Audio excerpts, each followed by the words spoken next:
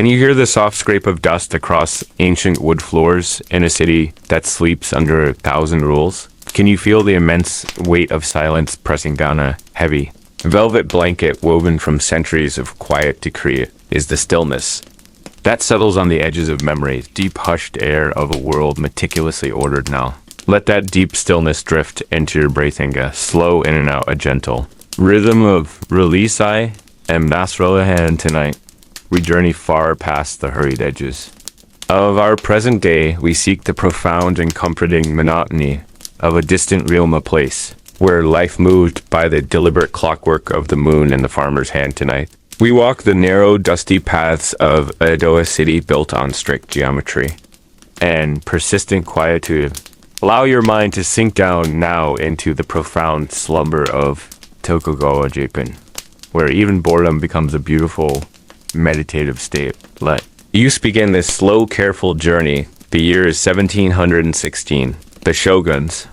Peace rests like a heavy stone on the archipelago. It is the great PC, a calculated quiet forged in the distant fires of long forgotten civil wars. This enforced tranquility is the greatest achievement and the heaviest burden of the Edo period life. He is not lived in grand sweeping movements here.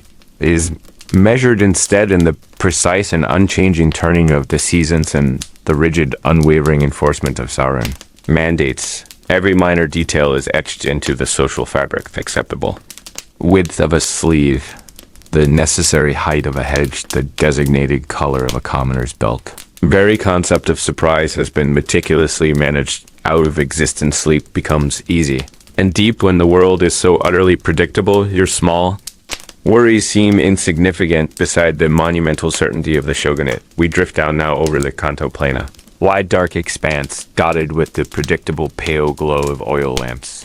The capital city of Edo sprawls out below us, a dense, dark hive of 2 million souls subsumed beneath the same inviolable laws. Imagine the gentle smell, now mingling scent of damp straw and clean cedar wood.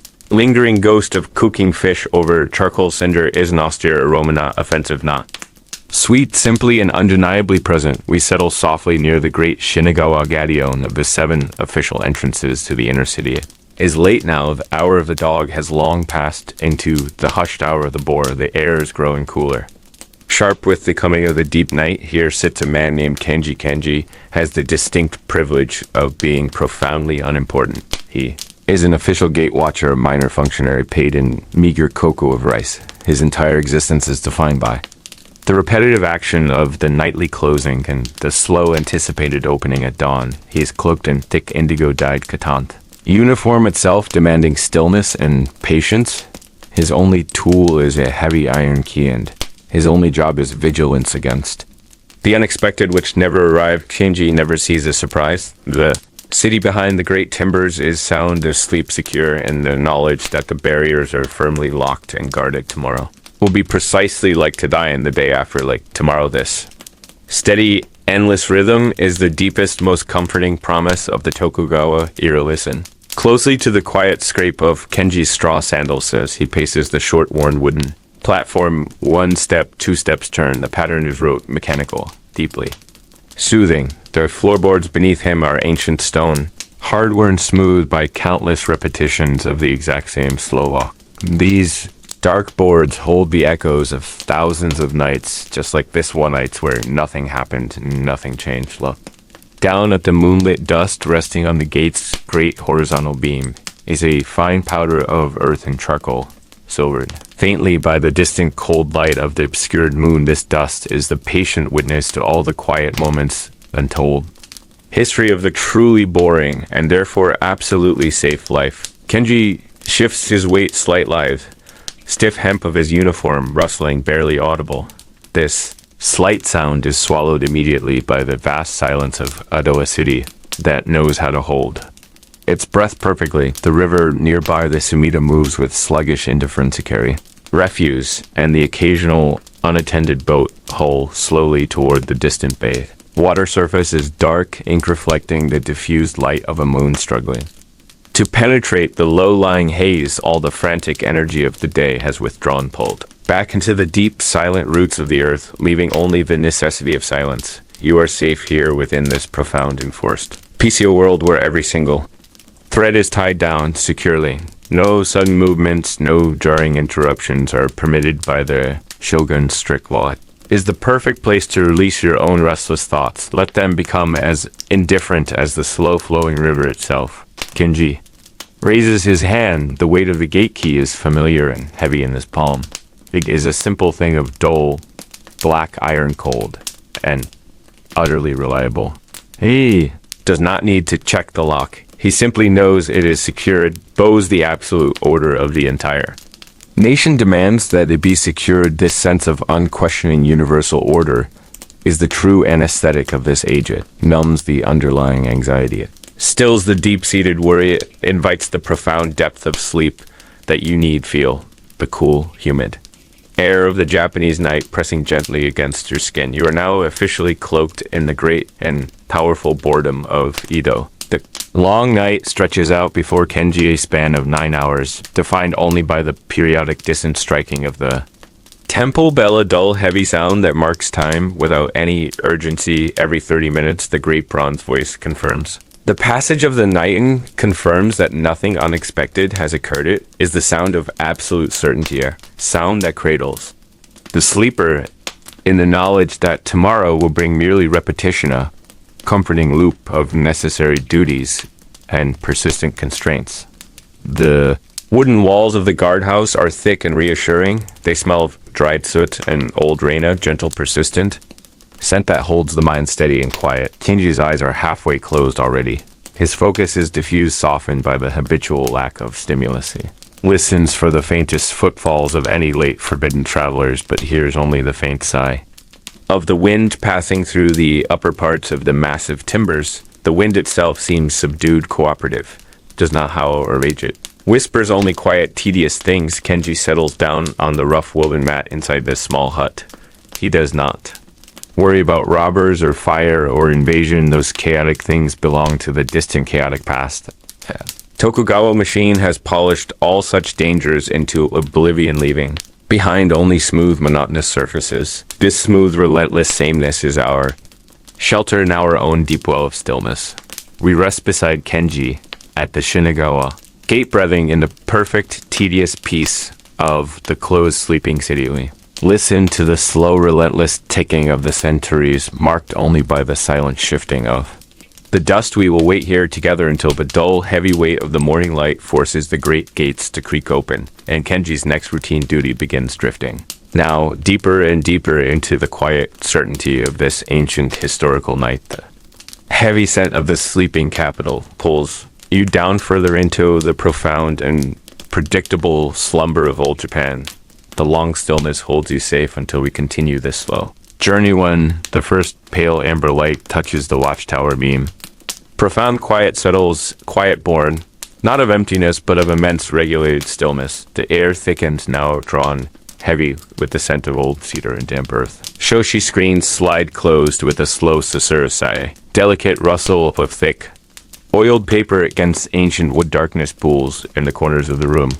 May deep indigo velvet darkness. It presses gently against your eyelids, encouraging release. A low hum persists, only the sound of time passing slowly, slowly. I am Nasrullah, and tonight we drift far across the sleeping world. We follow the slow turning of seasons to the cloistered archipelago of Japan. We seek the silent air of Edo, the long century of the shogun, where order was the only prayer and the daily routine was the highest form of worship. Feel the weight of the sky above the city. Is not a chaotic sky of freedom, but a sky mapped, measured, and controlled. Just like every grain of rice, every thread of silk, every single footfall on the compacted earth, the streets of Edo are silent, now hushed by the decree of evening curfew. Silence enforced by stern shadows of samurai patrols. Their straw sandals whisper against the stones. Sound too precise to be comforting. We imagine the wooden buildings, rows upon rows of identical dwellings there. Gray roof tiles catching the faint moonlight. Each tile lies in its designated place. Miniature world of enforced gravity. Everything solid, everything rooted. Nothing is permitted to move too fast. Nothing is permitted to change too much. This stillness is the core of the Tokugawa Peisei stillness that lasted for over 200 years. Stillness that became the ordinary life. We settle our awareness into a small house in the Shitamachi district, the low city near the river Sumida. Is the hour just? Before the dawn bell, the air is cool, almost brittle. The scent of cooking fires has not yet begun to rise fully only. The residual smell of cold charcoal and fish brine A-wife stirs on her futon. The thin cotton sheets release the warmth.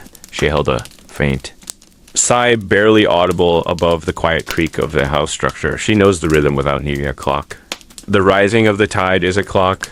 The position of the fixed stars is a clock. The hunger of the magistrate is a clock. Her life is etched in.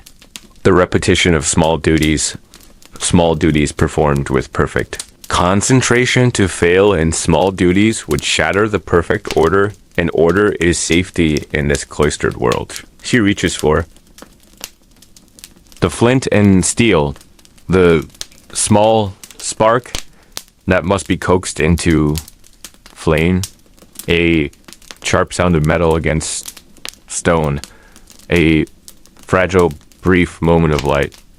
The light catches the rough texture of the sliding paper door, batch repair, made months ago. It looks like a ghost moth resting on the rice paper. The wooden brazier must be nursed back to life. The charcoal embers glow with a deep muted amber. Warmth that fights the lingering cold of the night. The preparation of the morning rice. The simple perfect grain. Washed in cold water. The sound of the rice scraping against the wooden bowl, a sound of humble industry. This morning ritual is the same. Was the same yesterday, it would be the same tomorrow, a chain of identical moments stretching into the horizon. This is not excitement, this is endurance, this is the slow, heavy weight of stability her husband, the merchant, or the craftsman stirs. Slowly beneath his winter kimono, he pulls the coarse fabric tighter around his shoulders, the rough fibers of the indigo-dyed cotton. Scratch lightly, reassuring texture of hard work and scarcity. He must prepare for the day's journey, perhaps. Carrying goods to the Nihonbashi Bridge, the official center of all roads. Every journey begins and ends there. The weight of the load is already palpable in his muscles, a known ache before the lifting begins. He thinks not of grand voyages, but only of the next 3 steps and the 3 steps after that. Scope of his world is small and manageable. The world beyond the shores is sealed off. A place of dangerous ghosts and unwanted ideas. Here inside the shell of Edo life is predictable, and predictability is a deep anesthetic. He slides open the shutters that face the small alleyway. The smell of wet ash and stagnant water rises immediately. DMP air clings to the skin. He ties his straw sandals tight. The rough braid cuts slightly into the skin of his ankle. Constant minor discomfort, accepted as the cost of walking. Carries his small cloth bundle, minimal provision for the long hours. Ahead, his gaze is fixed on the ground, not out of sadness, but out of necessity, to observe the cracked clay and the uneven stones. Each step must be placed with intention. The slightest misstep could be a sprained ankle, could be a loss of income could be ruined. So he walks slowly, perfectly, 1 foot, lifting, then settling. Weight distributed evenly, a human machine, calibrated for long, repetitive movement. Silence of the alley gives way to the growing sound of the Great Road, the Tokaido Road stretching out like an enormous gray ribbon connecting Edo to the ancient capital. Kyoto, this road is never truly empty, is always carrying the burden of the shogun's rule. The endless movement of Damon processions, the lords forced to travel annually to Edo, an exhausting financial drain, a geopolitical leash held tight by the shogunate.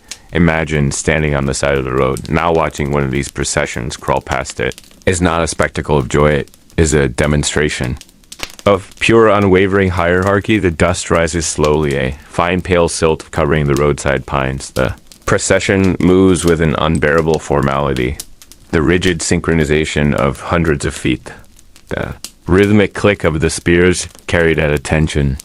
Heavy slow thud of the palanquins. The sedan chairs carrying the lord and his immediate retainers. The lacquered wood of the palanquin is dark and reflective. It absorbs the light of the morning sun, an imposing black box, gliding silently inside the palanquin. The daimyo sits. For weeks he must endure this confined rocking motion. The slow sway side to side, the monotonous repetition of the carriage sound. He is surrounded by expensive velvet silence, but trapped nonetheless by the demands of his duty. He is bored beyond measure. His thoughts circle slowly around the obligations of his domain, the calculation of next year's rice harvest, the minor grudges between retainers, the necessity of appearing perfectly obedient. The journey is not about reaching a destination quickly, it's about demonstrating the capacity for sustained ritual. The weight of the armor worn by the lead samurai is immense. The polished metal gleams faintly under the high sun. The sun climbs higher now, and the heat begins to press. Down on the narrow road, the smell of sweat and dust and horses becomes overwhelming, a low animal smell of immense effort. The peasants along the road must kneel. They must lower their gaze to the ground. They must make themselves small, almost invisible. Until the great tide of power passes, they wait for what feels like an eternity. The steady, slow stream of banner bearers and foot soldiers. Each step precisely measured, the shadow of the procession stretches long and thin across the road. Continuous, dark line of authority, and when the last soldier passes, the peasants slowly rise. They brush the dust from their simple straw clothes. The feeling of insignificance settles back upon them, the knowledge that they are merely the backdrop, the unchanging soil upon which the great dramas of power are played. Their lives return instantly to the small necessary tasks. The pulling of weeds, the carrying of water, the enormous gravity of the mundane pulls them down into the slow, deliberate pace of the farming. Day the sun crests the high trees. Now it illuminates the persistent haze over the fields. The world of Edo is fully awake, but it is an awakening of careful silence, a calculated restraint, a slow turning wheel of tradition. We rest here now in the quiet, after the procession, letting the lingering sounds of the road fade away, letting the dust settle, completely embrace the profound tediousness of this long age, the deep hypnotic comfort of things never changing. The slow, steady breath of history continues. Move beyond the road, we settle our attention inside a small workshop, a potter's shed outside the city walls of Edo. The scent here is earthy, dense, and cool. The smell of wet clay and wood smoke clings to the air. It is a constant, steady fragrance of ancient creation. The master potter sits before his wheel. His body is bent slightly forward, a posture of habitual focus. His hands are rough, deeply stained with the oxides of the earth, hands that know only the language of rotation and pressure. The wooden wheel spins slowly, a low rhythmic whirring sound that has been the backdrop to his entire adult life. The clay lump sits perfectly centered, a grade dome waiting for instruction. He dips his hand into a wooden bucket of water. The water is cold and silken against his wrist. He applies the water to the clay, a steady moisturizing touch. Then the upward pull begins, the delicate negotiation between human strength and natural resistance. It exerts a constant pressure on the inner wall of the clay pulling the material upward into a perfectly symmetrical tower. The motion is profoundly repetitive. He has shaped this exact vessel thousands of times. A low serving bowl, perhaps for soy sauce or pickled radish. There is no need for innovation. It often seen as a dangerous disruption. The task is precision and continuity to make this bowl exactly like the last bowl and exactly like the next. Eyes are half closed, not from sleepiness, but from the internalization of the form. He sees the shape. Not with his external vision, but with the memory etched deep within his muscle fibers. The clay feels cool against his thumb. It responds slowly, patiently to his touch. The walls thin out, gradually becoming fragile yet strong. The only sound is the wet friction of his skin against the spinning earth, a soft sucking sound, a constant slow release of air. He uses a small loop of wire to cut the completed vessel free. Wire slices through the base with a clean, sharp sound. The bowl is lifted, carefully placed onto a drying rack with the others. One more vessel added to the silent army of identical ceramic forms. The feeling of completion is fleeting only. The need to restart the process remains. He slaps a new lump of wet clay onto the center of the wheel. The rhythmic thud of the impact resonates through the shed floor. The cycle begins, the slow, constant dedication to the mundane, perfect format. Is this deliberate sameness that guarantees the stability of the entire society? 1,000 small identical acts, a million small identical vessels holding The weight of the shogun's piece, the sun moves across the paper screen of the shed. The shadow of a support beam crawls across the floor, marking the agonizingly slow passage of the afternoon. The time is measured not by clocks, but by the number of finished bowls. The heat from the drying kiln outside is a gentle, constant presence. Low thermal breath pushing the moisture out of the earth. The air inside the shed grows drowsy and warm. He pauses for a moment, his breath slow and deep. He simply watches the wheel slow its spin, the gentle deceleration, the subtle drag of the air against the wet clay surface. Slow, steady acceptance of the day's immense length. The weight of the unhurried world settles over you, now pulling your mind into the hypnotic repetition, into the dust of the Tokaido, into the cold water washing the rice, into the spin of the wooden wheel. Let the steadiness of the Edo world hold you. We move inward now, away from the grit and the earth, to the immaculate polished surfaces of the shogunate administration building near the castle moat. Silence of a different quality reigns here, a silence of concentrated focus and absolute power. The polished dark wood floors gleam faintly in the diffused light, reflecting the severe geometry of the inner courtyards. In a small room sits a minor functionary, bureaucratic clerk. His task is the copying of ledgers, the endless record of tax assessments and movements of rice stores. His hands are not rough with clay or muscle strain. They're smooth and pale, stained only by the slow application of black semi-ink. Holds the brush with a delicate, precise grip, his spine perfectly straight, a posture trained since childhood to show respect for the written word and respect for the absolute authority the word represents. The only sound is the fine, smooth scraping of the badger. Hairbrush moving across the thick prepared paper, a barely audible sibilance. The ink is intensely black. It flows from the brush tip with slow, perfect control. Each character is identical to the one before it, at a minuscule portrait of order. He must not make mistakes. Mistake here is not just a smudge, it is a crack in the edifice of imperial stability, is a challenge to the fixed nature or reality, so his concentration is absolute, total. He measures the spacing between the lines, the weight of the stroke, the exact curvature of the small. Hooks it is a deep form of meditation. Meditative boredom that spans hours. He copies the name of a distant rice farmer, a number representing his annual yield, the exact amount due to the treasury, a number that will decide the farmer's fate for the year. But for the clerk, this is only form and rhythm, a continuous stream of numerical reality.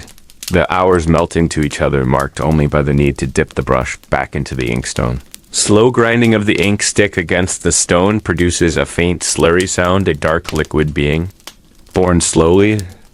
The air smells faintly of expensive paper and ancient stored documents, a dry, dusty scent of permanent records.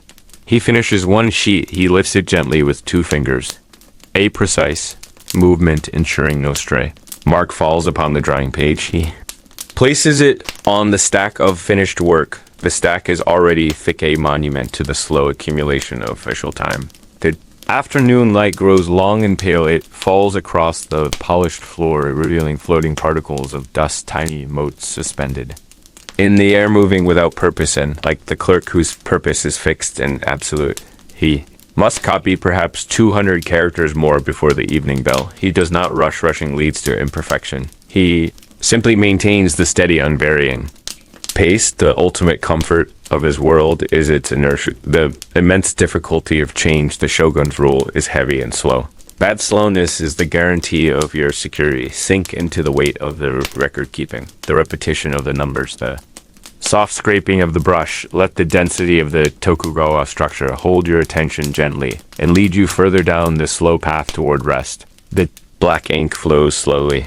The story unfolds slowly, and you're drifting further now beyond the need for movement, beyond the need for thought, held within the ancient hushed quiet, the deep perfect stillness of Edo sleep. The air grows heavy now. A profound quiet settles around you. Feel the gentle, irresistible pull downward toward the waiting stillness. Velvet curtain woven from the deepest indigo descends around your awareness. Each whispering thought is muffled, softened, subdued into silence. You are floating, suspended in the deep quiet of the late slow night. I am Nasrullah, and I welcome your tired Spirit, into this realm of hush we travel tonight, not through space or distance, but through time itself, into the cloaked chambers, where history sleeps softly beneath the shifting sand. Listen closely now to the low sound of ancient dust settling upon ancient stone. Let the heavy cadence of the coming narrative lull the hurried rhythms of your day. The year matters little, here only. The endless sweep of the night desert remains our compass. We stand on the precipice of the great Kurasan Road.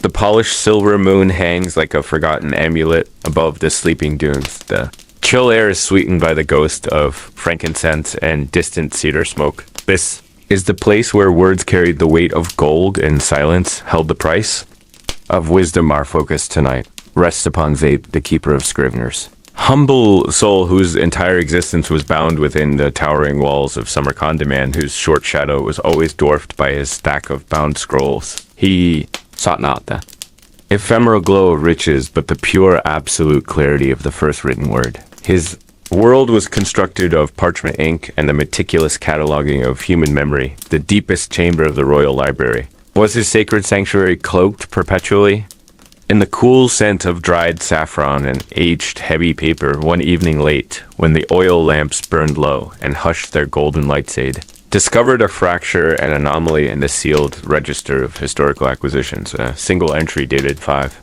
centuries past defied every logical system. He knew that entry spoke simply of the sudden acquisition of silence. A single foreign word written beneath it in a hand he did not recognize. The ink was the color of dried pomegranate skin, barely visible. In the amber lamplight, it read only Kitmir. Sound of the word itself seemed to absorb the light around it. Kitmir's aid. Felt the quiet scholarly calm of his long life fracture instantly. He spent the rest of that endless night tracing the lines of that single entry. He measured the thickness of the paper. He scrutinized the minute fibers of the binding. Ledger was genuine, the seal unbroken, yet the word was an intruder. It was a ghost in the meticulous machine of the archive. His search began in secret beneath the heavy, silent days of the library's celestial globe.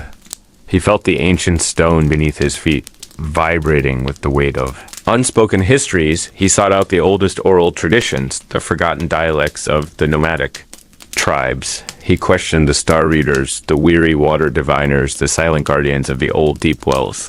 Each path he followed circled inevitably back to that one strange, shimmering syllable. Kitmir was not a simple word, Zaid realized slowly through weeks of sleepless searching. It was a destination, a deep, profound secret kept carefully hidden beneath the towering mountains of the Hindu Couché place, whispered about only when the wind carried the names of the very first civilizations.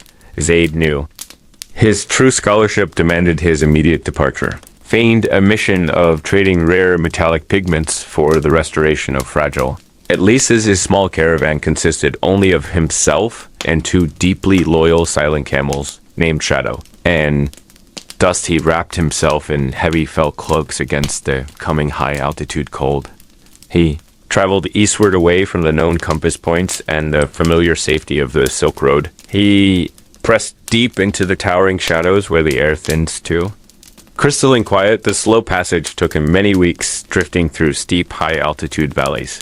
He followed obscure star charts, copied from a stolen Babylonian tablet.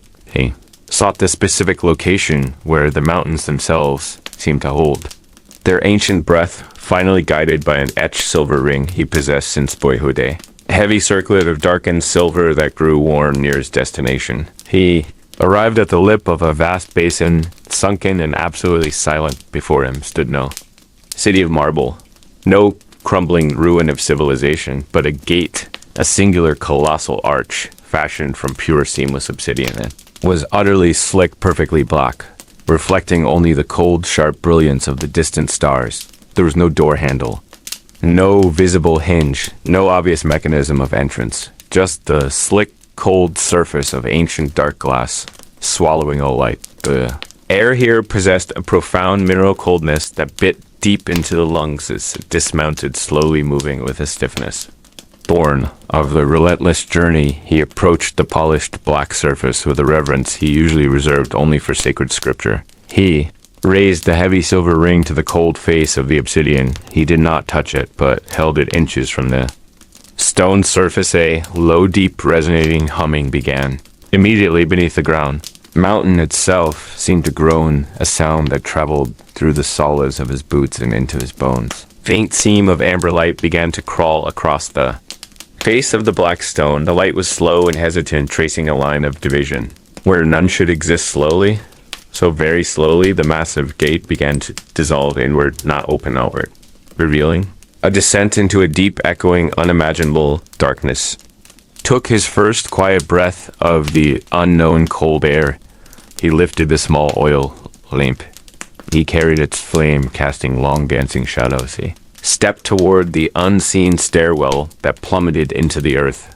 He left the high starlight behind him. Without a single glance back, we watch him step into the absolute vacuum of sealed history. The deep, heavy silence folds around him like heavy burial cloth.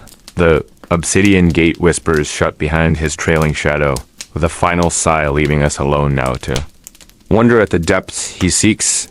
In that hidden chamber we drift with the final echo of that closing monolithic stone into the quiet surrender of the deep, slow night. The light did not so much arrive, as it merely seeped through the rice paper shaka. Screens a pale amber wash, stretching thin across the worn tatami matting. It was a hesitant, reluctant dawn, perpetually muted by the high timber eaves of the long, narrow dwelling. Air held the cool scent of old cedar, and the distant dampness rising from the drainage ditches of the back alleys of the district here. Under the benevolent but absolute reign of the shogun, movement was minimized and stillness was the primary law. Life lived within these meticulously organized urban blocks unfolded. According to an immutable diurnal cadence, each day replicated the shape of the day preceding it, a perfect mirror held up to infinite repetition. The meticulous stacking of the futon, the careful folding of the rough cotton sleeping clothes, all performed with measured economy. Waste was an anathemotion, was always purposeful, never impulsive or hurried. The smallest details of existence were catalogued and regulated by the vast silent machinery of the Tokugawa state. This was the great piece de pax. Tokugawa, a monumental stillness stretching across 2.5 centuries. Peace achieved not through spontaneous harmony, but through profound and deliberate inertia. Excitement was suspicion. Curiosity was dangerous. Change was heresy against the established order. The greatest luxury granted to the common person was the reliable predictability of tomorrow's slow work. You could measure the passing of your years not by grand historical events, but by the gradual wearing down of the stone steps outside the woodblock print shop. Listen now to the sound of the world beginning to stir, not rushing, but simply unfolding with deep hesitation. The distant rhythmic tapping of the local tofu seller beginning. His morning rounds already moving through the mist-cloaked lanes, his wooden clappers, marking time with an utterly trustworthy regularity, a comforting signal that the order persists and endures. Soft scrape of a wooden bucket being dragged across the dirt floor of a neighboring courtyard, preparing for the day's slow, cleansing rituals. A sigh escapes the aged beams above us as the structure settles deeper into the damp earth, supporting our long, slow rest. Your own breath becomes the central rhythm of this quiet, organized world. Inhale the stillness, exhale the fatigue accumulated across generations of regulated. Profound tedium of this era was not a failure of imagination, but the very foundation of its astounding success. It was the subtle, relentless pressure of the shogunal authority pressing down on every ambition and every hurried impulse of the populace. To wait was to obey, to move slowly was to show respect for the rigid infrastructure that contained all life. Within its defined borders, imagine the small, dusty room where a low desk waits patiently for the precise hour of work to begin. A single brush rests beside this smooth block of dry ink, waiting for the mandatory daily ledger entries to be copied. Act of copying was not about comprehension or thought, but about flawless transcription and exercise in intellectual dormancy. Character must be exactly, so the line must fall precisely there, the shadow of the brushstroke never deviating from the prescribed form. This was the work, the long, slow work, that sustained the immense stability of this enormous walled garden called Edo. The shichi screens catch the strengthening light filtering it into parallel lines of muted illumination across the floor. These straight lines become symbolic of the straight path required of every citizen of the realm by the central government. No deviations, no sudden turns, no unexpected detours off the designated route of your predetermined station. Even the patterns on the kimono worn by the lowest merchant were prescribed by law and monitored by quiet officials. Hidden within the city, a slight shift in the air temperature whispers through the gap under the main sliding door, a barely perceptible breath. It carries the faint metallic scent of charcoal ash and the distant murmur of the Kanda River flowing perpetually slowly. Are safe here, nestled within the vast complex machine of enforced peace and unwavering control. The machine demands only your quiet adherence and your profound submission to slowness. Grow heavy weighted by the history of centuries lived at this measured, predictable pace. We drift deeper now into the regulated silence of Tokugawa, Japan, a world suspended in permanent slow motion. The moss clinging to the clay tiles of the roof continues its patient, quiet growth, unaffected by human time or urgency. Ancient stone pathways of the castle district wear down microscopically slow under the rigid sandals of the patrolling. Everything is constant. Everything is predictable. Everything is profoundly boring in its constancy. And in this deep, boring safety, we find the perfect shelter for the necessary sleep. We surrender to the hypnotic repetition of the days, the weeks, the seasons, stretching out into a seamless chain of immutable sameness feel. The cool air of the morning settle around you like a heavy velvet cloak, offering deep comfort. The world outside is hushed, waiting for the official signal for the day to truly begin its slow turn, but the signal will be subtle, not jarring, not demanding merely a gentle suggestion that the long waiting is momentarily paused. Slow drone of the morning cicadas hidden high in the pine trees starts its somnolent rhythm, now filling the gaps, is the sound of summer tedium, the very essence of the predictable, unchanging season of heat and humidity. Their high-pitched, persistent whirring fills the gaps between the official silence. A natural auditory blankness that comforts. Imagine the specific gravity of the air itself, heavy with regulation, dense with quiet observation from unseen eyes. Nothing escapes the eye of the authorities, not a misplaced sandal, not an unnecessary word spoken too loudly. This intense oversight ensures that the sleep you seek is undisturbed by the chaos of ambition or the noise of unexpected change. Your mind releases its grip on the urgent demands of the swift modern world. You exchange the blinding speed of today for the deliberate slowness of yesterday. Embrace the inertia, the beautiful, necessary stagnation that defined this long quiet age. Let the profound stability of this controlled environment pull you down deeper into restful oblivion. The sun rises higher, but the filtered light remains. Soft, forgiving, never harsh or accusatory. It illuminates the delicate dust motes suspended in the air, dancing gently within the hushed interior of the traditional home. Each mote, a tiny orbiting particle, following its own slow, predictable path, bound by the laws of physics and the laws of the shogun. You are safe here in the quiet conformity of the Tokugawa era, protected by the system. Sleep now deeply, slowly, peacefully in the shadow of the immutable. Great castle walls feel the deep, steady rhythm of the wooden posts rooted firmly in the earth beneath you, anchoring the structure. They have stood for decades, witnessing only this slow march of regulated time. They support the roof above you, heavy protective layer against the uncertainties of the past and the anxieties of the future. There is only this moment, this quiet, predictable, continuous present without demand. The stillness is absolute. The silence is intentional. The tedium is complete, and within this completeness, we find the deepest rest, the ultimate surrender drift. Now on the slow currents of history, carried by the profound stability of a world that refused to change, the final traces of night recede, dissolving into the pale gray light that defines the beginning of another identical day. Nothing to worry about, nothing to rush towards, only this slow unfolding of mandatory routine. Your rest is guaranteed by the shogun himself, a promise etched in ancient stone and maintained by unyielding bureaucratic repetition. The warmth of the morning begins to touch the paper of the shai screens, creating an almost luminous glow. Soft, diffused illumination is a gentle warmth that suggests comfort, not oppressive heat, a perfect.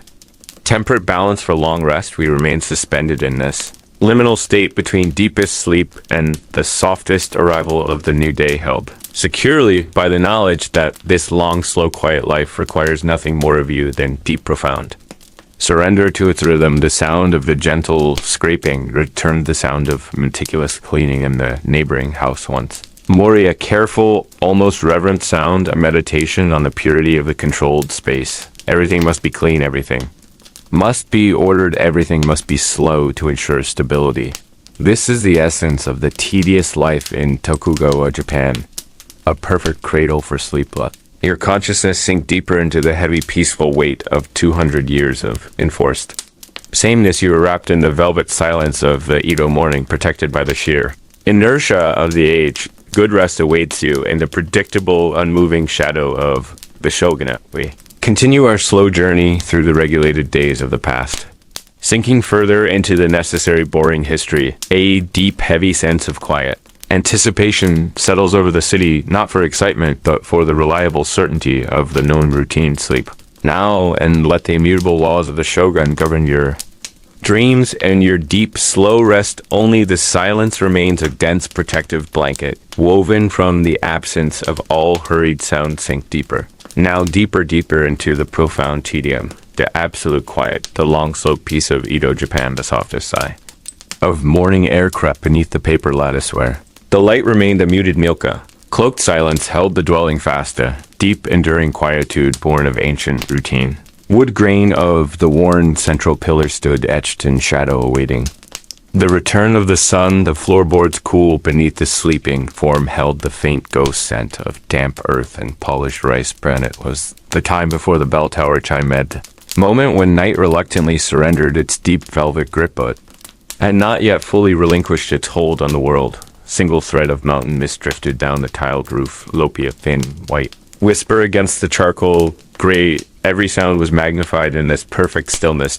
Distant rattle of a cart on the main thoroughfare seemed impossibly far away, a tremor in another world entirely. The rush of water along the hidden drainage channel, continuous low murmuring sound spoke of the deep subterranean life of the city. Edo lay bound in its own precise order, each house, each gate, each life confirmento the silent, unbreakable decrees of the shogun.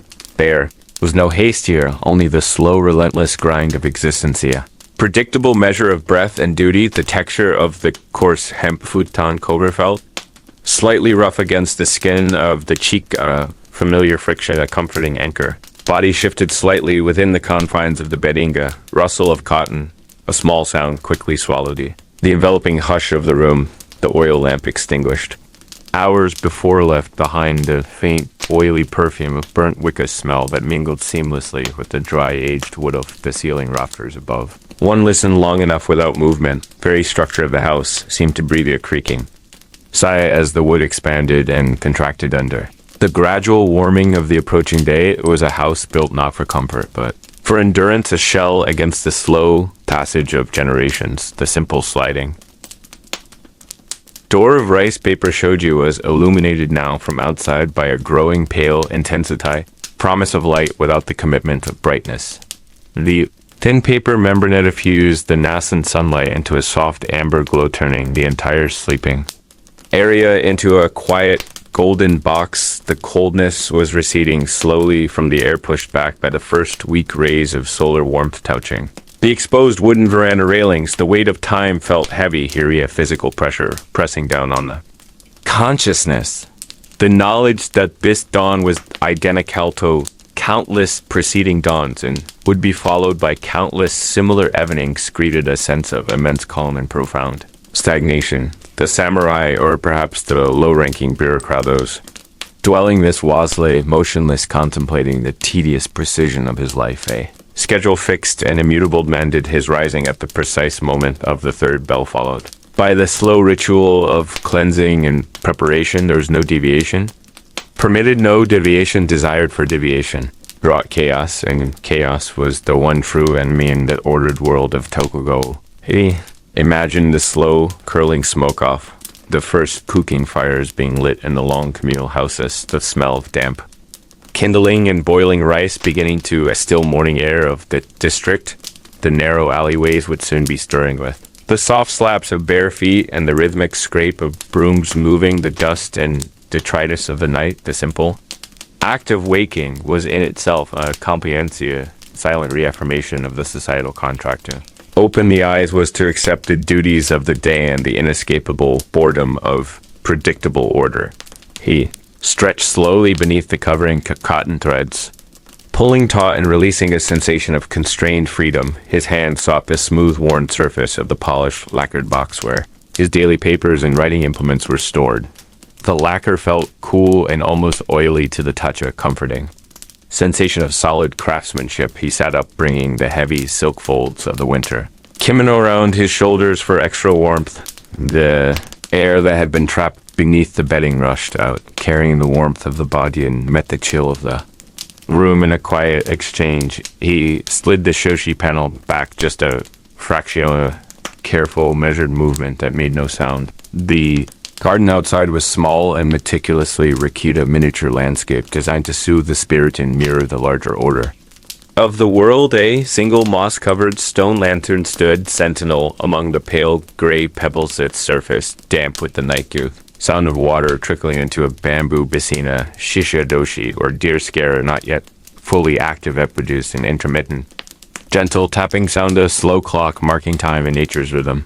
Gray pebbles felt ancient and cold placed there generations ago by a careful hand to represent the ocean's vast, unknowable depths. He paused for a long moment, watching the faint steam rise from the damp wood of the veranda, evaporating into the cool morning air. This moment of stillness was his only true possession. Bore the demands of his post began to pull him outward. The preparation was always the same, a ritualized performance, perfected through repetition.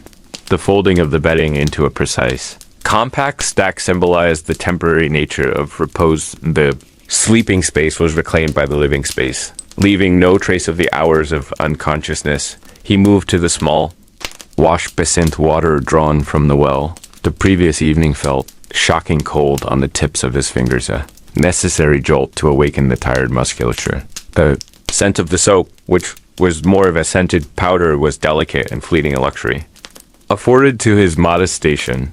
The mirror, a small disc of polished bronze, reflected a face etched with the quiet discipline of his rank. There was nothing remarkable, nothing dramatic, just the steady days of a man accustomed to waiting the scratch of the small bamboo toothbrush against the teeth was a dry whispering sound, a minor irritation quickly overcome. He dressed in the prescribed manner, layering the fabrics until the weight was familiar and comforting, the smooth, heavy quality of the dark silk trousers, stiffness of the white collar beneath the formal jacket. Each garment was a silent reminder of his place in the rigid architecture of the shogunate. The house was built of silence and wood, a framework of dark cedar and cypress that smelled faintly sweet and enduring. He walked the short distance to the kitchen hearth where the charcoal embers still glowed faintly, deep red wounds against the gray ash. The careful blowing into the ash beta, slow, deliberate effort coaxed the remaining warmth into a small, usable flame. The smell of the fresh charcoal when it caught was sharp and clean, displacing the smell of the night. Prepared the simple breakfast, a bowl of plain steamed rice, sticky and warming, and a few strips of pickled daikon. Radish, sour, salty taste, a sudden shock to the palate. He ate slowly, deliberately savoring the blandness. Perfect non-excitement of the nourishment, a quick meal designed only to sustain it. To delight or distract outside, the sounds were beginning to mount, not a clamor, but a gradual swell of human activity.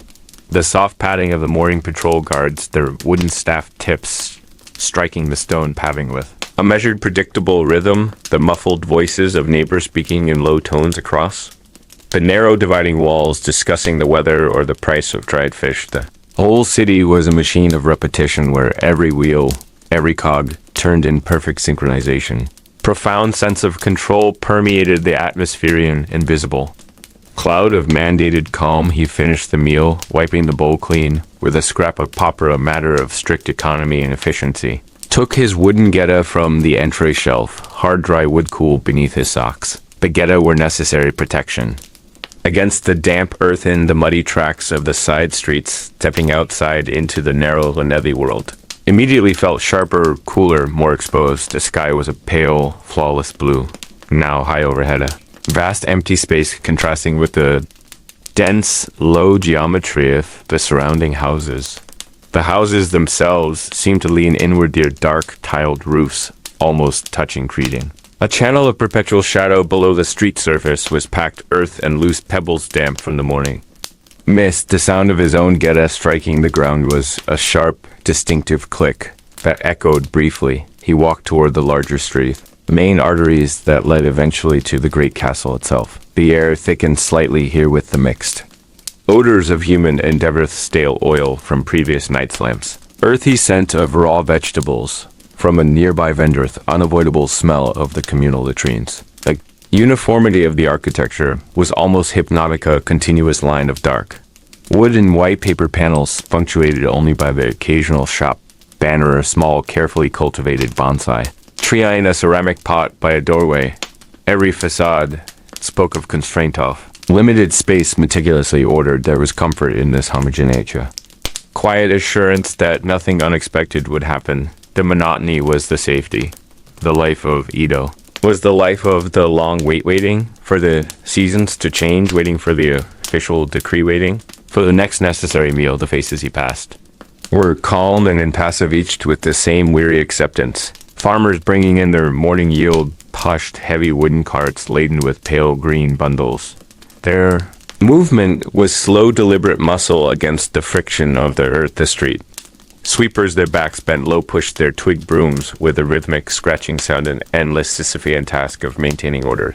The sun climbing higher now began to catch the gilded edges of the official crests fixed above some of the higher-ranking residences. These crests shone briefly, brilliant light. There's of the power structure that maintained this quiet peace. He turned the corner onto the main thoroughfare where the noise level rose slightly. The sound of a distant blacksmith hammering a chime that carried far in the clear morning air. The ground here was firmer, wider, paved with large flat stones. Stones felt cool beneath the geta, hard and unyielding.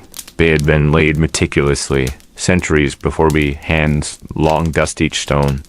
A record of an ancient commitment to durability. He followed the established route past the closed doors of the official government buildings where high walls of gray stone rose steeply, protecting the bureaucratic heart of the shogunate. These walls were immensely thick, impenetrable, a silent declaration of absolute authority. Shadows they cast were cold and long, stretching across the roadway until they met the morning sunlight. He paused briefly by a small wooden bridge crossing a narrow canal of slow-moving green water. The water surface reflected the pale blue sky, perfectly a moment of inverted calm. Bridge itself was old, the wood dark and deeply scarred by the passage of countless feet and wheels. Simple act of observing the water flow provided a brief escape from the mental architecture of duty. The water moved slowly, inevitably downstream, carrying small flecks of debris toward the greater Riviera, a quiet reminder of the unstoppable movement of time. He continued his walk now, pace steady, measured, predictable. Every step was an affirmation of stability. City was a masterwork of engineered boredom designed to prevent the unpredictable spark of discontent be, smothering life in meticulous repetition. The scent of roasting barley tea wafted from a nearby tea house, still closed to the general public but preparing for the coming hours of trade day. Comforting smell, warm and slightly toasted, a brief moment of sensory pleasure in the austere landscape. He thought of the heavy official seal waiting for him on his desk, necessary paper documents awaiting his precise, careful hand. The task was always the same, the checking, the cross-referencing documentation. It was not exciting work, but it was essential work, the invisible glue that held the elaborate system together. The sun fully above the horizon now cast strong, clear lines across the landscape, illuminating the dust motes dancing in the morning air. Shadows of the eaves were sharply definite projections of the houses themselves. He passed a row of low, narrow shops that are wooden shutters, still tightly barred, holding their secrets until the appointed hour of opening. The wood was dark and weathered, grapeish, smoothed by time and rain. The silence of the shut shops was deeper somehow than The silence of the empty residential led as a temporary pause in commerce, a disciplined withholding. He felt the weight of the sword at his hiba symbol. Of his status, now purely ceremonial in this long era of imposed peace, the steel within the sheath remained cold and polished, a relic of a fiercer time held in reserve but never truly needed in this regulated world.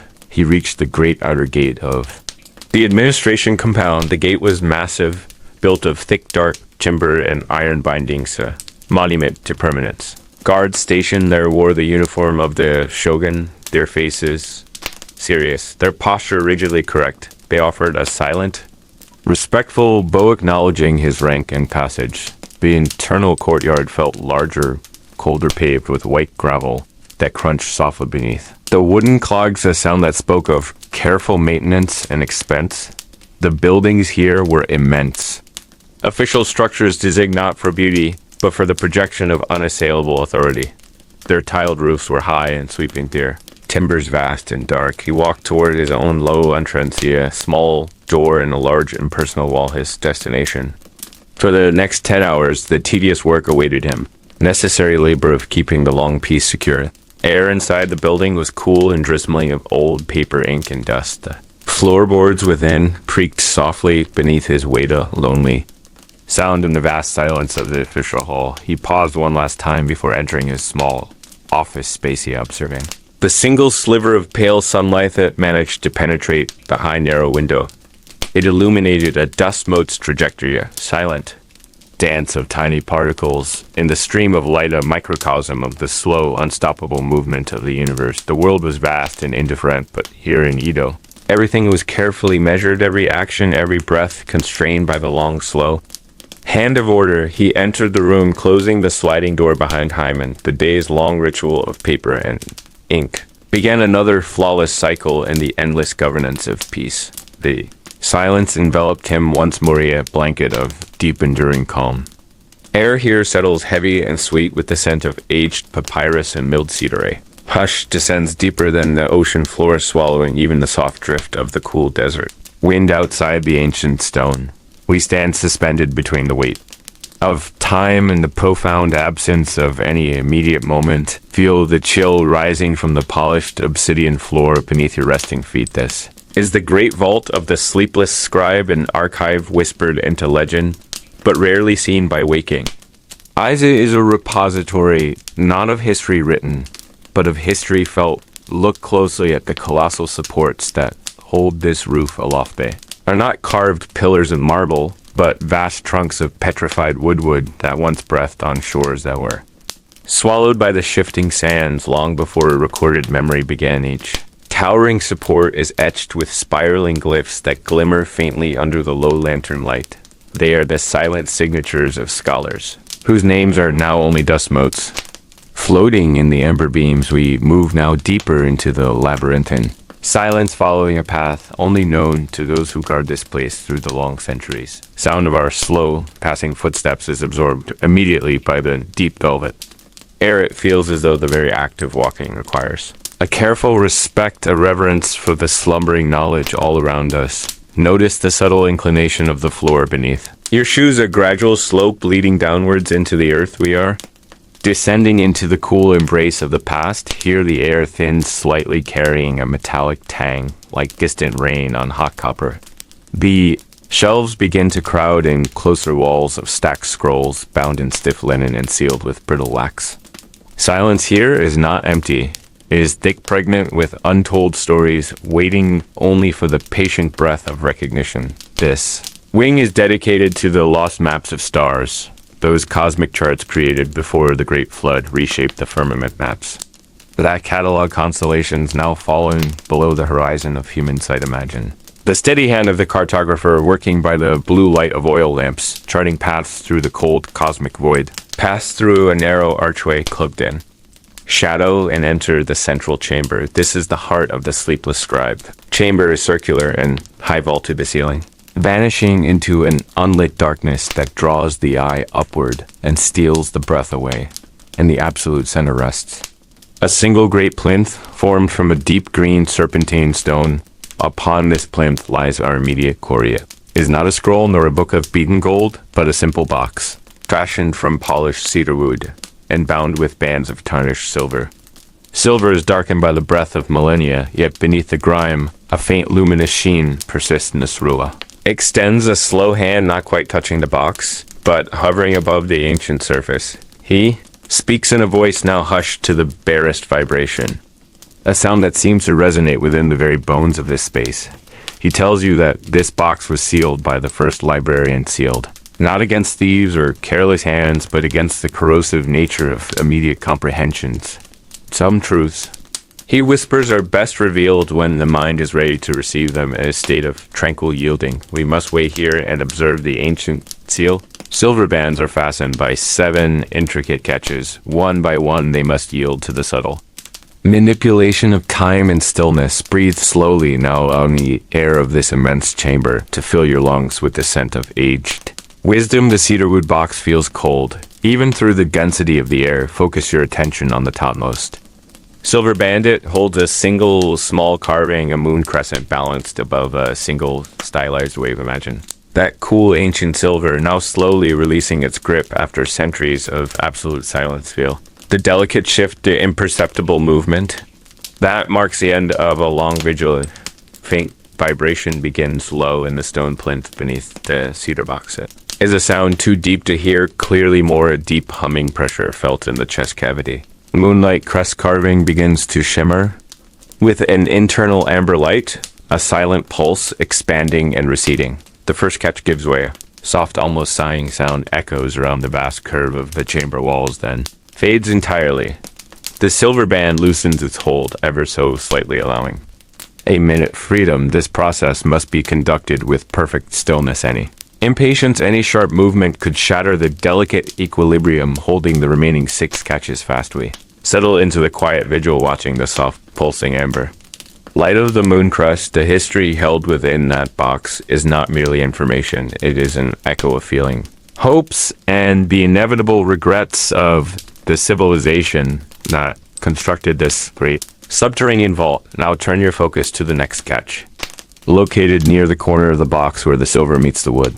This symbol is different. It is the form of a folded wing, suggesting flight, arrested, or perhaps awaiting release. Imagine the silent mechanism inside the silver housing, dissolving its connection.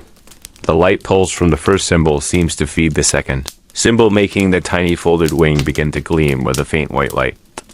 The white light spreads like a delicate spider web across the second silver band, then converges back upon the wing carving. Another soft sigh, the sound of absolute finality, and the second catch releases its eternal hold too. Down in 5, yet remain guarding the cedarwood interior. The combined scent of cedar and aged silver now mingles with something else. Faint, powdery sweetness, like crushed jasmine petals or dried lavender brought from an impossibly distant garden. This aroma fills the space directly around the plinth, a calming, fragrant cloak wrapped around the anticipation. As your eyes drift across the silent faces of the stone walls, you may begin to notice the movement of shadows. They lengthen and shorten, not due to the shifting of the lantern light, but seemingly in response to the slow release of the ancient seals. The shadows here are sentient guards marking the slow progress of our intrusion. We wait for the third catch to yield to the patient momentum of time. The third carving is the simplest of all, merely a perfectly formed circle, empty and flawless. No internal light at first, yet it seems to draw the very darkness toward itself, intensifying the velvet blackness of the space. Around it, the cold grip of the silver must be released now for the third time. Imagine the resistance of the metal-born, of centuries of silence slowly melting away under the gentle weight of our focused presence. Listen closely, for the third deep sigh. It is the quietest one, yet barely distinguishable from the silence itself. But the circle yields.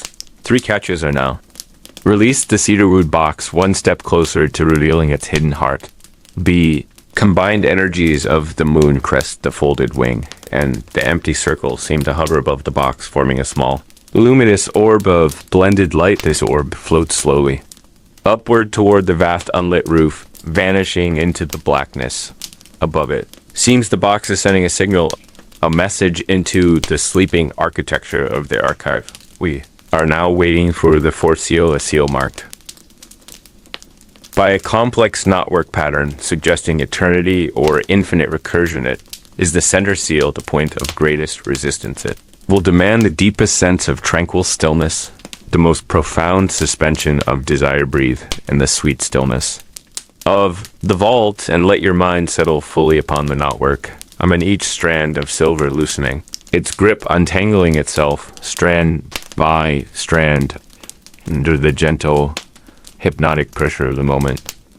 The knotwork begins to glow not with amber or white light, but with a deep, soothing indigo, the color of the deepest of the sleep cycle, the color of the midnight sky just before dawn. This indigo light intensifies, spreading across the surface of the fourth band. Pressure in the air increases momentarily, then releases in a rush of cold air. The fourth catch gives way with a metallic click, distinct and sharp, the first actual sound of mechanism we have heard. The box has opened itself halfway, but the lid remains held fast by the three remaining seals. Single flake of dried clay detaches itself from the ceiling of the vault and drifts down like a silent feather, landing gently upon the cedar box. Look up into the deep obscurity above where the luminous orb vanished. The vast ceiling remains hidden by shadow, yet now a single low thrumming sound begins to vibrate high above us. It is the sound of heavy ancient stone moving slowly on its unseen bearings. Something is stirring in the upper levels of the archive, awakened by the release of the central seal. Nasrullah remains utterly still, his eyes fixed upon the cedar box. Air shifts, carrying a faint new scent, not of jasmine or cedar, but of damp earth and distant salted. Is the smell of the world outside the city, the smell of the sea that lies miles away, now covered by the creeping desert. The library itself seems to be responding to the possibility of revelation. The remaining three seals stand guard on the lower half of the box, near the base. They are symbols of the earthly realm. The fifth seal depicts a root system deeply entangled. The sixth seal shows the shadow of a mountain range. The seventh seal is the image of a perfectly still pool of water, reflecting nothing. We watch the root system carving as the thrumming sound from above continues its low rhythmic pulse. The root carving begins to pulse with a deep, slow, earthy brown light. Light of the fifth seal spreads only across the immediate vicinity of the catch. Not moving along the bandit is concentrated force requiring a localized release. Imagine the deep strength of the root system holding firm for centuries, now slowly relaxing its strength. The silver softens, losing its eternal rigidity. The fifth seal yields with a soft tearing sound like silk parting. Two more remain standing between us and the quiet heart of the box. The thrumming above becomes slightly louder, like the turning of colossal gears above the silent chamber. Scent of salt and damp earth strengthens noticeably. Our focus shifts now to the mountain range seal, the sixth guardian. This seal represents the immense inertia of the planet, the unmoving weight of time. It is demanding an absolute calm and unwavering focus. The silver of the mountain range carving begins to glow with a hazy blue. Light the color of ice found high on remote peaks. We settle into the depth of the quiet, allowing the blue light to wash over the silver surfaces. The mountain range yields slowly, grudgingly, with a long, soft scrape of metal on metal. Only the seventh seal remains, the image of the perfectly still reflective pool of water. This final seal is the most complex for it. Represents pure potential, the blank page awaiting the first inscription. It reflects the amber, white, indigo, brown, and blue lights of the preceding six seals all at once in a swirling mixture of luminous color. The box is moments from yielding its secret. The ceiling above us lets out a long sigh, the sound of wind rushing through high, inaccessible canyon. Object detaches itself from the deep shadow above the plinth and begins its long, slow drift down toward the cedar box. It is not a piece of clay or dust, but a small sliver of wood, perhaps. Oak or elm, entirely foreign to the cedar of the box itself. It spins lazily, descending through the quiet air, carrying with it a faint trace of seawater. This tiny piece of foreign wood lands silently upon the final seal. The perfectly still pool, the reflecting pool seal, does not yield. Instead, the mixed light it absorbed fades entirely, leaving the silver dark and cold. The thrumming above us stops abruptly. The silence returns deeper than before, absolute absence of sound. Nasrullah raises his head, slowly gazing at the small, foreign splinter resting upon the final seal. He leans in closer, his eyes searching the dark wood of the splinter itself. And then he whispers a single word too soft to hear clearly, except within the absolute stillness of your own waiting mind. It is a name, perhaps, or a forgotten place. The final seal remains locked by the intrusion of this small, dark foreign wood. We wait suspended in the profound mystery of the small wooden sliver resting upon the silver water, the knowledge held within the cedar. Box waits silently for the dawn of 3, the stillness. Lingered date gray cloak pulled tight across the eastern sky, where the mountains stood silent observers to the sleeping city Edo. Lay hushed beneath its own weight of regulation, native sprawl of wooden structures and clay roofs waiting with a patient resigned dread for the first summons of the day. The air was damp and cold, carrying the faint scent of charcoal embers and the older perfume of silt from the great river. The Kana Canal flowed unseen, yet felt its slow, opaque waters moving perpetually toward the bay within the administrative quarters near the Shogun's fortress. Quiet was not peaceful, but meticulously enforced. Every whisper diminished, every footstep curtailed. Rigid etiquette of the Tokugawa age demanded this. Profound silence, even the shadows seemed disciplined. Into the corners of the rice paper screens known as shoshi, the light had yet to break free, was trapped somewhere beneath the horizon line, struggling to assert its dominion. But here in the world of the samurai bureaucracy, the light mattered less than the schedule. The tedious minute-to-minute accounting of existence life was measured not by joyous leaps or sudden thrills, but by the slow turning of the official calendar, the relentless repetition of duty in a small, austere lodging reserved for lower-ranking officials called kachi. A man named Haruo stirred on his thin futon. He was a minor functionary dealing primarily with the records of rice transport from the outer provinces, a job of profound and deliberate boredom. His body felt the familiar ache of the hard tatami matting, woven straw that offered minimal cushioning but symbolized perfect order. He did not need an alarm. The inner clock, forged by years of strict obedience, woke him precisely 5 minutes before the distant yet piercing clang of the morning bell. That bell would signal the official close of the night watches and the required commencement of the daily drudgery. Haruo opened his eyes to the soft light filtering through the paper. Screen a diffused amber glow that promised little heat. He inhaled slowly, taking in the dusty scent of aged paper and dry wood. The sounds of the barracks were muffled, a cough from the next cubicle, the almost inaudible scrape of sandaled feet on the packed earth walkway outside. He moved deliberately.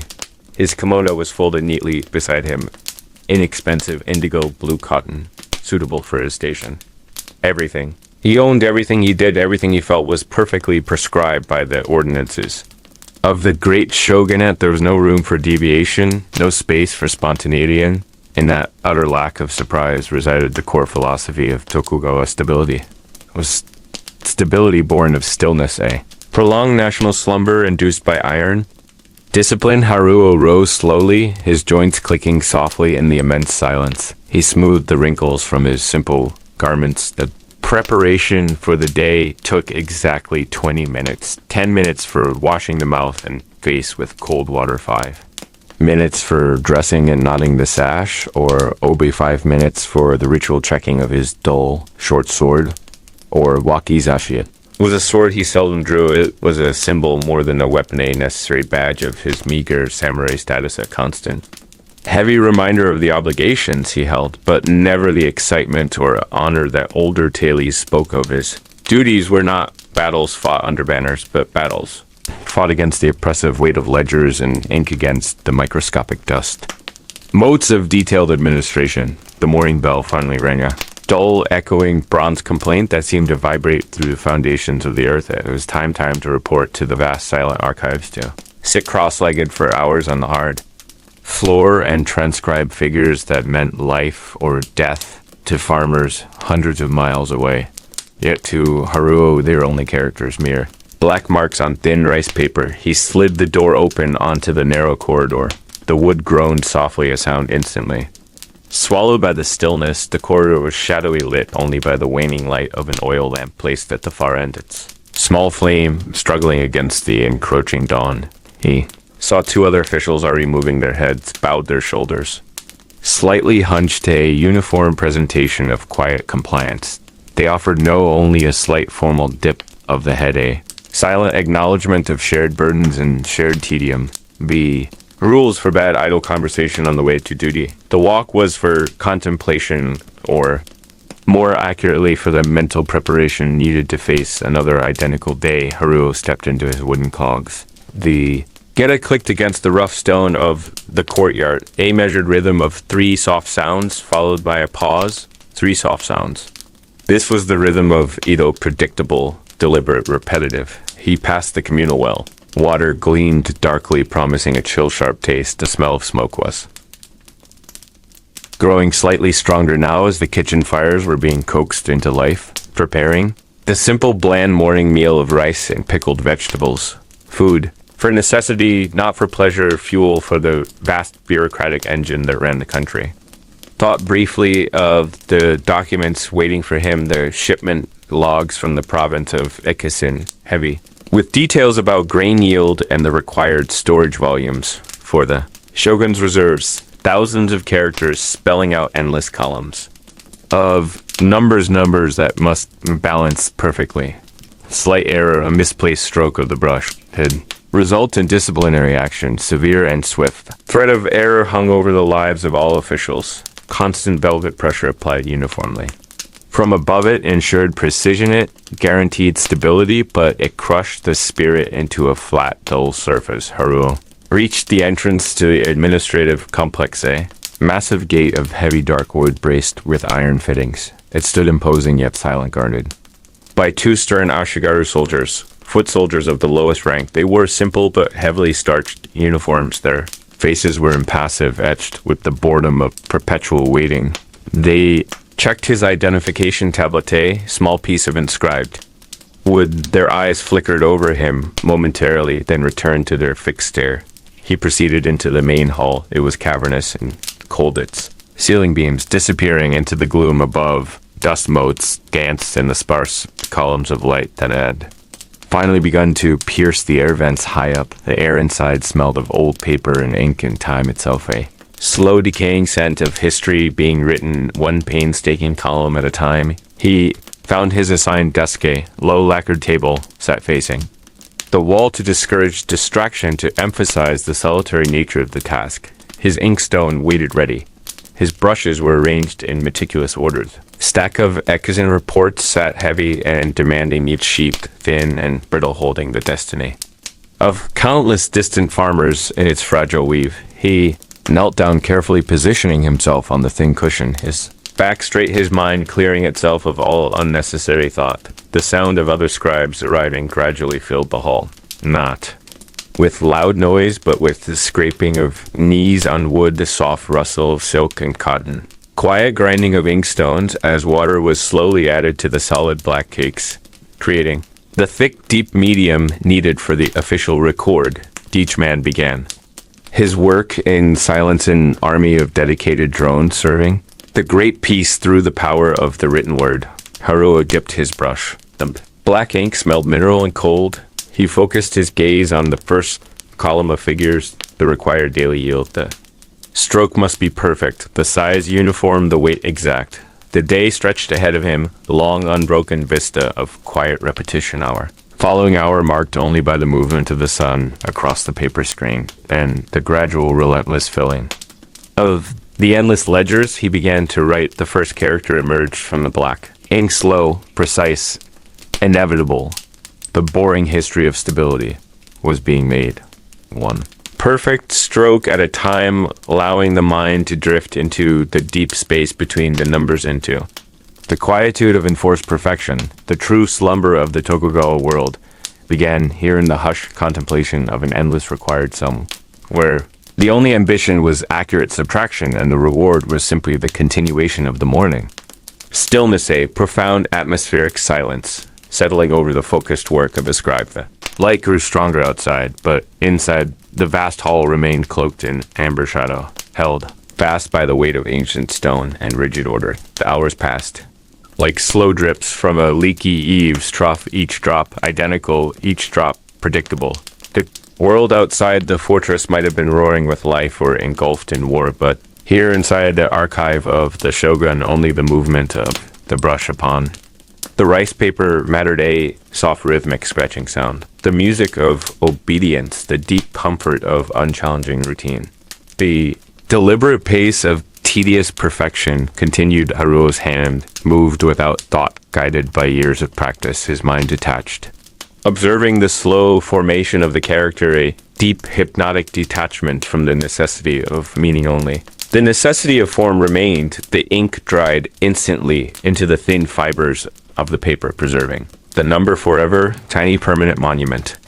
To the quiet order of the Tokugawa piece, he turned the page with slow, careful fingers, ready for the next blank expanse, ready for the next column of deliberate repetition. The profound stillness of the official archive swallowed all time, all thought, all lingering sensation, just the brush, just the ink's just the waiting white space of the record waiting, to be filled by the unchanging truth of the annual yield. The slow, tedious rhythm of the bureaucratic heart of Edo continuing the deep, quiet passage of time in this world of perfect silent submission, where every single stroke counted toward the eternal stability. And the deep slumber of the nation, only the measured breath remained slow, deep, and changing, like the river that flowed outside its silent, unseen path toward the Baya, constant low drone beneath the silence, the perfect hum of control, the ultimate expression of regulated life leading gently further into the deep unhurried stillness of the Edo morning,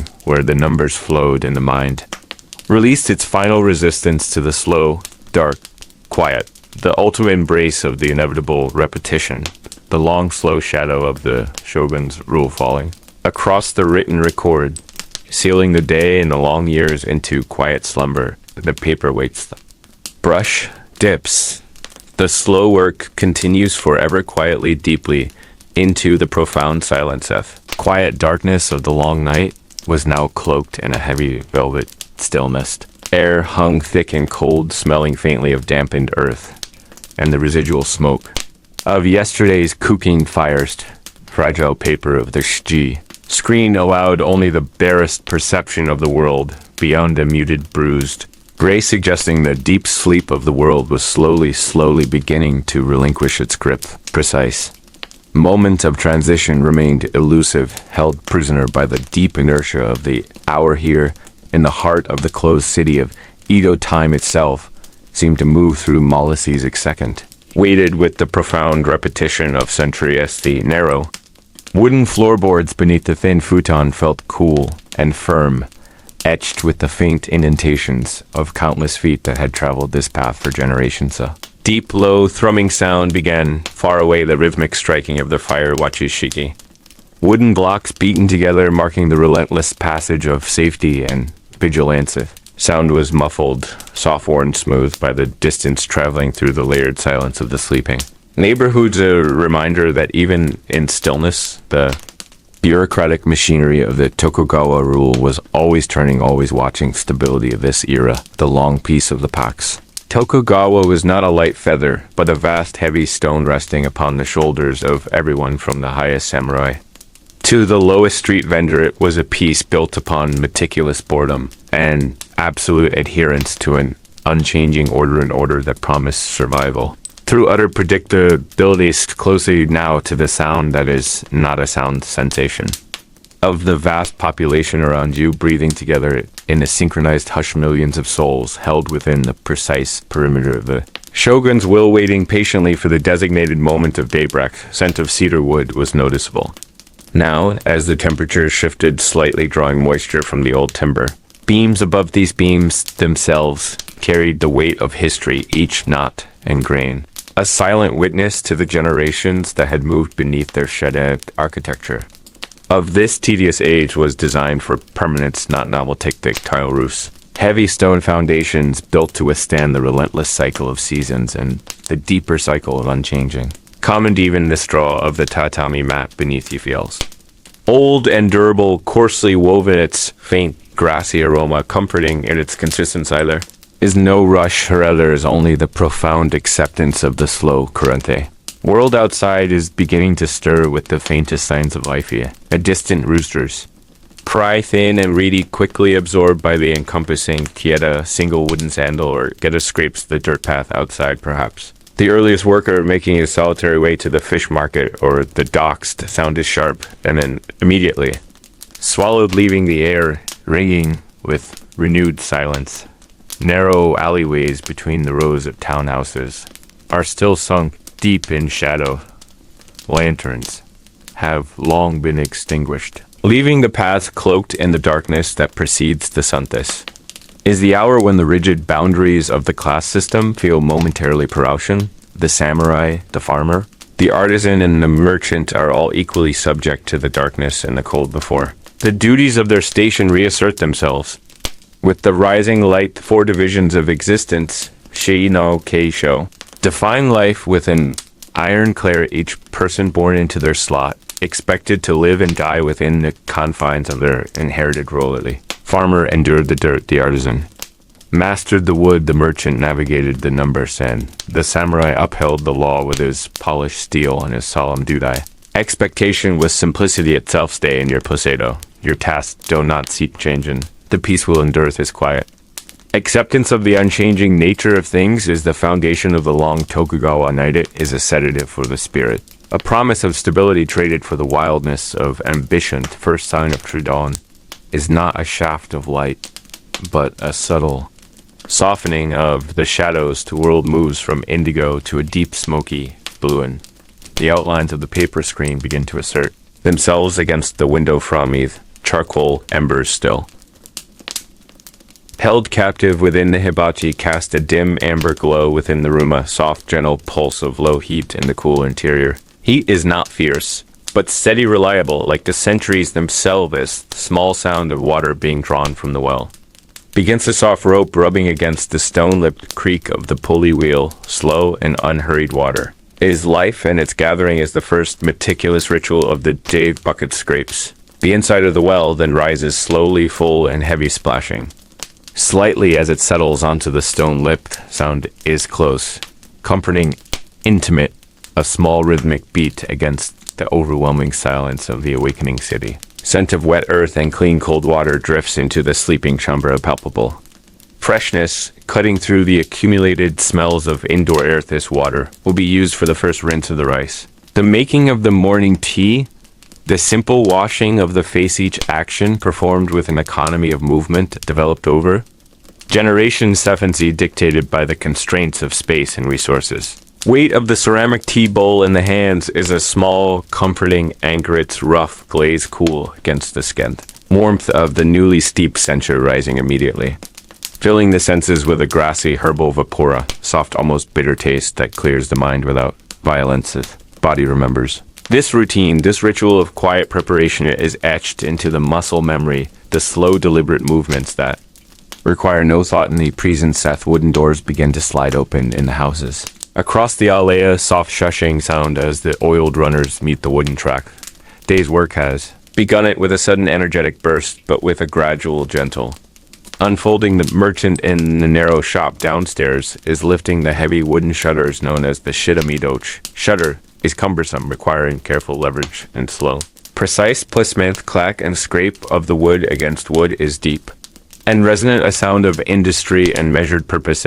Shadows are reluctantly withdrawing nor revealing the narrow pact. Earth Street, known as the Roji, there is hard and trodden down smooth by centuries of foot traffic. Small pebbles are embedded deep within the surface, immovable markers of the ground's tenacity. Sunlight, even in its nascent form, is pale and weak. A muted gold struggling to penetrate the low-hanging morning haze. Haze often carries the fine dust of the city, a mixture of smoke ash and the residue of human activity. It gives the morning light a soft, diffused quality, making everything appear slightly submerged. Slightly unreal, a solitary cart begins to move down the main thoroughfare known as the Doriats. Wooden wheels turning slowly, grinding the loose gravel. Sound is a deep rumble, a continuous low drone that suggests weight and afterfops. Carrying freshly harvested vegetables or barrels of soy sauce destined for the market stalls world. of the artisan is beginning its slow, precise, distant sound of a hammer striking metal, faintly audible. A steady, controlled rhythm. The furious clanging of high activity, but the careful shaping and refining that defines mastercraft. Bladesmith, or the metal worker, beginning his slow, hot day. Samurai district known as the Yashiki area remains. Profoundly silent, it is set apart geographically and spiritually large, imposing gates guarded by watchful men behind. Those walls, the life is ordered by protocol rank and the profound emptiness of enforced peace. The samurai were warriors stripped of war their energy, redirected into bureaucratic administration poetry, and the endless maintenance of apparent other boredom was perhaps the heaviest of all the classes, a restless energy contained within silk robes and the rigid discipline of the sword that was rarely drawn. Weight of the ancestral armor stored meticulously in the Kura storage houses was the weight of memoria. Reminder of a brutal past replaced by this tedious presenta, stable present that demanded absolute psychological stasis. Smell of burning incense now begins to rise from the small household shrine, the Kamadana, thin coil of smoke, ascending straight. And steadied in the still morning era, quiet offering to the household gods and the ancestral spirits acknowledging. The continuity of existence, the endless chain of life and memoric day, is a repetition of the day before a mirror reflecting the slow, unhurried passage of the seasons. The profound logic of the shogunate was that if nothing changed, nothing could fail. And so the days were built upon small details. Meticulously maintained folding of the futon, the sweeping of the entrance.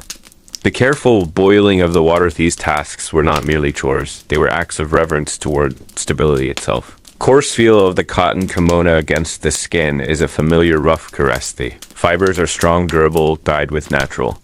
Indigo, a deep midnight blue that endures countless washings. This is the uniform of the commoner practicality over pretensive. Slow dressing is of the waking ritual, each knot, each fold, carefully attended to ensuring the proper presentation for the day's duties. The light has now fully ervade, no longer blue or gray, but a pale clean yellow washing over the rough wooden surface as it illuminates. The dust motes dancing lazily in the air, caught in the sudden radiancy, a moment of shimmering golden.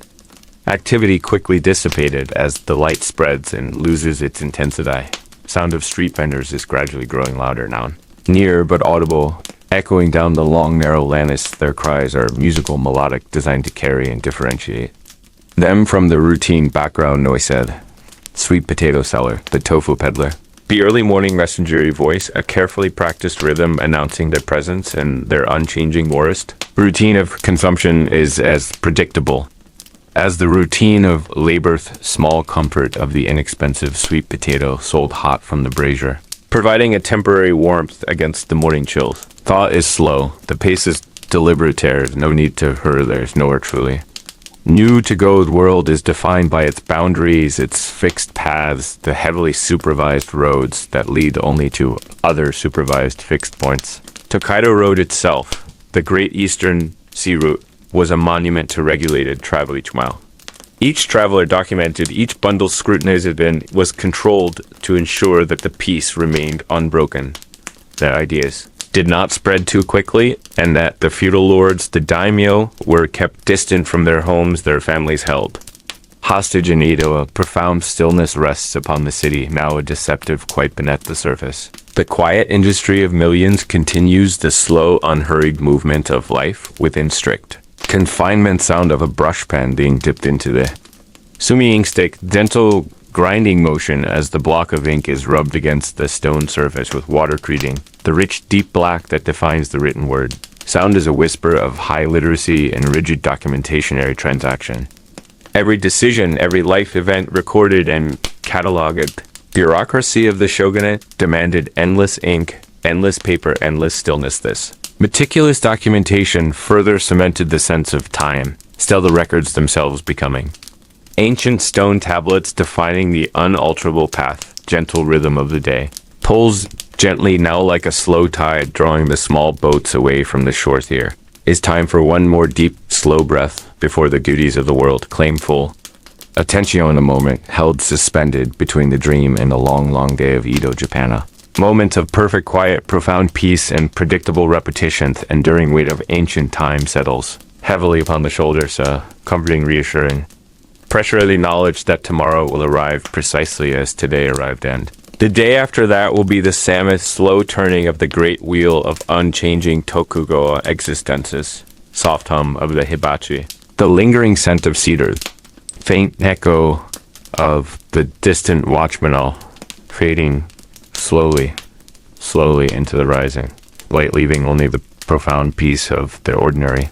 Morning sleep now drift deeply into the quiet security of the long, tedious past. Let the slowness of centuries wash over you, leaving nothing but rest deep and absolutist sound of the gentle rhythmic sweeping of the dirt path, now closer, more immediate, soft hiss of straw moving across. Earth, a meditative sound of cleanliness, and order, a simple task performed with hypnotic hurry. The dust settles slowly, returning to its inevitable quiet rest. World holds its breath, waiting for the next slow motion of the unchanging day. Velvet darkness settled around the deep room, now a quiet that absorbed all distant sound, leaving only the slow, steady breath of the listener and the soft rustle of aged paper. The scholar Nasrullah. Perhaps merely his lingering shadow had retreated further into the ebon depths of the archive vault. Ancient cedar shelves line the curved walls, reaching toward an unseen zenith like the spines of sleeping giants. Each shelf bore the heavy weight of centuries of knowledge, meticulously copied and silently preserved. We drift past rows of scrolls bound in thick linen threadbare. Titles etched in flowing Kufic script that glowed faintly under the sepia lamplight. Air here is cold and remarkably still, dense with the promise of forgotten lore. One particular volume lay open on a low marble stand. Pages were not thin parchment or papyrus, but fine polished plates of cooled bronze cold to the touch of the ambient air. The metal was deeply engraved with delicate, precise lineaments. Sprawling geometry of the terrestrial world merged with the celestial sphere. It showed constellations. Known and deeply loved Orion trailing his hunter's belt, Cassiopeia, in her gilded chair of starsight alongside. Then were celestial bodies not charted in any modern lasciously silent.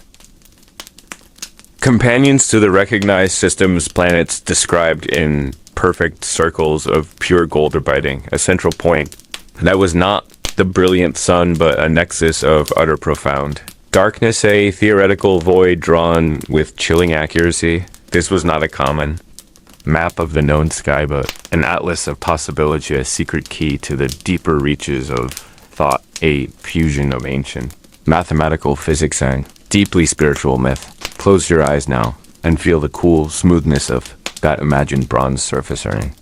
Your fingertips over the cold, meticulous geometry feel the immense, profound weight of that forgotten astronomy. The gentle pressure of history pressing slowly down like fine silt, settling on the bottom of a deep, still lake.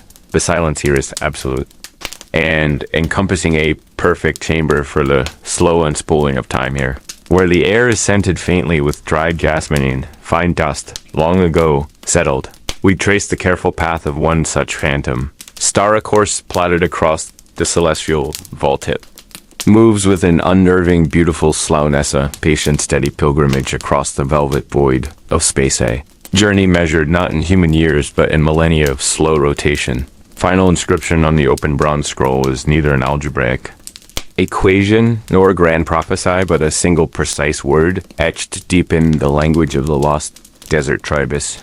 Hiftamia. Simply the turning or the shifted place. It referenced a precise latitude far to the west, where the great unnamed river turned upon itself in a profound geographical embrace, like a serpent swallowing its own vast tail. And as we looked upon this cryptic marker, a subtle, profound vibration began beneath the ancient stone floor, not a sudden tremor of the shifting earth, but a resonant, harmonic frequency, low and utterly mesmerizing as the quiet sound of a hidden unicanus turning over after 1,000 long years of enforced sleep. A large gear grinding softly with the weight of Aegisa, locked slowly, intricately, clicking open somewhere far beyond the cedar, shelve us in the deep hollows of the mountain bedrock. We must follow that low, soft hum, that mechanical siren song of turning metal into the next deep silence. The next remains profoundly shroud waiting patiently beneath the heavy Stoned for the gentle, subtle pull of dawn, the muted sheen of early autumn light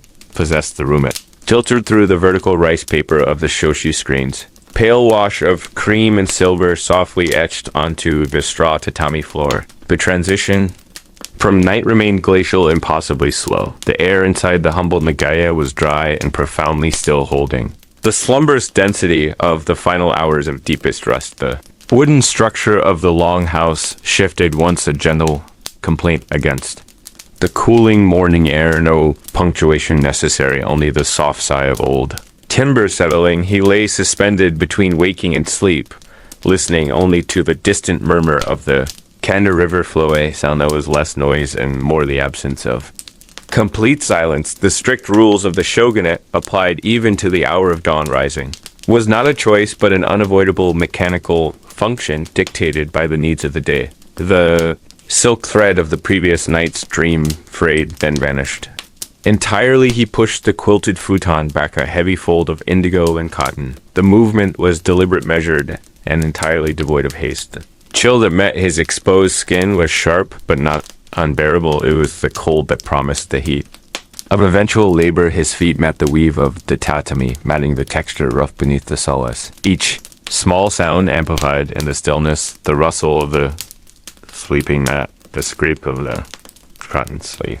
Walked 3 paces to the small wooden chest near the alcove. His hand searched utteringly for the small cloth-wrapped bar of soap and the dented copper basin. Ritual washing required cold water drawn from the shared well outside the narrow alleyway. A quiet journey past the sleeping forms of the neighbors huddled behind their sliding doors. Heavy bucket handle was cold iron pressed against the palm. The water itself a shocking silver clearness, reflecting the sliver of morning sky above the tiled roofs. It demanded attention. A brisk jolt to the senses before the long hours of repetitive work began. He splashed the water across his face, once, twice, 3 times precisely. The water streamed down his cheeks. Carrying away the lingering dust of slumber, he dried his face meticulously. The coarse linen towel kept folded and clean. The world outside the dwelling was beginning its low hum of vibration, felt more than heard the distant clang of a metal hoop seller, or the soft wooden clopping of sandals on a wet road.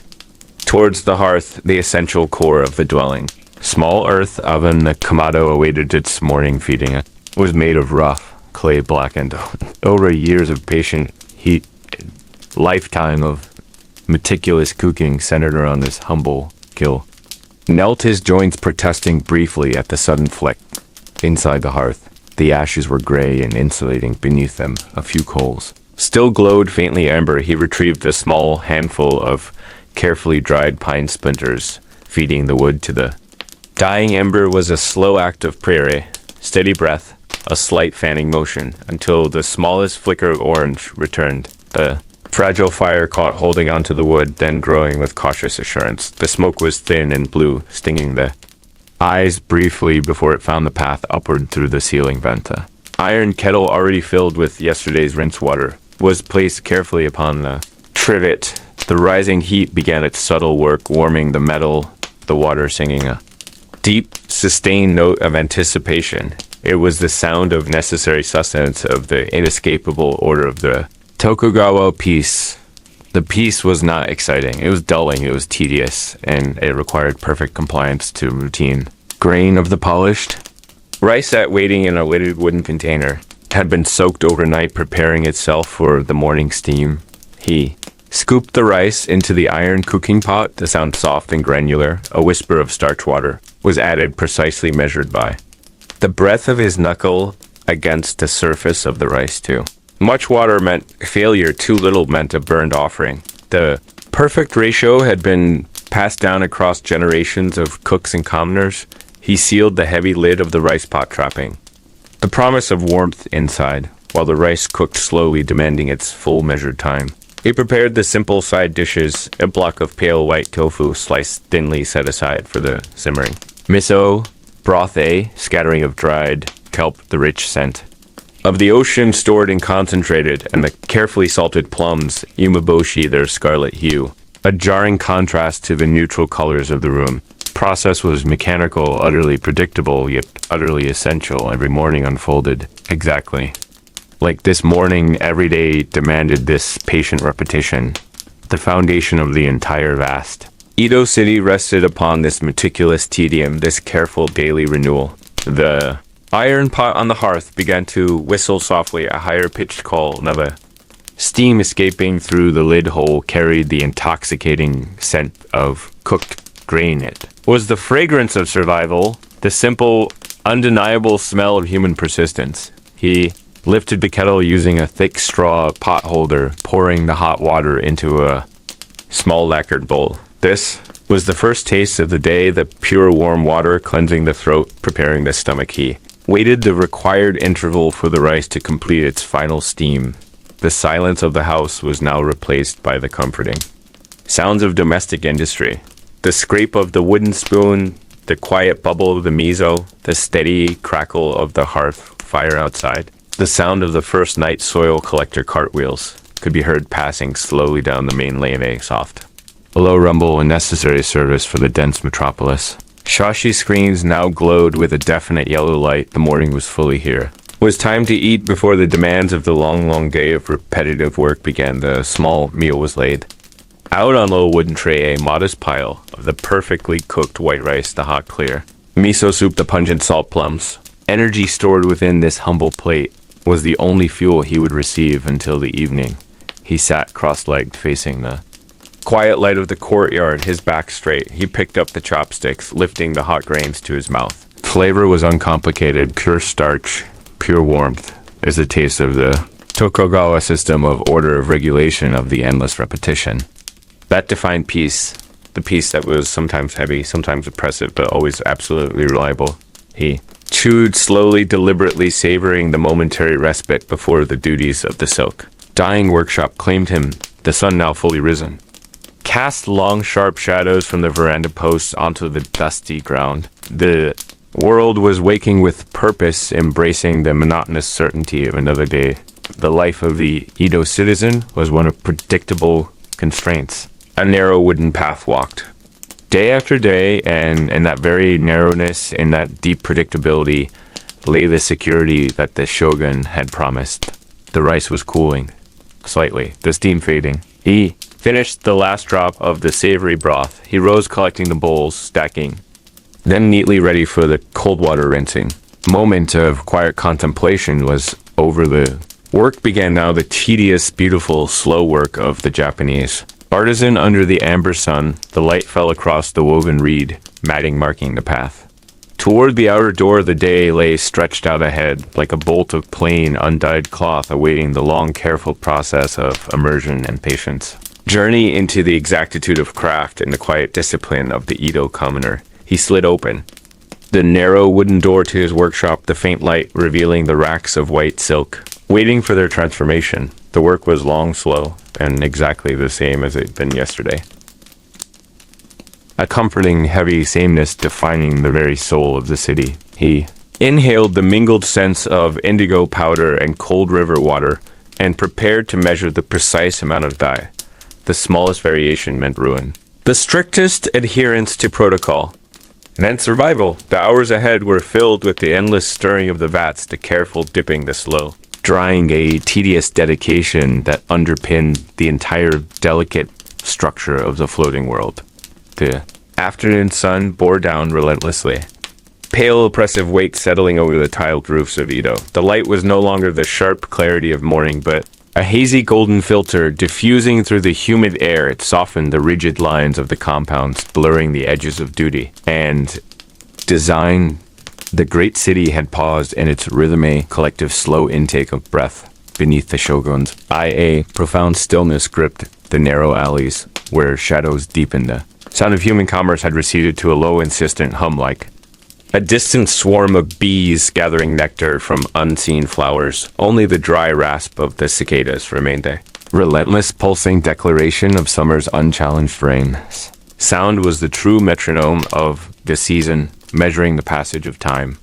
In infinitesimal, tedious intervals, the ancient stone walls absorbed the solar heat, storing it within their deep gray mass. They exhaled the warmth back into the atmosphere, creating a pervasive, suffocating envelope, heavy blanket woven of heat and Dust and inertia inside the wooden homes the thick shade offered. Slight reprieve. The sliding shaji screens filtered the harsh intensity, turning the blinding light into soft rectangular panels on the tatami floor. These light rectangles shifted with geological slowness creeping across the finely woven rush mats, mapping the inevitable procession of the afternoon hours. No. One moved quickly. Now, quick movement was an insult to the pervading atmosphere of languor. It was a waste of precious effort. Under the heavy sky, the low-ranking official, returning from the barracks, drags his wooden geta. The soft clap, clap, clap of the solace striking the stone path is muffled. It is a sound of weary resignation, commitment to the slow path home. He wears his thin cotton yukata, the fabric sticking slightly to his back, a discomfort that has become the expected companion of the season. He passes the dusty, quiet shop fronts, where the merchants sit cross-legged on low platforms, their eyes half closed in contemplation. Or mild fatigue, they are guarding their wares with a profound patience and acceptance that the world moves only when the world is ready. Bolts of silk lie folded in neat stacks, a riot of muted color held captive by the stillness crimson and indigo.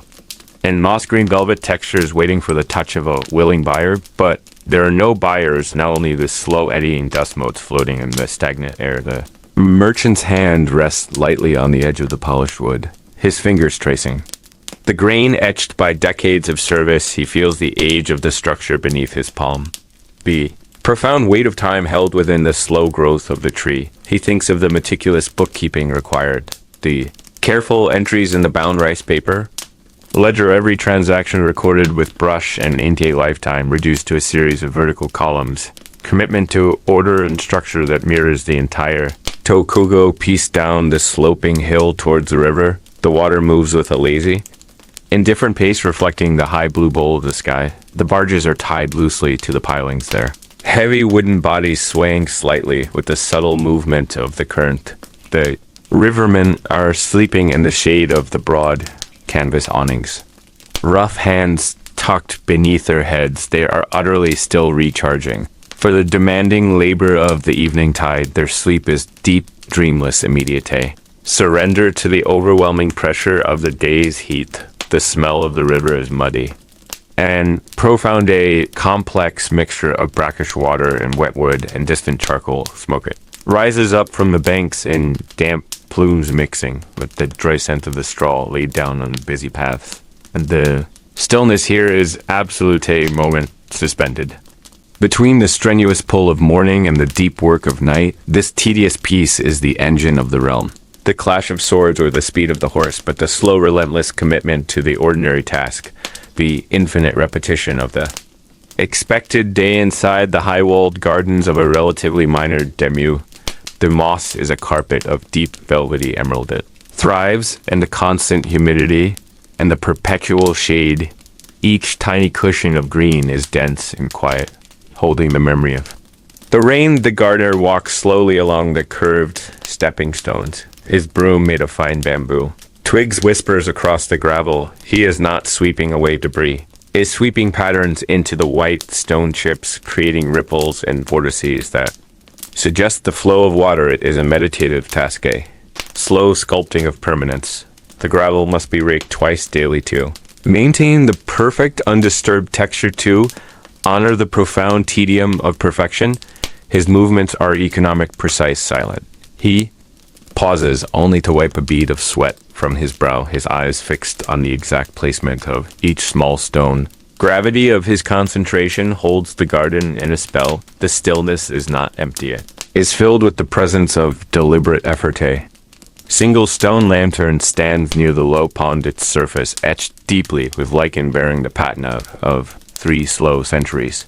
The soft gray granite feels cool to the touch, a silent witness to the generations that have walked this path.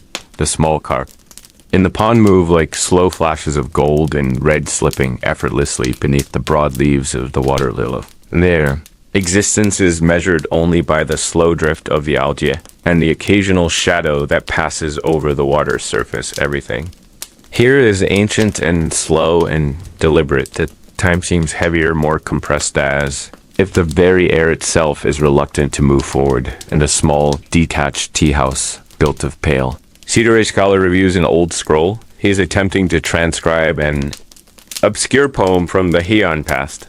The paper is fragile, thin, brittle. The ink is faded brown and delicate. Holds his breath while he gently unrolls the ancient document. The smell of old rice paper and dry storage fills. The small space it is the fragrance of profound learning and careful preservation. His concentration is immense total. He moves his brush with the utmost slowness, tracing the complex ideograms onto a clean sheet. The scratch of the fine horsehair tip against the new paper is the only interruption. In the absolute quiet, he takes great care in the loading of the ink onto the brush. Not too much, not too little. The perfect balance required for the permanent mark. This dedication to the minor detail, this endless pursuit of perfect accuracy is the hallmark of the long piece. The world outside the thick cedar walls might churn, but here only the silent rhythm of the brushstroke matters. He has spent the entire morning and now the creeping afternoon on perhaps 4 lines of poetry, 4 lines that will endure another 1,000 years because of this meticulous, devoted slowness. The sun finally begins its slow descent toward the western hills. The amber light shifts, becoming softer, deeper long. Shadows stretch out like indigo ribbons across the ground relief. Is subtly entering the air, a faint whisper of cooling breeze disturbing the oiled paper windows. The merchant finally stirs from his meditative rest. Claps his hands together, once a sharp, dry sound signaling the transition to the later hours. Slow preparation for the evening trade begins. He takes the shutters down from the back storage. Heavier.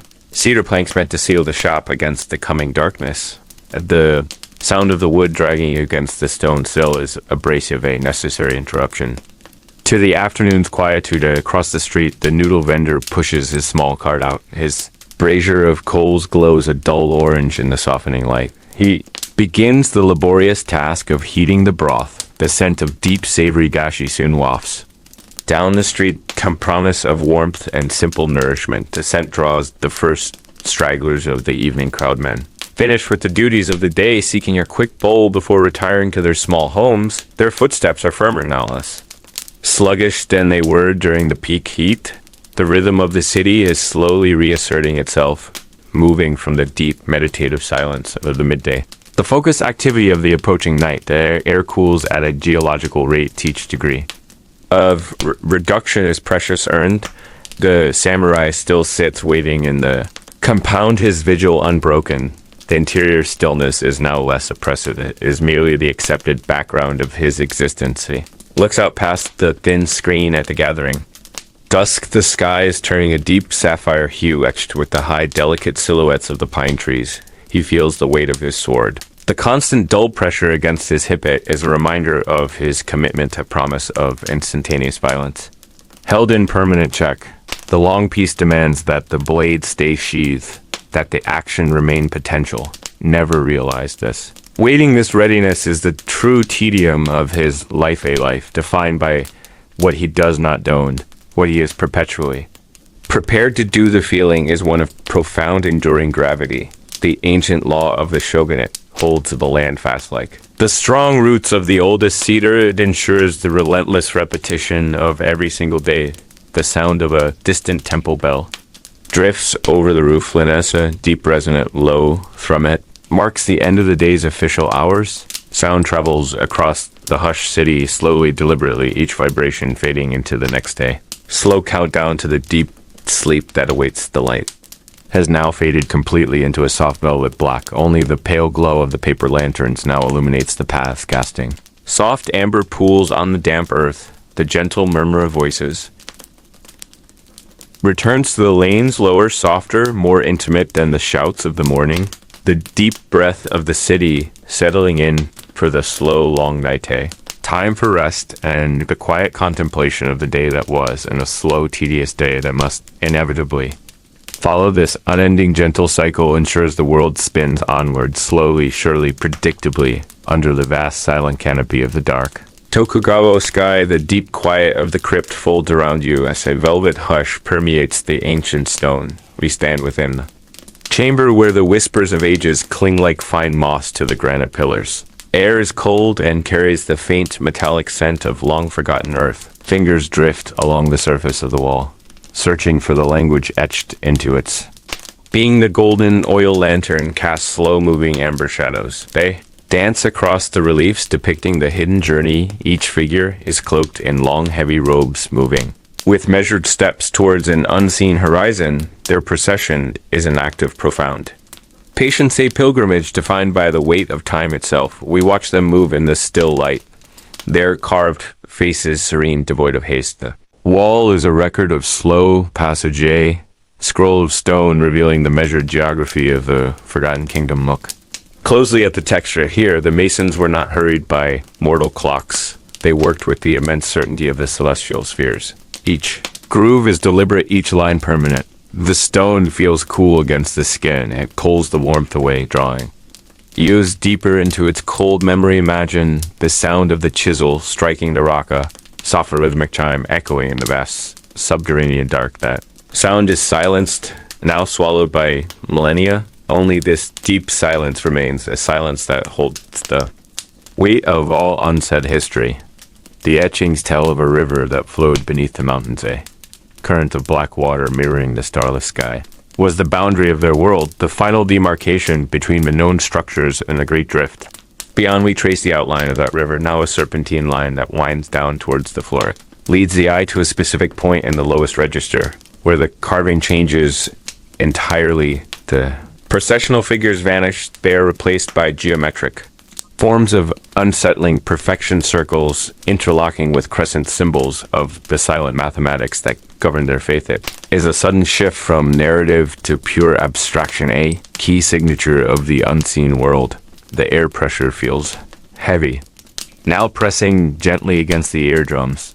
The only sound is the quiet rustle of our own breathing, a sound that seems too loud to immediate in its deep sanctuary. Let your mind grow heavy, let it sink into the stillness. Observe the single recurring motif, a slender spiral winding inward upon itself.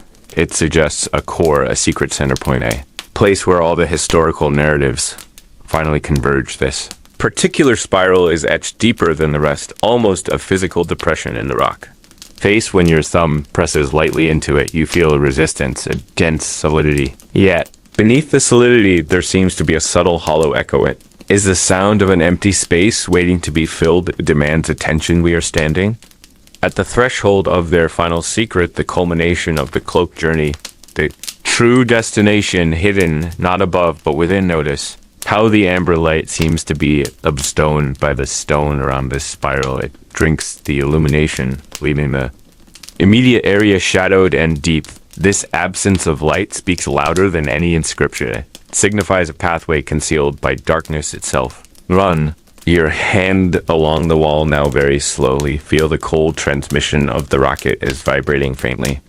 Tremor too subtle for the ear to register, but perceptible to the fingertips. This is not geological movement. It is something much older, much more deliberate. Stone is resonating with a frequency lost to the modern world. Silent hum beneath the noise of history. We move closer to where the river carving ends, where the geometric abstractions begin their silent work. The stone here is slightly darker. It holds the memory of moisture, perhaps the true flow of the subterranean river. And just beneath the large central circle, there is a hairline fissure, a break in the monolithic surface. It is not a crude crack of time or weakness. It is perfectly straight and impossibly fine incision. It suggests a mechanism, a deliberate separation, seemed disguised.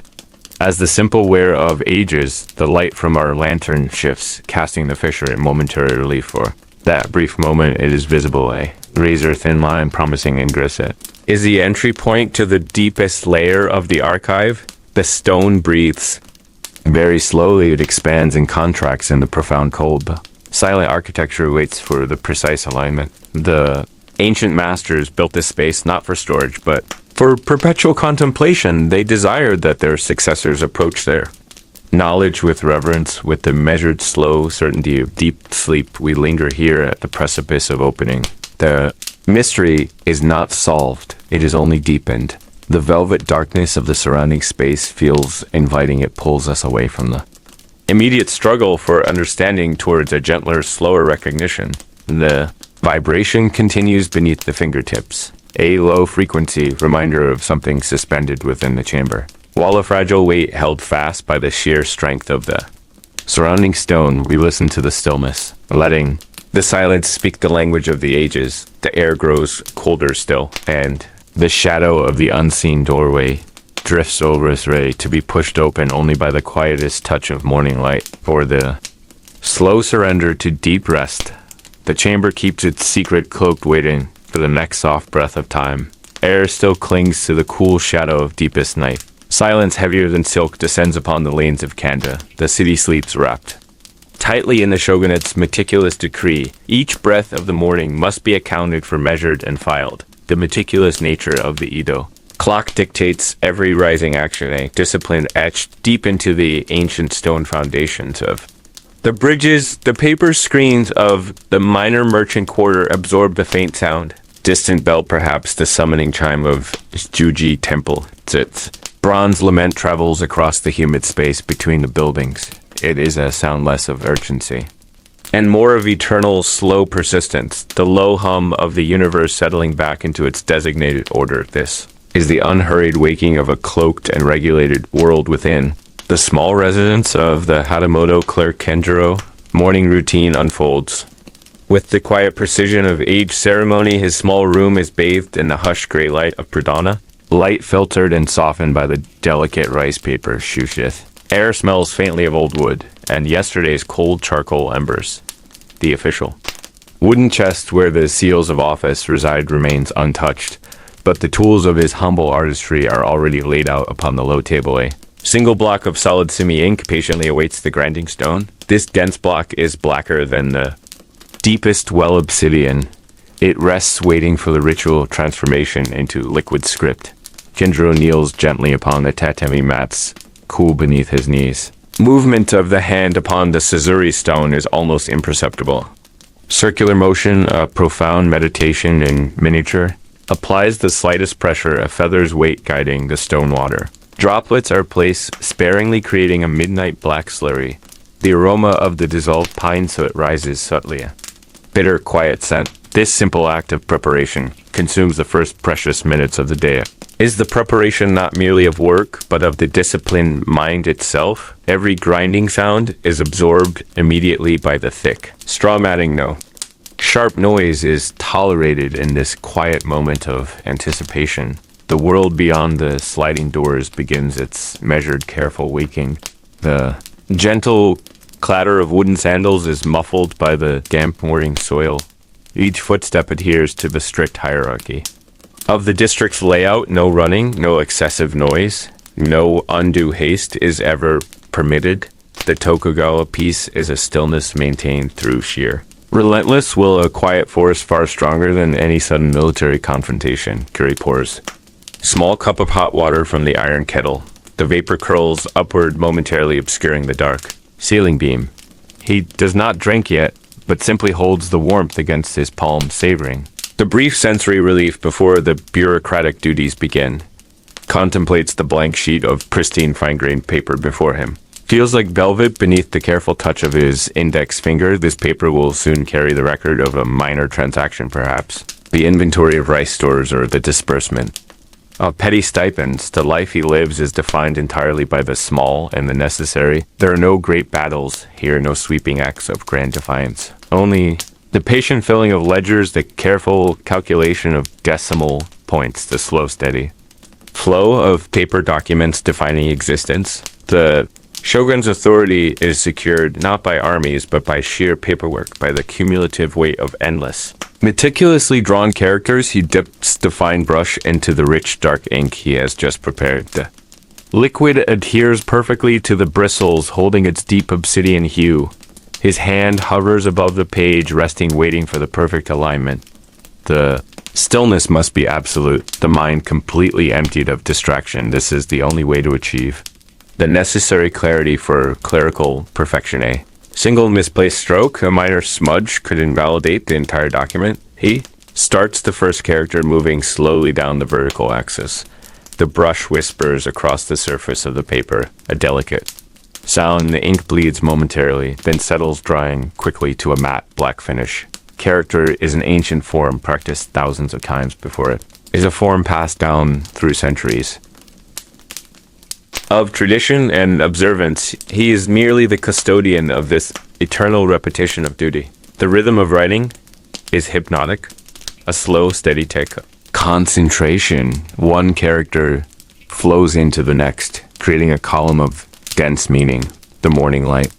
Shifts slightly changing from gray to a soft amber hue. It catches the dust motes dancing lazily in the shaft near the door. These small motes are perhaps the only truly free-moving things in Edo and bound by regulations, unrestrained by the strict class. System Kenjiro continues his work, his posture unwavering, his focus complete. He thinks of the years stretching out ahead of him just like this morning, hundreds of thousands of mornings dedicated to the faithful service of form. The true burden of the Tokugawa piece is this profound, endless predictability. Yet, in this very repetition lies a curious kind of comfort and safety. The world outside might be turbulent with hidden desires and conflicts, but within these walls, within the neat confines of the ledger page, everything is ordered, everything is accounted for, everything is still. He pauses to refresh the tip of his brush in a dark pool of incus. Eyes rest momentarily on the meticulously polished wooden beams. They gleam, dully reflecting the subtle changes of the morning light. These beams have stood strong for generations, witnessing the same slow ritual. The tedious life is the protected life. The regulated existence is the safe existence. This truth is ingrained into the very fibers of the Japanese consciousness. The desire for sudden change is seen not as freedom, but as dangerous folly. Stability is the ultimate prize, hard won and fiercely maintained. The air grows slightly warmer, signaling the full arrival of the day. He hears the distant sound of a vendor's low calling voice, a hame selling sweet potatoes, perhaps, or carrying fresh water buckets. The cries are deliberately subdued, respectful of the early hour. And the samurai. District Kenjiro completes the first page of the inventory, closing the seal box. He presses the official stamp onto the corner with deliberate precision. The vermilion paste contrasts sharply with the black ink and white paper. It is a perfect small circle signifying official truth and adherence. Stacks the finished document, neatly placing a small stone weight upon it. The paper must lie absolutely flat, absorbing the weight of its own significance. There is no rush to deliver this important but incredibly mundane account. It will wait until the designated hourly procession of paperwork begins. He shifts his kneeling position, easing the strain on his muscles. The small discomfort is a reminder of the body's connection to the discipline. Every physical movement is minimized to conserve energy for mental focus. This economy of motion is a hallmark of the controlled Edo life. He prepares his second cup of hot water, this time taking a slow, measured sip. The heat is grounding, the simple taste restorative and pure. He allows his gaze to wander briefly over the small, carefully tended gardenia, few moss-covered stones, and a solitary dwarf pine contained within the enclosure. This tiny landscape is a perfect reflection of the larger world outside, ordered, contained, quiet, and infinitely patient in its slow unfolding. The moss grows gradually, imperceptibly, absorbing the moisture of the seasons. It requires no urgent attention, only quiet, steady maintenance. Picks up the next sheet of paper, beginning the second ledger entry. Day stretches out before him, a long, slow corridor of identical hours, each hour filled with the same steady, rhythmic application of the brush. The same precise, careful adherence to the established bureaucratic template. He will calculate the tax owed. On a small boat used for coastal fishing, the numbers are complex, involving specific weights and fractional percentages. It demands relentless concentration, a profound respect for numerical accuracy. For every fraction represents a life, a livelihood, a family's meager sustenance. Weight of this responsibility rests lightly upon his practiced shoulders. It is not a dramatic weight, but a persistent, pervasive pressure, the pressure to never make a mistake, to never waver from the known path. This is the boring heroism of the humble Hatamoto clerk in the quiet dawn. The rhythmic scratching of the brush is the only sound in the room. Now a comforting counterpoint to the distant low hum of the waking city. He continues to write, filling the white space with the black evidence of order. The sun rises fully now, turning the amber light to bright silvery white. Detailed inventory of the coastal fishing vessels proceeds slowly, each I'll name each tonnage listed with excruciating care. The monotony of the cask is the very source of its great reliability. No exciting flourish, no sudden departure, only the steady, endless flow. Ink prepared at the start of the morning remains perfectly dark, perfectly usable. It seems to hold the quiet concentration of its preparation within its liquid depth. Kenjiro moves on to the next column detailing the payment schedule. Another slow, deliberate passage through the regulated reality of the Tokugawa reign. This disciplined, quiet work will define the core of the morning. It will continue without interruption until the midday signal sounds an ancient sound of a wooden clapper struck 6 times, exactly marking the midpoint of the structured 12-hour day until then there's only the brush, the ink, the paper, and the stillness, the eternal repetition of form, the profound beauty of bureaucratic obedience.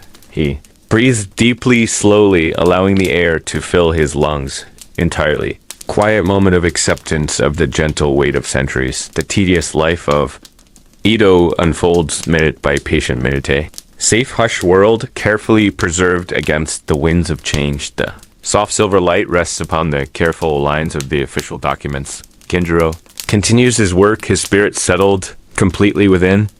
The slow rhythm of the script, the faint aroma of singed rice and cooling charcoal still goes through the air. The small home was cloaked in the absolute silence of the deep night hour, a deepness that swallowed sound, entirely leaving only the rushing of one's own blood in the ears. The rough spun straw of the tatami mats felt cool against the palm where it rested beside the futon. Each woven blade of rush seemed to hold the condensed weight of the entire day's stillness. This was the core of the Tokugawa piece, not the clash of swords or the roar of battle, but this endless quiet repetition. The sound of the river's water flowing ceaselessly toward the vast black ocean was the city's only constant heartbeat. Now far away across the hushed residential districts, a single wooden clapper sounded, signifying the turning of the fourth watch Goku. Sound traveled immense distances through the thin, dry air, unimpeded by the frantic clamor of the day. It was a sound that felt less like a marker of time and more like a gentle reminder that time itself was folding in upon itself.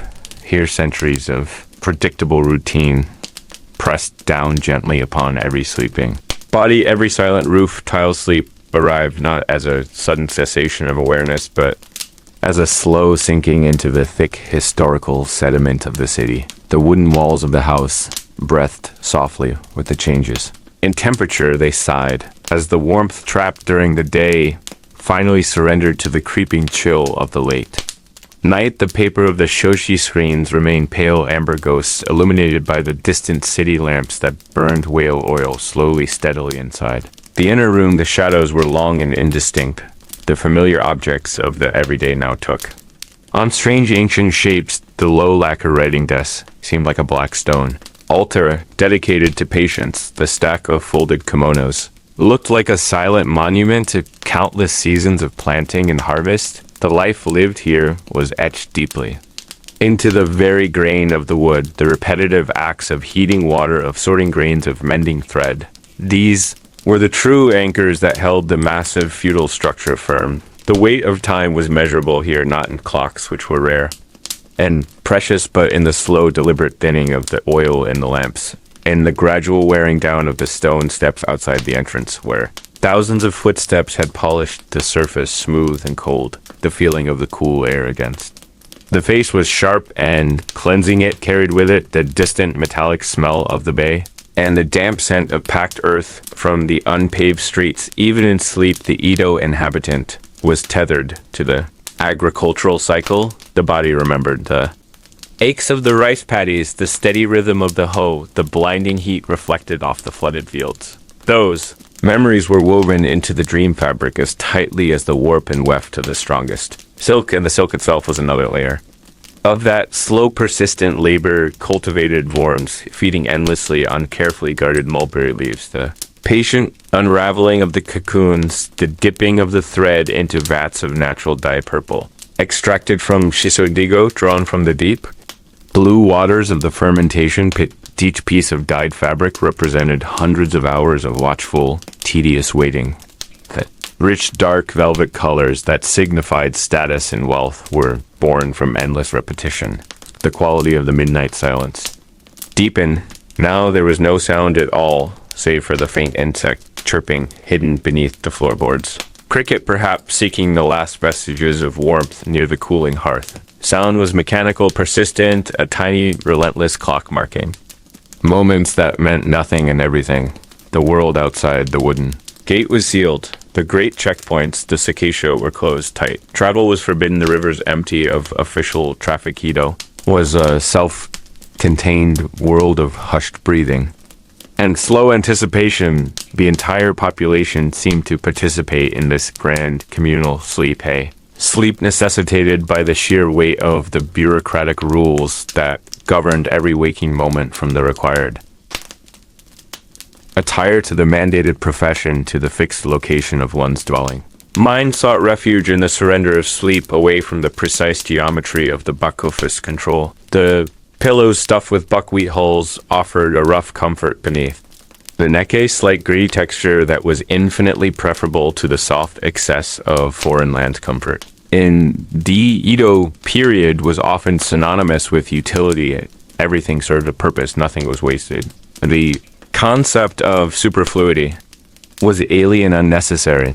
The very walls were designed to be taken apart and put back together following the dictates of the seasoning. Summer, the screens opened, allowing air to pass unimpeded. In winter, the thick paper screens were locked tight, holding the precious heat of the charcoal brazier near a deep sensation of being protected by the ancient stone walls of tradition settled heavily around the sleeper. The knowledge that life moved slowly, predictably, securely. There would be no shocking disruptions. Tomorrow, only the resumption of the same necessary tasks. The merchant would prepare his accounts, tallied meticulously with the brush. The artisan would sharpen his tools, preparing to repeat the exact same careful cuts he made yesterday and the day before. The samurai would continue his exercises, his movements perfected through years of meaningless but essential practice. This acceptance of the inevitable repetition was the true genius of the Tokugawa system. It bred patience. It fostered deep immersion in the craft. It allowed the human mind to find a deep, quiet joy in the perfecting of small acts. The shaping of the perfect tea bowl, the application of a single layer of lacquer that would dry for weeks before the next was applied, the slow, methodical planting of the spring crop. The feeling was one of profound grounding. Floor beneath the futon was the earth itself, covered only by the thin layer.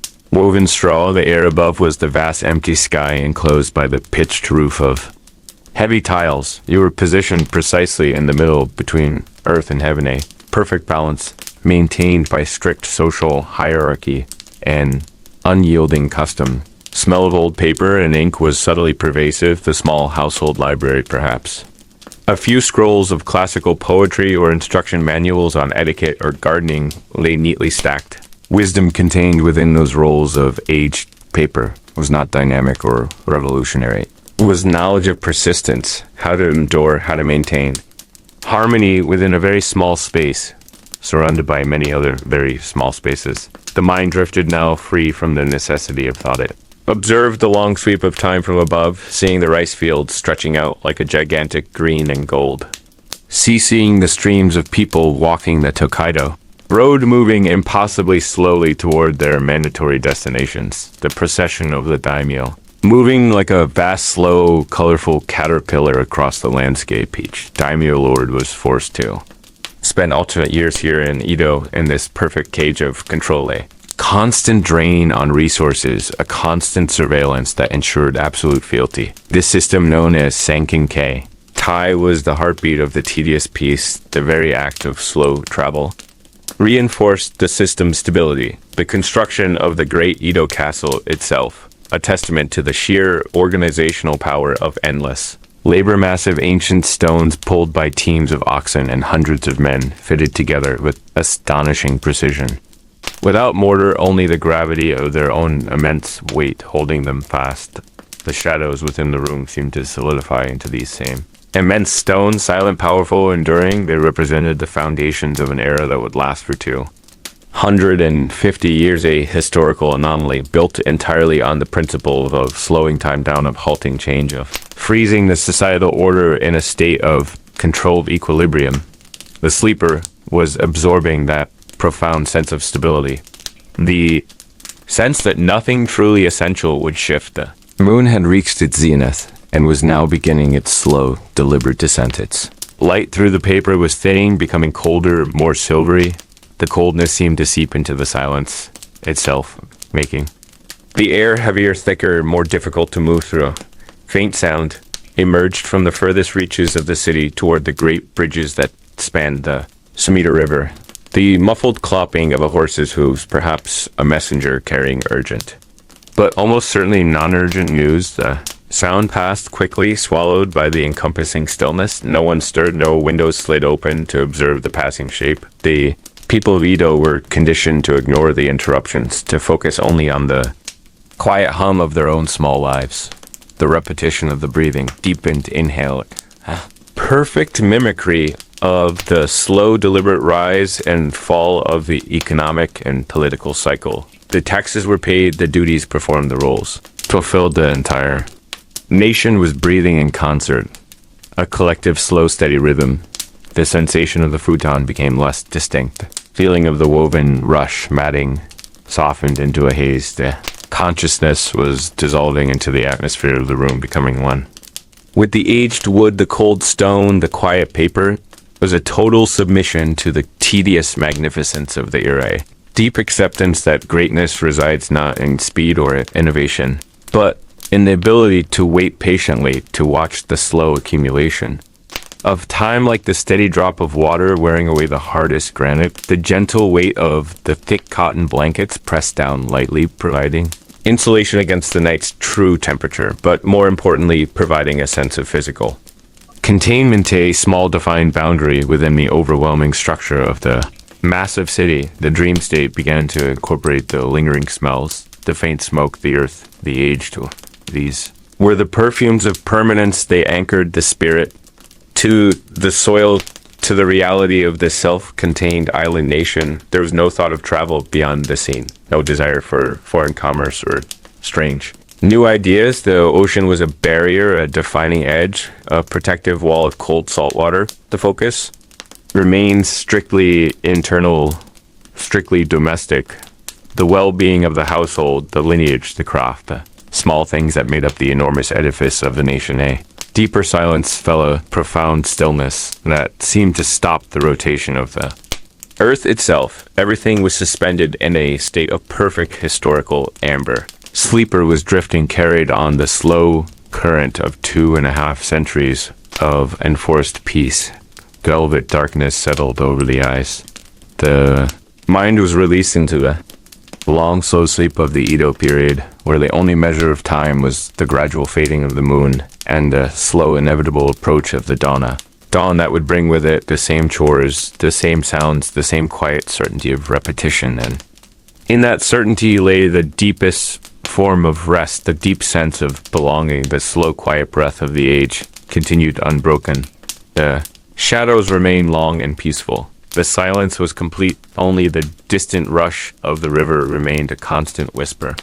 Through the hushed ancient stone of the sleeping city, the massive basalt slab settled back into its resting place with a sigh of pulverized air. Chamber opened before us like a forgotten eye, cloaked entirely in the deepest hushed silence I have ever known. It was a silence that carried the weight of millennia, profound absence of even the echo of sound. The air itself seemed thick and viscous, holding the scent of petrified papyrus and dry cedar dust. A single shaft of moonlight, perhaps a phantom reflection from some unseen opening above, pierced the gloom. It illuminated the center of the floor in a pale amber circle, and in that circle, etched into the ancient stone, lay the centerpiece of this hidden sanctuary, not shelves of scrolls, nor coffers of gold, but a vast circular diagram of astonishing complexity. It was a celestial map, a guide not to terrestrial cities, but to the star fields of deep antiquity. My breath became shallow, measured only by the slow glacial movement of the reflected light. I stepped forward, the soft velvet dust muffling my footfalls entirely. Line every carving, every infinitesimal notch was placed with merciless precision. They depicted constellations long since forgotten by the naked modern eye star.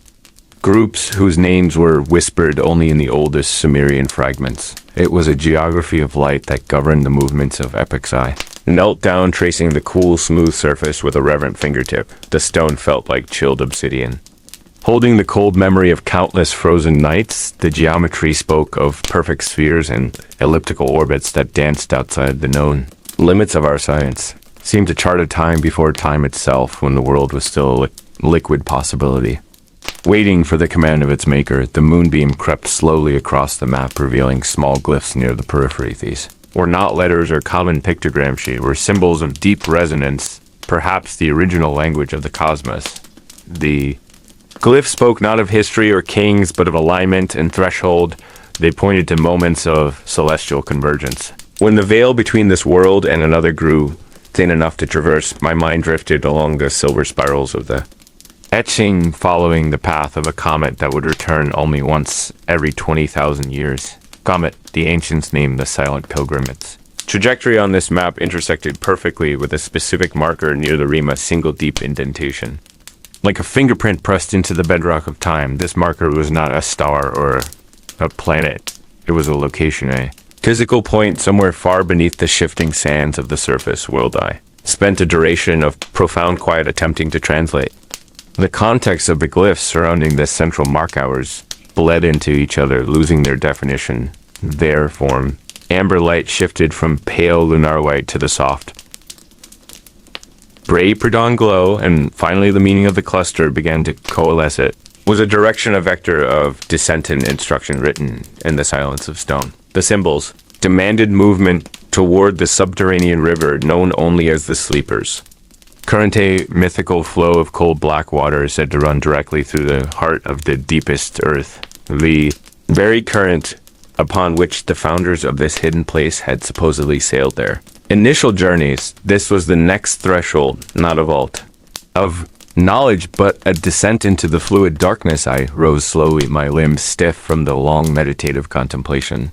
The realization settled upon me with the weight of that basalt slab. We were not meant to read the entire library here. We were meant to find the key to the next door. The whole chamber was merely an elaborate compass pointing downward. I turned my gaze away from the grand stellar map toward the walls of the circular room. They were paneled with rich dark woods, perhaps ebony or petrified walnut woods that retained a dull low sheen even in the faint light. And as my eyes adjusted to the intricate grain I saw, wood paneling was not solid. It was constructed of overlapping sections designed to open at a specific pressure point. The map on the floor provided the precise coordinates of that pressure. It moved to the indicated location near the western arc of the room. The air here felt slightly cooler, imbued with a metallic tiny pressed gently against the polished timber, using the exact pattern described by the glyphs. A soft click echoed, not in the room, but seemingly inside the very structure of the wall. A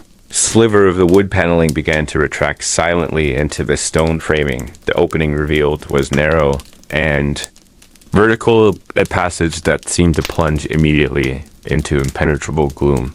The entrance breathed the cold, moist air against my face, carrying the definite scent of deep fresh water and mineral deposits. It was the breath of the Sleeper's current. The passage was clearly ancient, perhaps cut by tools far stronger than bronze. Its walls were slick with condensation, reflecting the minuscule light I now held. It beckoned with the cold promise of absolute obscurity. I hesitated at the lip of the descent, listening intently for any sound from below. There was not only the chitinous silence of this profound place seemed to follow me. The map had done its work. The ancient stone had spoken. The journey now required a willingness to abandon the safety of solid ground and trust the pull of the deep, unseen waters. I reached into the dark aperture, feeling for the first handhold. The stone railing was damp and heavily encrusted with a fine layer of crystalline saltae, signaled that the river was very close.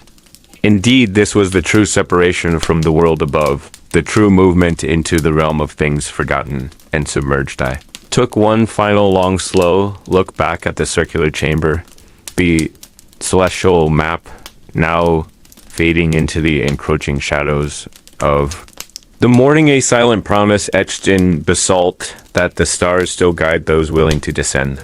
I turned fully toward the chilling embrace of the narrow passage, lowering myself carefully into the waiting darkness. The air grew steadily colder.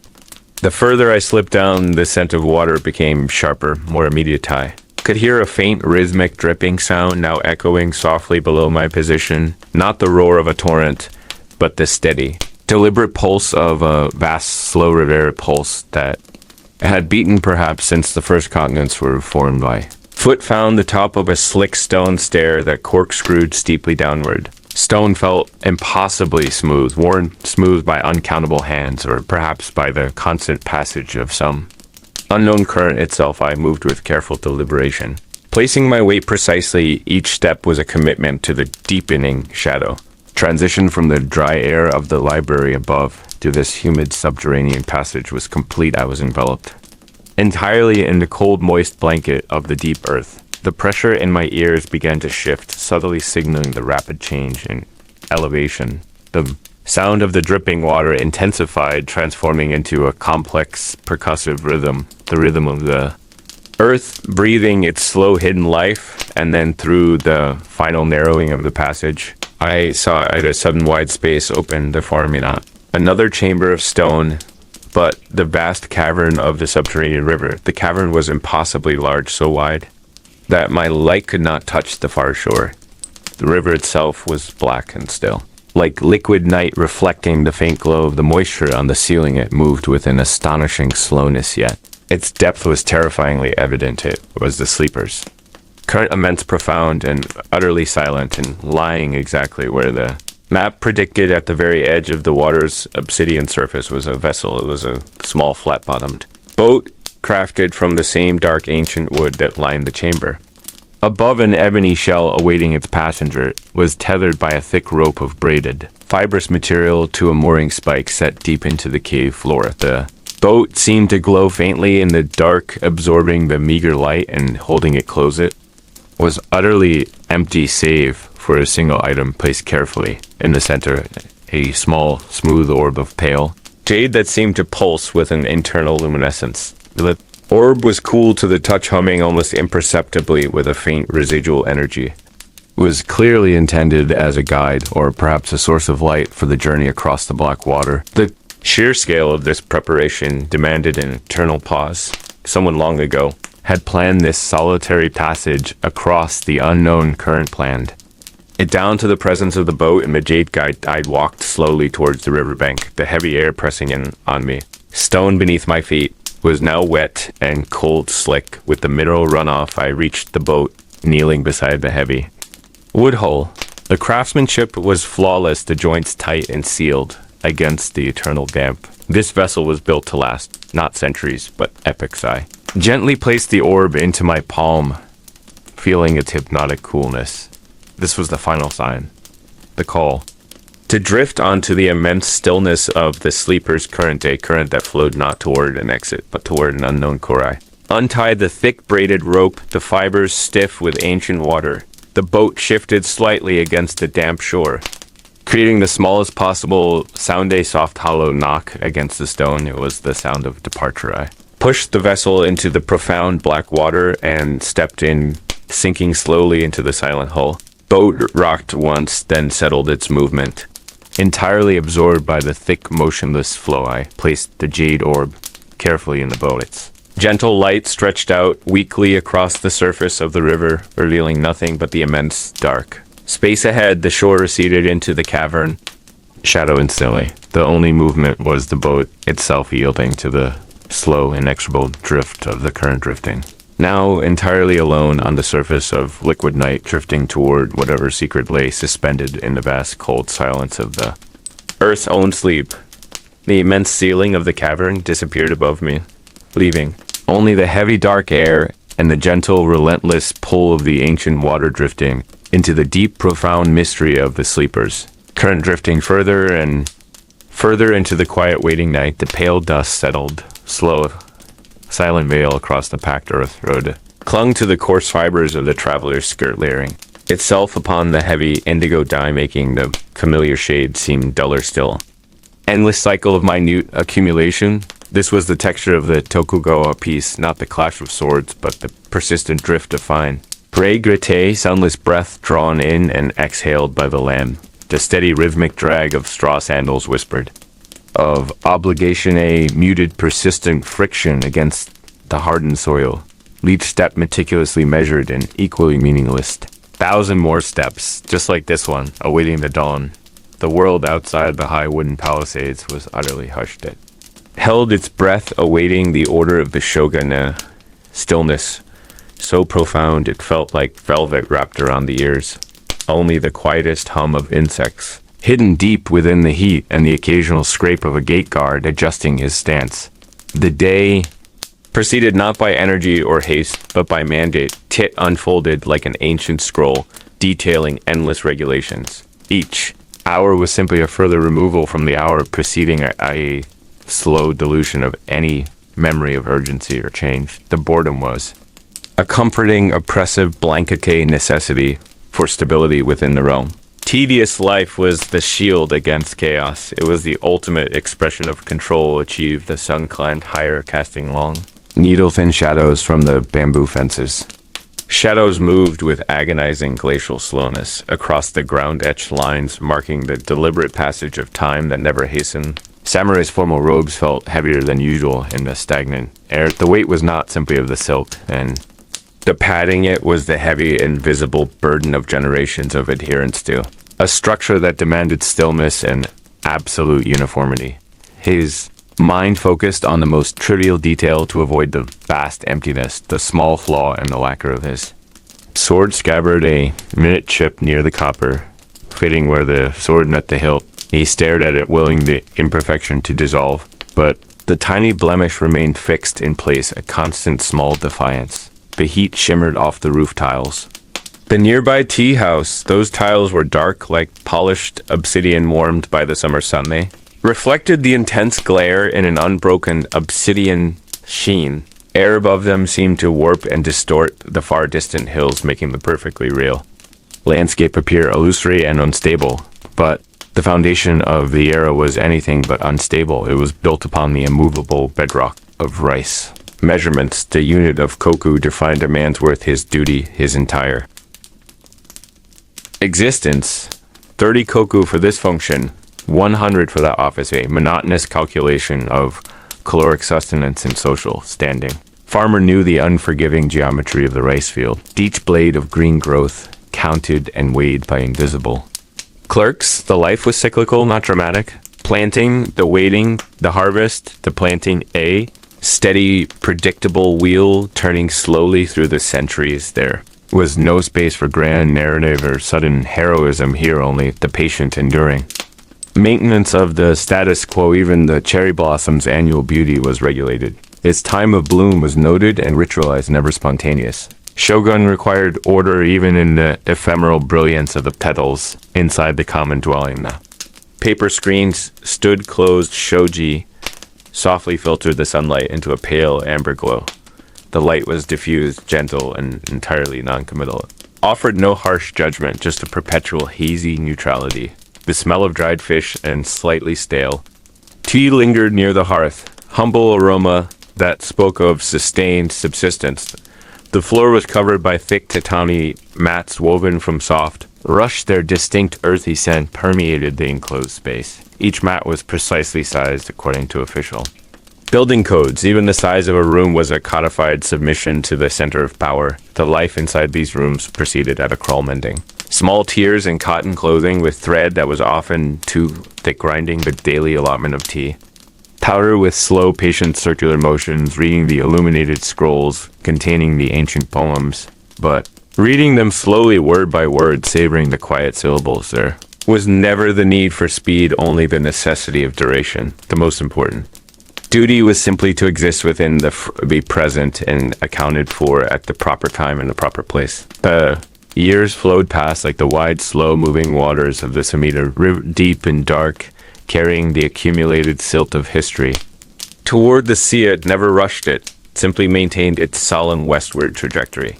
The concept of time itself became elastic and utterly forgiving. The Day was merely a preparation for the inevitable return of the night, and the night was a silent. Velvet sheath protecting the stillness, the night watchman paced his prescribed circuit outside the walls. His two wooden clappers echoing the passing hours too, sharp hollow sounds indicating that another piece of life had elapsed, a solemn steady confirmation of the system's reliable function.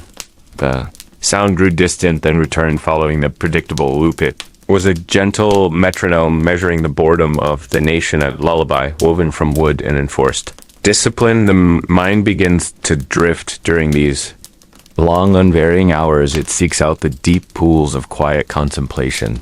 The memory of the last rain shower becomes a significant event. Particular way the water pooled in the ceramic bowl last Thursday, these small sensory details become the landscapes of inner life, because the outer world offered only rigid repetition. The whisper of the charcoal fire fading to gray ash was profound. It was the dissolution of energy into quiet entropy, a gentle descent into the lowest state of restful being. The samurai, resting his chin upon the back of his hand, felt the cool metal of the helmet edge, pressed a faint line into the skin above his jaw. Small reminder of the physical armor required for this peaceful life. He listened to the silence of his own breathing. Deep and even the steady inhalation, the slow measured exhalation, each breath, a tiny, perfectly executed duty. Shadows deepened outside the window where the paper screens met the frame. The world outside was becoming cloaked in an inky obscurity. Deep indigo dye spreading across the hills and the rooftops. The moon a pale coin suspended high above the ordered realmets. Light spilled across the polished wooden veranda, cool and silvered. It illuminated the dust motes dancing in the last slivers of light, a final transient movement before the absolute stillness of sleep. He closed his eyes, letting the endless rhythm of the night watchman fade, letting the steady calculation of koku and duty slip away. There was only the heavy, perfect stillness of the established age, the slow, perfect peace of the Tokugawa sleep. Small, heavy stillness settles upon the desk itself, a deep quiet that swallows even the faint rustle of the old man's breath. Paper beneath the palm feels cool, dry, and brittle. Like the skeletal remains of autumn leaves, each sheet represents an eternity of slow decisions. A tedious recording of debts and duties, of births and quiet deaths, under the watchful gaze of the vacuum outside the thin rice paper barrier of the deep. Night still holds the city captively. The faintest ghost of charcoal smoke drifts in, smelling faintly of damp ash and the memory of forever. Air is motionless, a vacuum filled with the cumulative weight of 2 centuries of imposed piece peace.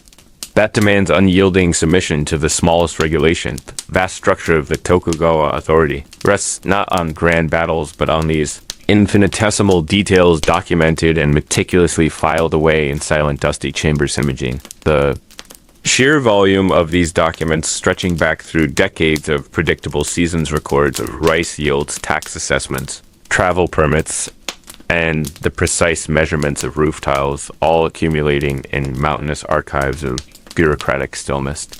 Very dust that settles upon the lacquered edge of the desk is historic dust, composed of powdered wood fiber and the remnants of countless meticulous rubbings of ink sticks. It is the dust of unchanging time as chill deepens, pulling the warmth from the room, not violently, but with a slow, insistent suction, a perfect mirror of the era. Itself so gentle, relentless a sound begins to bloom in the distance, a faint hollow clicking rhythm of wooden geta hitting the hardened packed earth of the side.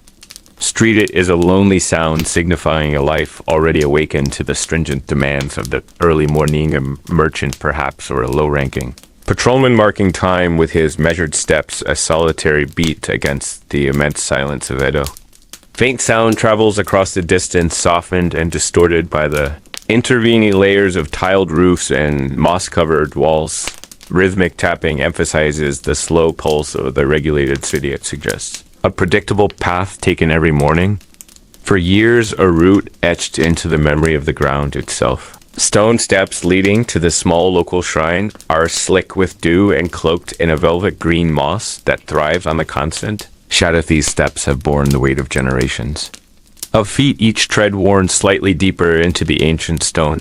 Texture of that stone is cool and unforgiving, absorbing the light and releasing. A deep earthen dampness, it feels like the very anchor of the world, solid, unwavering, perpetually waiting.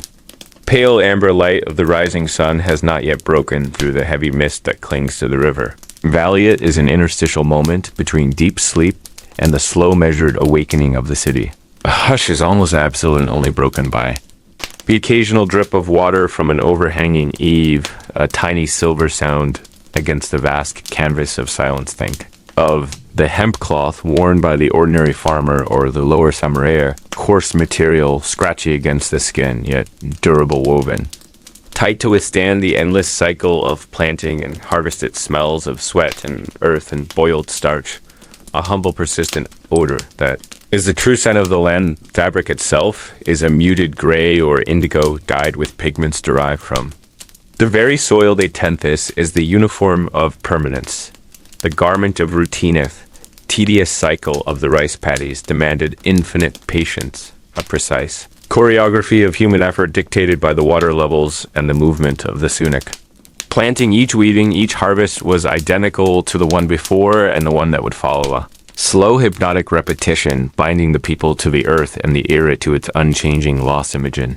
A single hand moving slowly through the muddy water, delicately setting a young seedling into the soft dark mirror. The reflection of the sky shimmers briefly in the disturbed surface of the paddy, then resettles into a mirror of muted gray. This act, repeated millions of times across the wide plain, is the very definition of the Tokugawa existensis esselius, silent, productive, utterly devoid of sudden movement or disruptive change.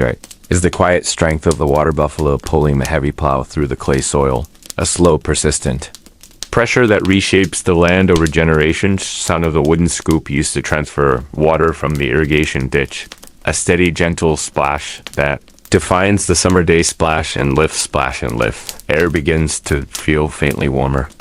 As the sun attempts its slow ascent, mist begins to thin, revealing the severe, unpainted lines of the farmhouse. Roof sheathy dark thatch bound securely against the wind, and the snow, thick and soft, like immense cushions of dried reed beneath those roofs. Families live their lives according to fixed schedules, waking, sleeping, eating, working each day, a near-perfect replica of the last. A comforting, relentless predictability concept of profound novelty was largely absent during this age.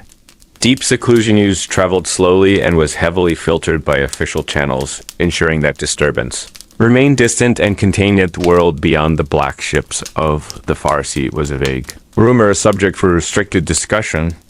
Weight of this isolation settled over the islands like a thick, warm blanket, muffling external sound and magnifying the small internal rhythms of life. Faint scent of miso soup being prepared wafts gently from a nearby kitchen, mixing with a charcoal smoky, a simple satisfying aroma, promising warmth and sustenance, prepared in the same manner for 200 years. Grinding of the stone mortar, preparing fresh tea. Leave for the morning ritual, a low resonant sound of friction and slow transformance, sound of a stone upon the stone patient, work that yields.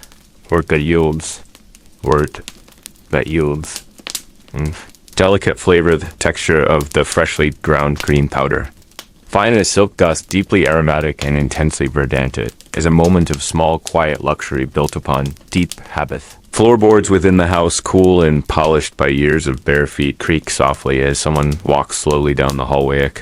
Creak is a tiny sigh, a record of age, and use the acoustic memory of the structure itself. Wood beneath the feet is slick, smooth, worn down into shallow depressions, where countless generations paused or turned. It is a history felt through the solace of the feet rather than read in books. Consider the life of the traveling official making his rounds between administrative checkpoints. His journey along the Tokaido Road is not an adventure, but a relentless performance of Dutyuk step is measured. Each inn is predetermined, each document checked against the fixed ledger of the shogunate. Dust of the road rises slowly behind him. In a low, lazy cloud of dry earth it settles, quickly obeying the laws of gravity and stillness. Sound of his pony's hooves muffled by the thick layer of packed dirt, a dull thudding rhythm that is almost hypnotic in its persistence. Thud, Thud movement is slow, precise the pace, set by the need to conserve energy and strictly adhere. To the schedule carries a large folded map marked with careful brushstrokes, indicating specific stops and forbidden areas. Paper of the map is thick yellowish, resistant to tearing, folded and unfolded so many times that the creases have begun. To fray soft lithe journey is marked by the presence of the seikisho. The official barrier station share the profound weight of Tokugawa control is felt most keenly guards dressed and simple. Dark kimonos stand silently, their faces impassive. By the wind and the sun they scrutinize the travel papers, the small hand-drawn portraits, and the official seals. Process is agonizingly slow, measured by the passage of the sun and the meticulous inspection of every minute details silence at. The checkpoint is heavy, only the faint whisper of wind through the surrounding pine trees breaks the stillness. Pine needle drops silently onto the ground, unnoticed by the standing guard. Bear here smells of damp wood resin and old dried ink. The official odors of surveillance traveler waits patiently, standing perfectly, still knowing that any sign of impatience or undue haste would only prolong the processions. Shadow lengthens slowly as the morning progresses, stretching out thinly. Across the dusty ground, shadow itself seems regulated, obedient.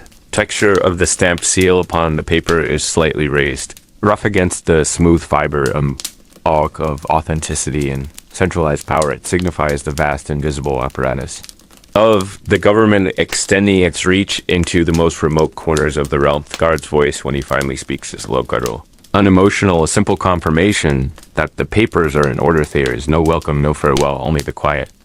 Command to proceed, slow, deliberate folding of the documents, the placing them back into the oiled paper, wrapping a ritual of safekeeping and respect for regulation.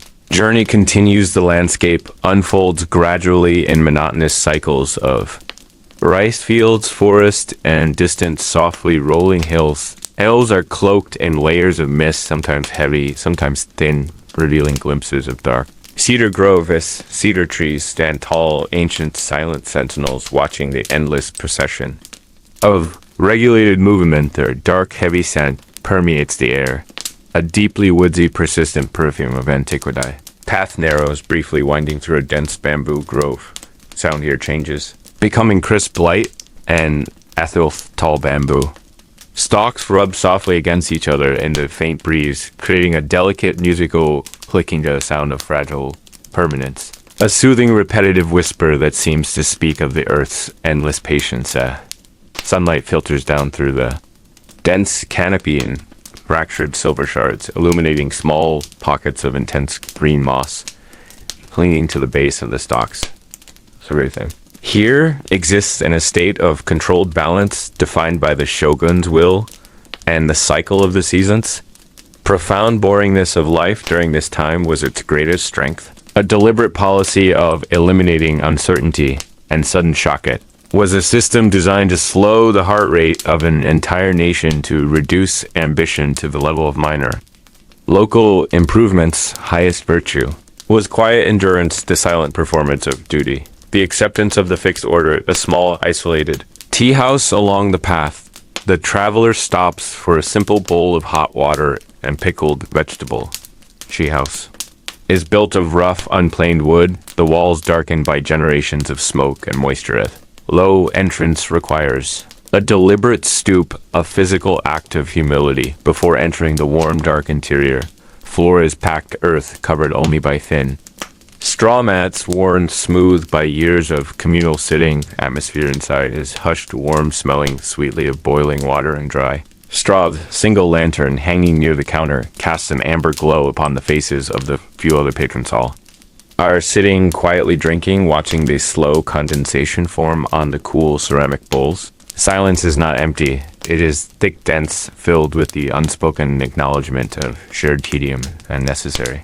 Caution, no one speaks loudly, no one makes sudden movements. The stillness is respected. The old woman who serves the water moves with a slow, efficient grace, years of repetition. Having perfected her motion, sure kimono is faded, simple, her face etched with the fine lines of relentless physical labor beneath the sun. Is an embodiment of the era, a quiet machine of serviceth. Heat of the ceramic bowl warming the hands, a small anchor in the cold, uncertain world. Taste of the hot water is clean mineral distinct. It washes away the dust. And the dryness of the long walk, a momentary respite before the duty calls. The traveler rises slowly without hurry, performs a silent bow to the old woman and exits back into the slow procession of the road, sound of the wooden shingle roof. Of the tea house, gently cracking, as the morning sun finally warms the wood is the only farewell, a tiny sound of expansion and contraction. A small adjustment of the material world to the heath. Vast sky overhead is now a pale, washed-out blue infinite, and indifferent to the affairs of the low human world.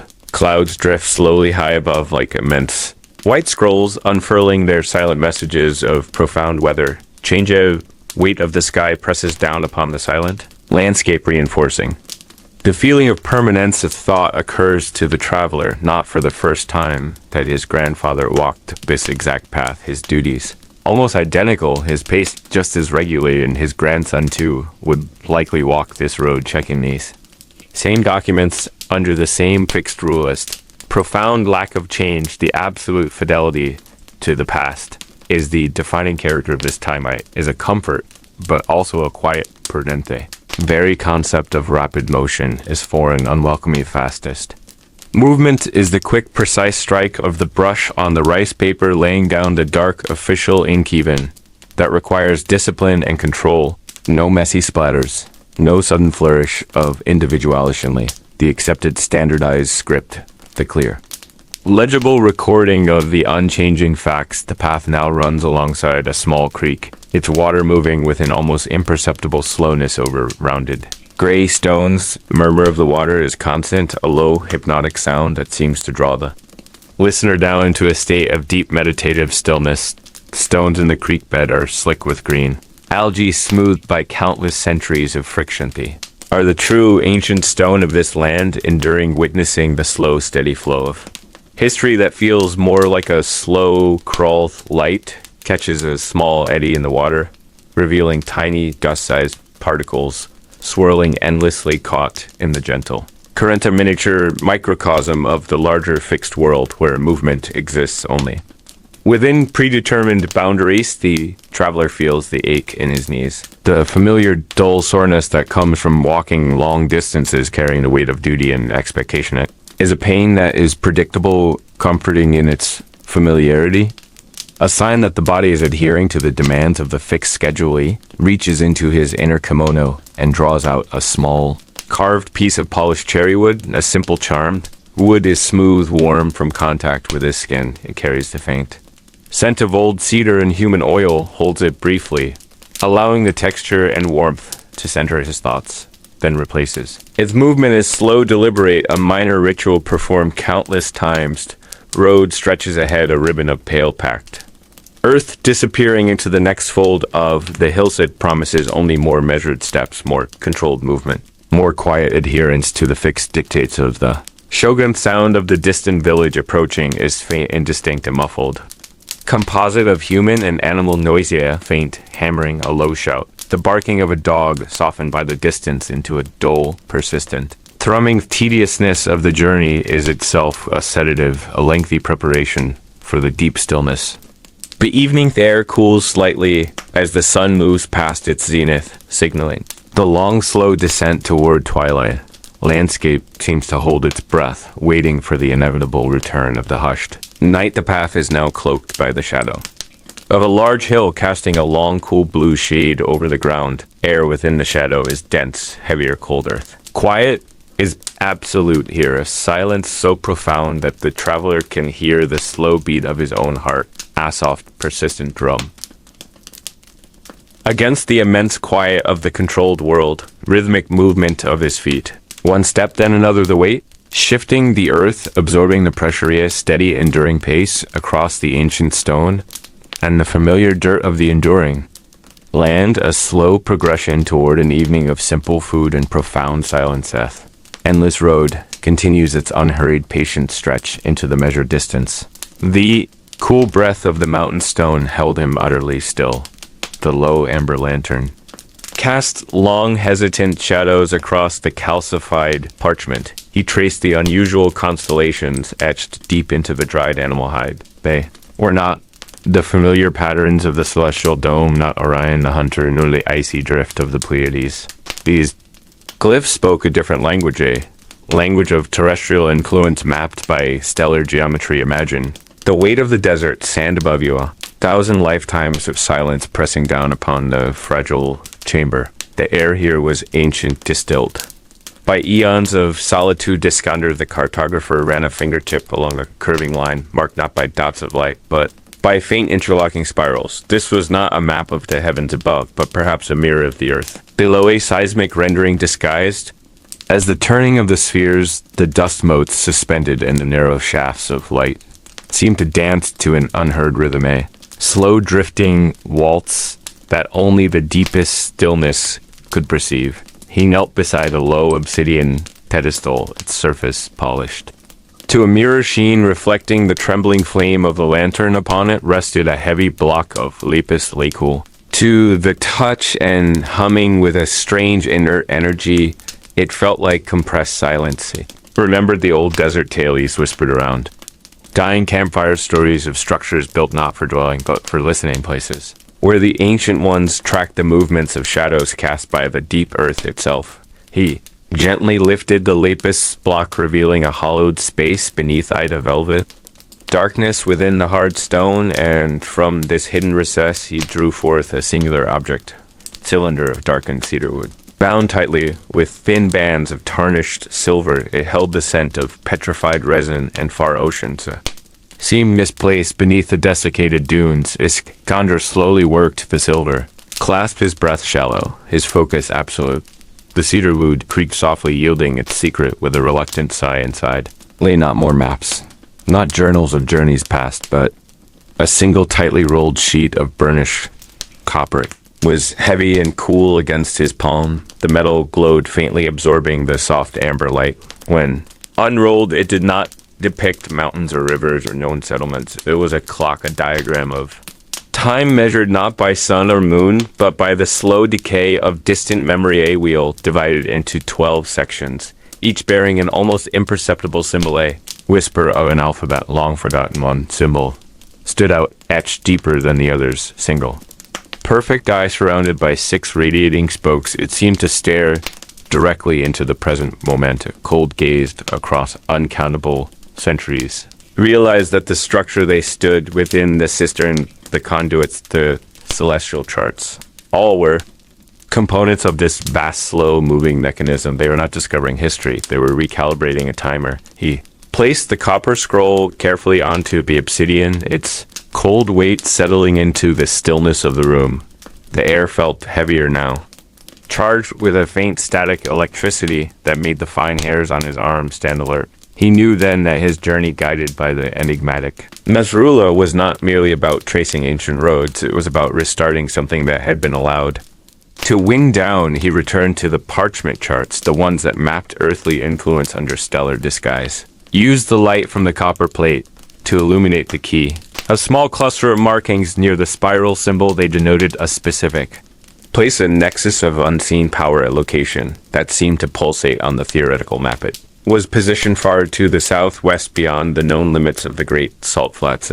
Placed the legends called the threshold of whispering sands. He traced the coordinates with a steady finger. They were unsettlingly precise to find by shadows and alignments that could only be observed from this very chamber. This was the next stage of the journey. Path revealed not by human guidance, but by the turning of a cosmological key. He packed the copper cylinder, securing it gently within his travel sack. Lapis block rested heavily back upon the obsidian altar. The silence returned, instantly thick and unbroken.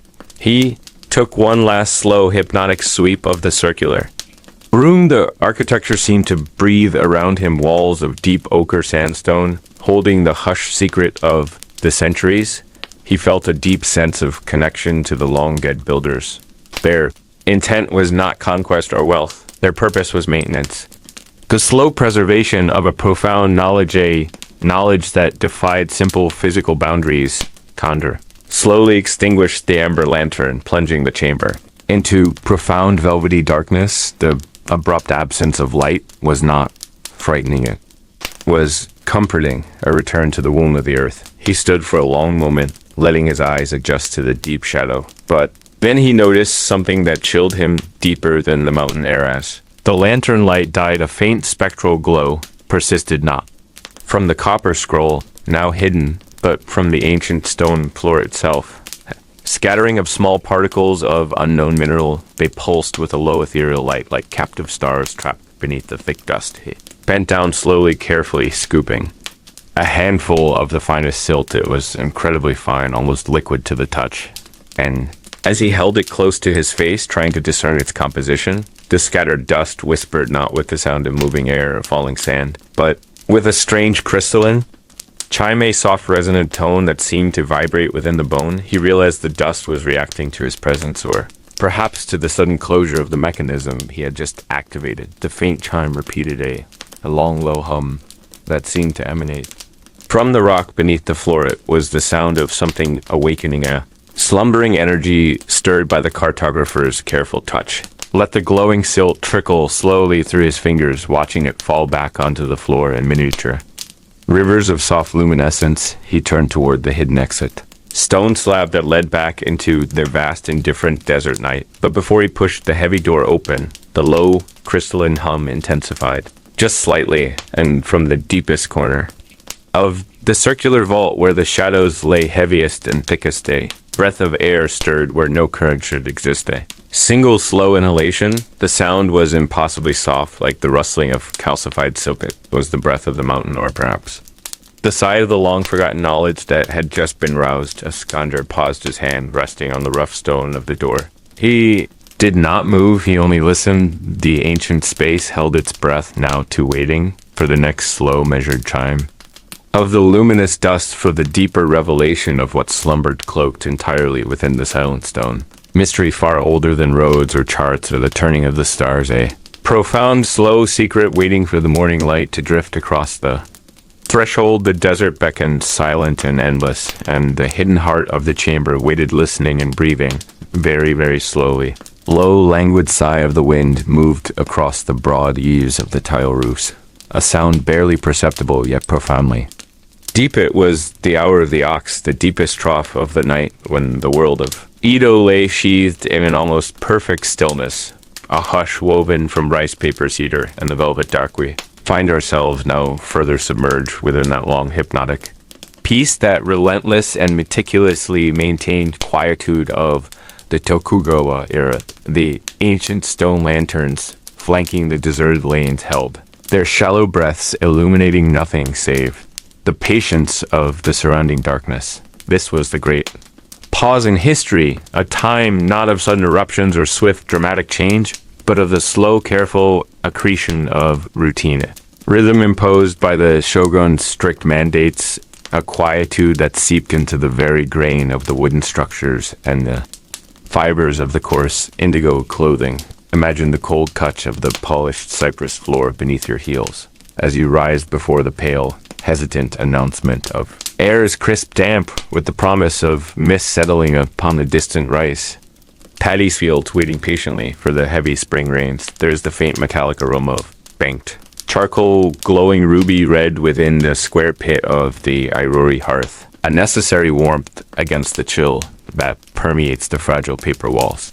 A rigid geometry of the tatami mat stretches out before you, a grid of woven comfort, measuring the distance between one duty and the next. Every action here is governed by a logic rooted in endurance, the long view that prioritizes stability above all fleeting freedoms, the tedious slow work of maintaining the social order, the careful observation of required propriety, the meticulous accounting of every single penny earned and spent. It is in these minute observations that the true weight of the Tokugawa centuries resides, not in grand battles, but in the monotonous necessity of daily existence. Consider the life of the lowest ranked retainer, a samurai, who is known only piece force to calculate the precise angle of his bow to a superior, whose lineage is only slightly more impressive. His heavy sword, the daisho, sits carefully upon its rack, an artifact of violence. Now transformed into a symbol of quiet unemployment, it is a burden to maintain a polished reminder of duties that may never be called upon. A sheath of black lacquer, reflecting the dim light with unnerving clarity. He stirs the ash in the hearth with a slender iron poker. Listening to the almost silent movement of his wife preparing the morning meal behind the shoshi screen, the simple taste of preserved daikon, the bitter warmth of the coarse green tea, these are the anchors of his day. Unbreakable, repeated infinite. There is no need for haste for the world outside. His compound moves with the same deliberate, slow drift. The gates of the great city are locked until the proper time. Announced by the deep resonant tolling of the temple bell, a sound traveling miles through. The cold morning air that sound itself is a promise of continuity, a guarantee that today will be exactly like yesterday, and that tomorrow will follow its predictable course. We follow the sound, now letting its low reverberation settle into the deepest chambers of the mind, easing the quickening pulse, the city of Edo resting cloaked beneath its heavy mantle of enforced tranquility demands of its inhabitants a profound and constant patience. Imagine yourself walking down a narrow back alley where the damp flagstones reflect the pale glimmer of the paper lanterns swaying softly. The drains run sluggishly, carrying away the remnants of last evening's quiet lives water, moving slowly from shadow into shadow.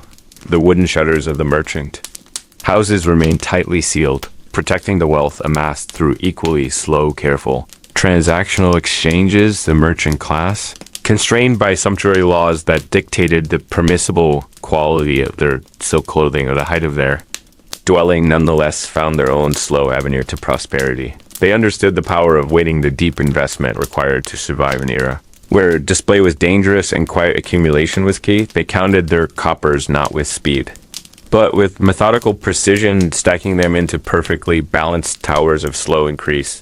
The smell of soy sauce and stored dried fish hangs faintly in the air, a savory reminder of the simple sustenance that fueled this patient empire we breathe. Deeply taking in the scent of the centuries, the damp earth, the cedar, the ancient polished wood. The world we observe is designed to soothe the restless spirit by demanding an almost total surrender to structure. No passion is allowed to blaze brightly.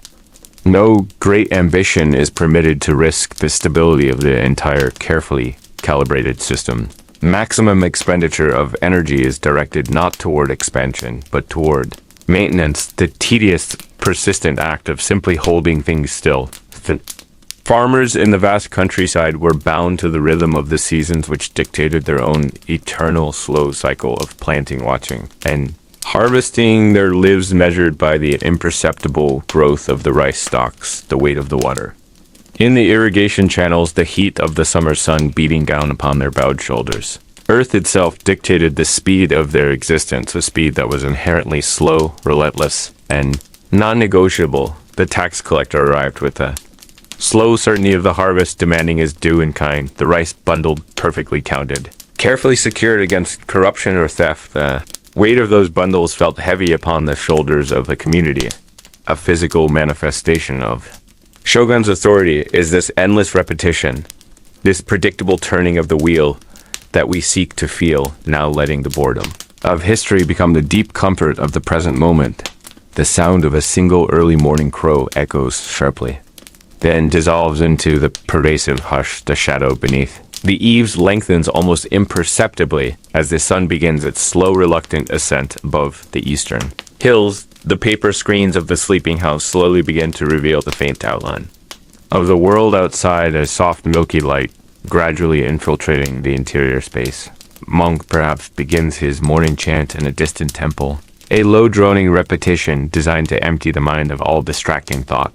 The cadence of the sutra is slow, meditative, measured, a sound perfectly suited to the pace of this cloaked and silent age. We rest now in the stillness, this immense quietude allowing the centuries of Japanese calm to wash over the hurried edges of our modern minds. There is no need to rush, no alarm to heed, no urgency in this place of ancient wooden walls and low whispering light.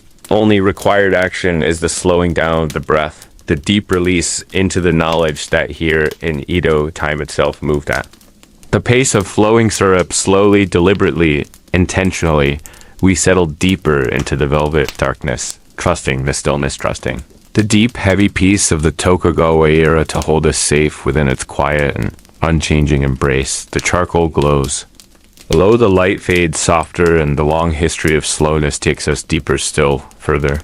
Away from the demands of waking consciousness, deeper into the slow, unfolding quiet.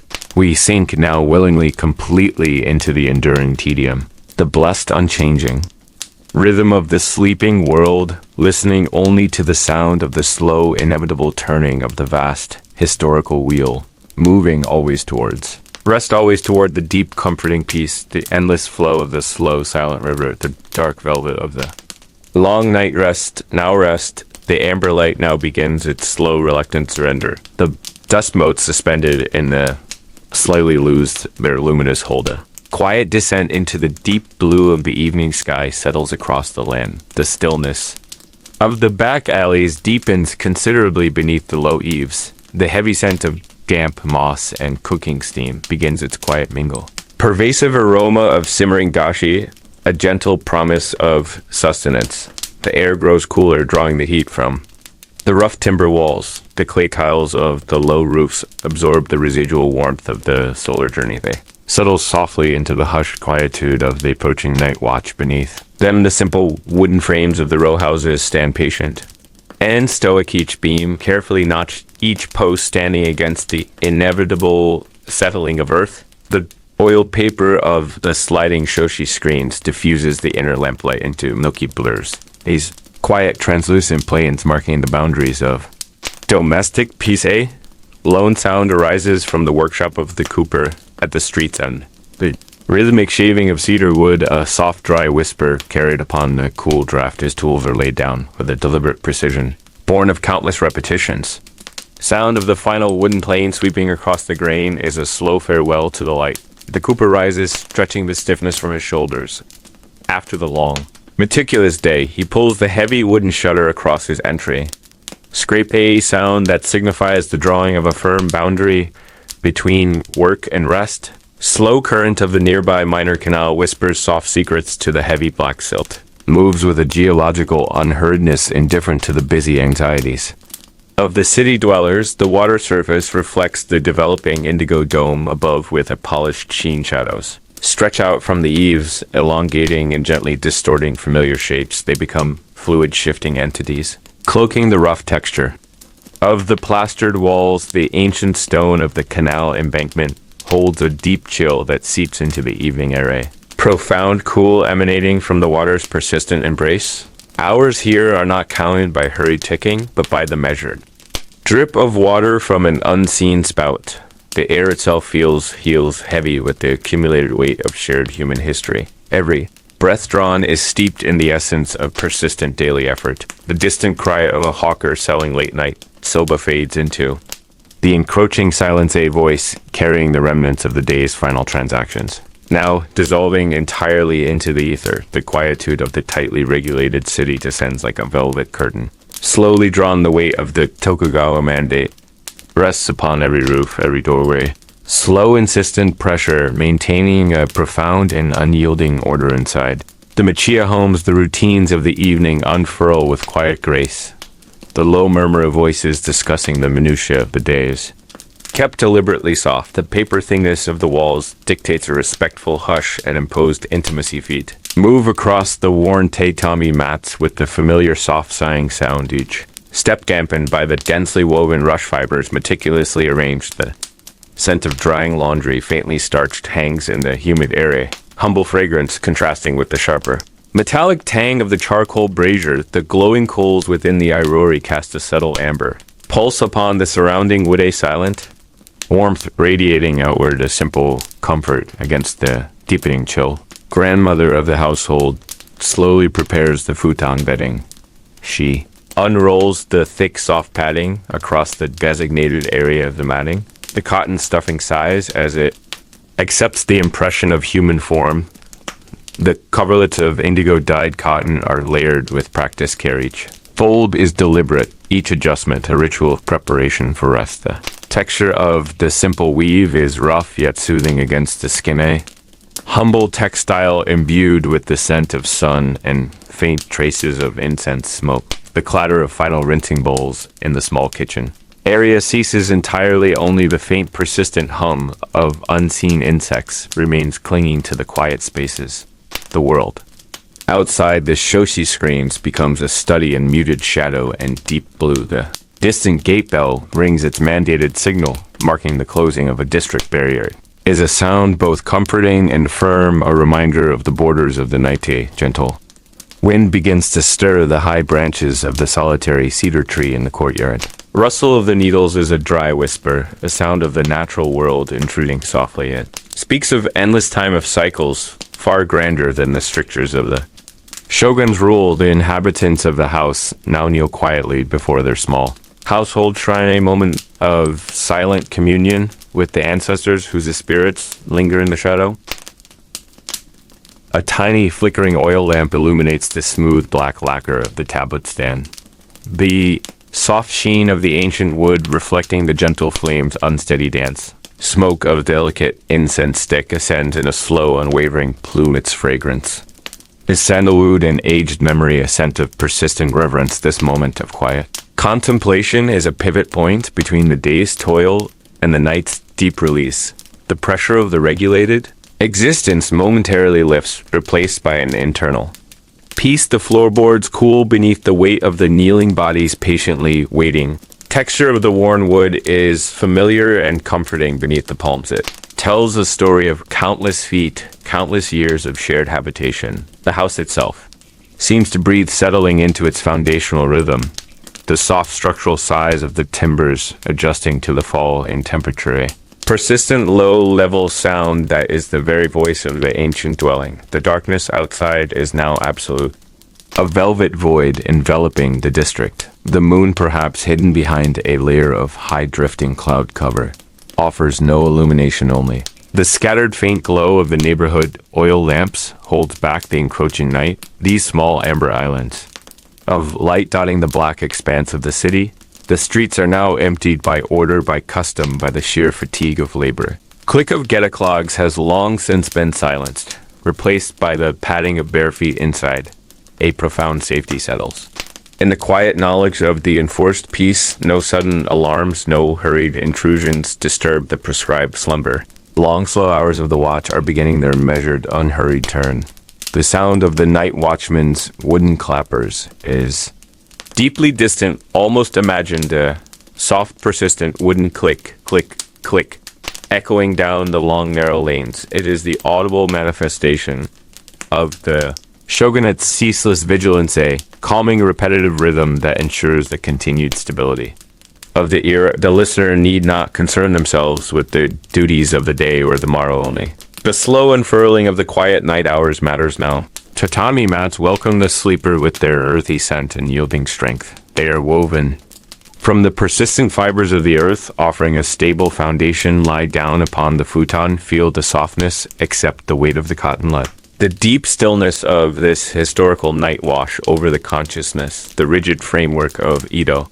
Life paradoxically offers this deep security, a predictable, slow rhythm of existence extending through generations. The smooth silk collar of the simple sleeping kimono rests coolly against the neck. Sensation is delicate, fleeting, yet utterly real.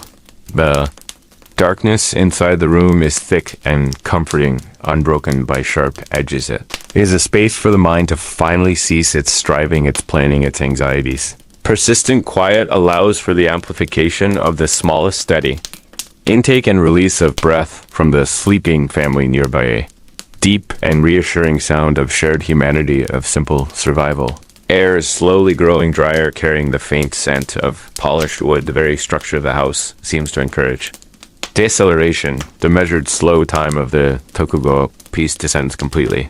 Light from the corridor lamp is barely visible, a sliver of pale yellow at the screen edge. It is a gentle barrier against the absolute darkness of the midnight hour feel. The heaviness of the limbs, the slow drawing down of all energy. World outside the dwelling continues its unhurried revolution around the axis of stability. Minor canal water still whispers against its ancient stone banks. The high clouds still drift across the unseen moon, softening its occasional light. All things proceed in their prescribed order and their tedious perfection. Persistence of the slow agricultural cycle underlies the city life. The rice fields far away are patiently awaiting. The next dawn, the next watering, the rhythms of the natural world anchor the artificial rigidity of the human structure. Deep sleep state mirrors this deep historical stability, quiet period of profound absence of conflict, of imposed stillness. The mind begins to relinquish its hold on the immediate, and the temporary it sinks into the profound velvety depth of the Edo nightlet. The sound of the distant watchman's clappers be the final tether, gentle metallic wooden sound, slowly receding, slowly diminishing. The weight of time is heavy and slow and utterly dependable. There's no haste, no urgency in this regulated sleep, only the vast expanse of the quiet, uninterrupted dark. The scent of the tatami is a lullaby, an earthy, simple assurance. Fibers woven tightly together, holding the sleeper secure. Let the body become one with the stillness of the room. Long, slow hours are passing imperceptibly smoothly. The persisting cold of the ancient stone foundation seeps up from the ground. It is a reminder of the enduring nature of the earth beneath the transient wood and paper. This deep, slow cold anchors the entire structure, the entire. Here nothing moves quickly, nothing changes sharply in this ordered world. The slow, deliberate pace is the key to the long peace embrace, the predictability, the deep, boring repetition. It is in this tedious rhythm that true rest is finally found. The shadows are complete, the amber lamps have dimmed entirely, only the inner light of deep rest remains persistent and steady. The flow of time is now measured in the depth of the inhalation and the slow, complete release of the exhalation. A steady rhythm mirroring the persistent, slow beat of the water against the silt. The sound of the distant wind in the cedar tree is now merely a soft, continuous hush. A natural breath passing over the needles, quietly, entirely unconcerned sink further into the depth of the woven matting and the soft cotton embrace. The sleep is cloaked in the silent assurance of the enduring Edo structure. A silent velvet peace settles upon the entire dwelling in the sleeping city. The final thought dissolving into the profound and quiet dark embrace, the slow, persistent slowness of this regulated historical time rests deeply. Within the unhurried turning of the Tokugawa night, the hushed air of the cavern clung heavy and cold to the skin. It was a profound stillness woven from deep earth and the absence of all surface sound. The descent continued down a throat of slick black shale polished by the slow passage of water over untold ages. Each breath drawn tasted of mineral sleep and the ancient iron heart of the mountain itself. We moved like specters through the velvet dark, guided only by the meager flicker of the oil lamp, which seemed to consume its own light. The walls were etched not by human hand, but by the slow, relentless pressure of time, carving veins of quartz and mica that shimmered with faint internal phosphorescence. This was the subterranean sanctuary, the cloaked interior where geological memory superseded all human history. The path opened finally into a vast, echoing chamber, the ceiling lost entirely above the limit of the lamp's fragile reach. Here the quiet intensified, becoming a weighted blanket pressing against the drums of the ear, a complete negation of sound. The floor was a sheet of obsidian glass reflecting the minimal light back into the darkness, doubling the sensation of infinite space. In the absolute center rested a structure of pale alabaster, snow white against the black polished stone. It was an altar perhaps, or monumental vessel, defying simple definition, carved from a single block that seemed impossibly perfect. Upon its surface, intricate glyphs lay like scattered grains of silver moonlight symbols that were older than the first pharaohs, older than the concept of script itself. They spoke not of language, but of dimension, of stellar mathematics and geometries that mapped a cosmos unrecognizable to our fleeting gaze. The stone radiated a low, pervasive warmth, a subtle amber pulse that felt both electric and utterly soothing. As we drew closer, the air around the altar began to vibrate with a barely perceptible tremor. A harmonic frequency felt deep within. The chest cavity was the sound of something immense, something impossibly slow moving far below.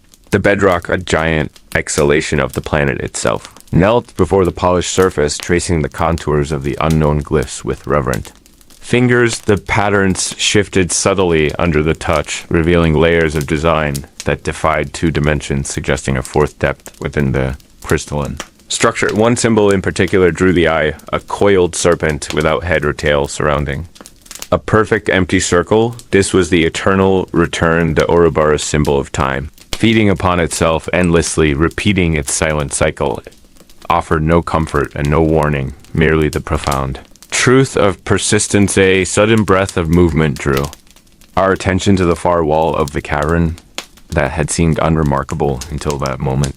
The solid stone surface seemed to ripple, dissolving its hard edges into a liquid sheen.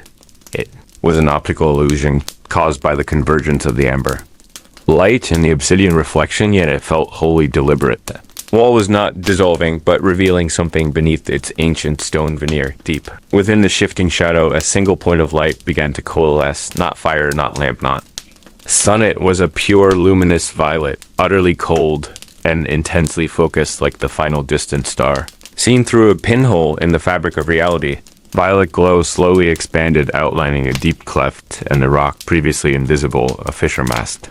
By the millennia of mineral deposit, this was a doorway not hinged or carved, but simply absent, a passage opening into something deeper, more elemental than the chamber we inhabited. Harmonic tremor intensified, urging us forward into the beckoning void of purple light. The scent of the air changed, losing the iron and mineral notes, replacing them with the fragrance of ozone and something akin to blooming desert jasmine on here. Of and impossible at this depth, we stood suspended between the known immensity of the obsidian room and the unknown promise of the violet. The glyphs on the alabaster altar seemed to glow brighter, warning or perhaps welcoming our silent hesitation. Silent impulse urged us to leave all pretense of the surface world behind, to shed the heavy cloak of identity and step across the threshold. The light pulsed once more, slow and deliberate, and in that moment of violet expansion, the smooth obsidian floor before the passage began to reveal entirely inscription, entirely unseen before it was a single word etched not into the rock but appearing to hover above it, a vaporous message. Suspended in the cold air, the characters were Phoenician yet ancient, almost primordial, their meaning obscure yet deeply felt. It was the word for echo. We could not tell if the echo referred to the silence we had entered or the voice that awaited us beyond the violet threshold, the path stretching forward into the absolute dark of the still sleeping world. A mystery unfolding slowly, imperceptibly across the waiting years. The air hangs heavy, a shroud of profound indigo. The stillness of the hour of the tiger grips the wooden city. Absolute silence dictates the depth of slumber. Candace slumbers beneath a thick winter breath of slow inhalation. Only the skeletal rattling of a distant night watchman's clappers echoes faintly. Our measured, slow, deliberate marking time, not for urgency. They mark time for compliance. For the maintenance of the great peace compliance, the deep unspoken law of the Tokugawa age, the peace that demanded silence, demanded order, demanded profound sameness. No sound of trade yet stirs the narrow streets. No whisper of the rice merchant. No call of the fish seller disturbs this sacred pre-dawn void. A scent of wet earth and cooled charcoal embers permeates the thin walls of the Nagaya. The paper windows, the shoshi screens are frosted, etched with the pale calligraphy of the cold moonlight.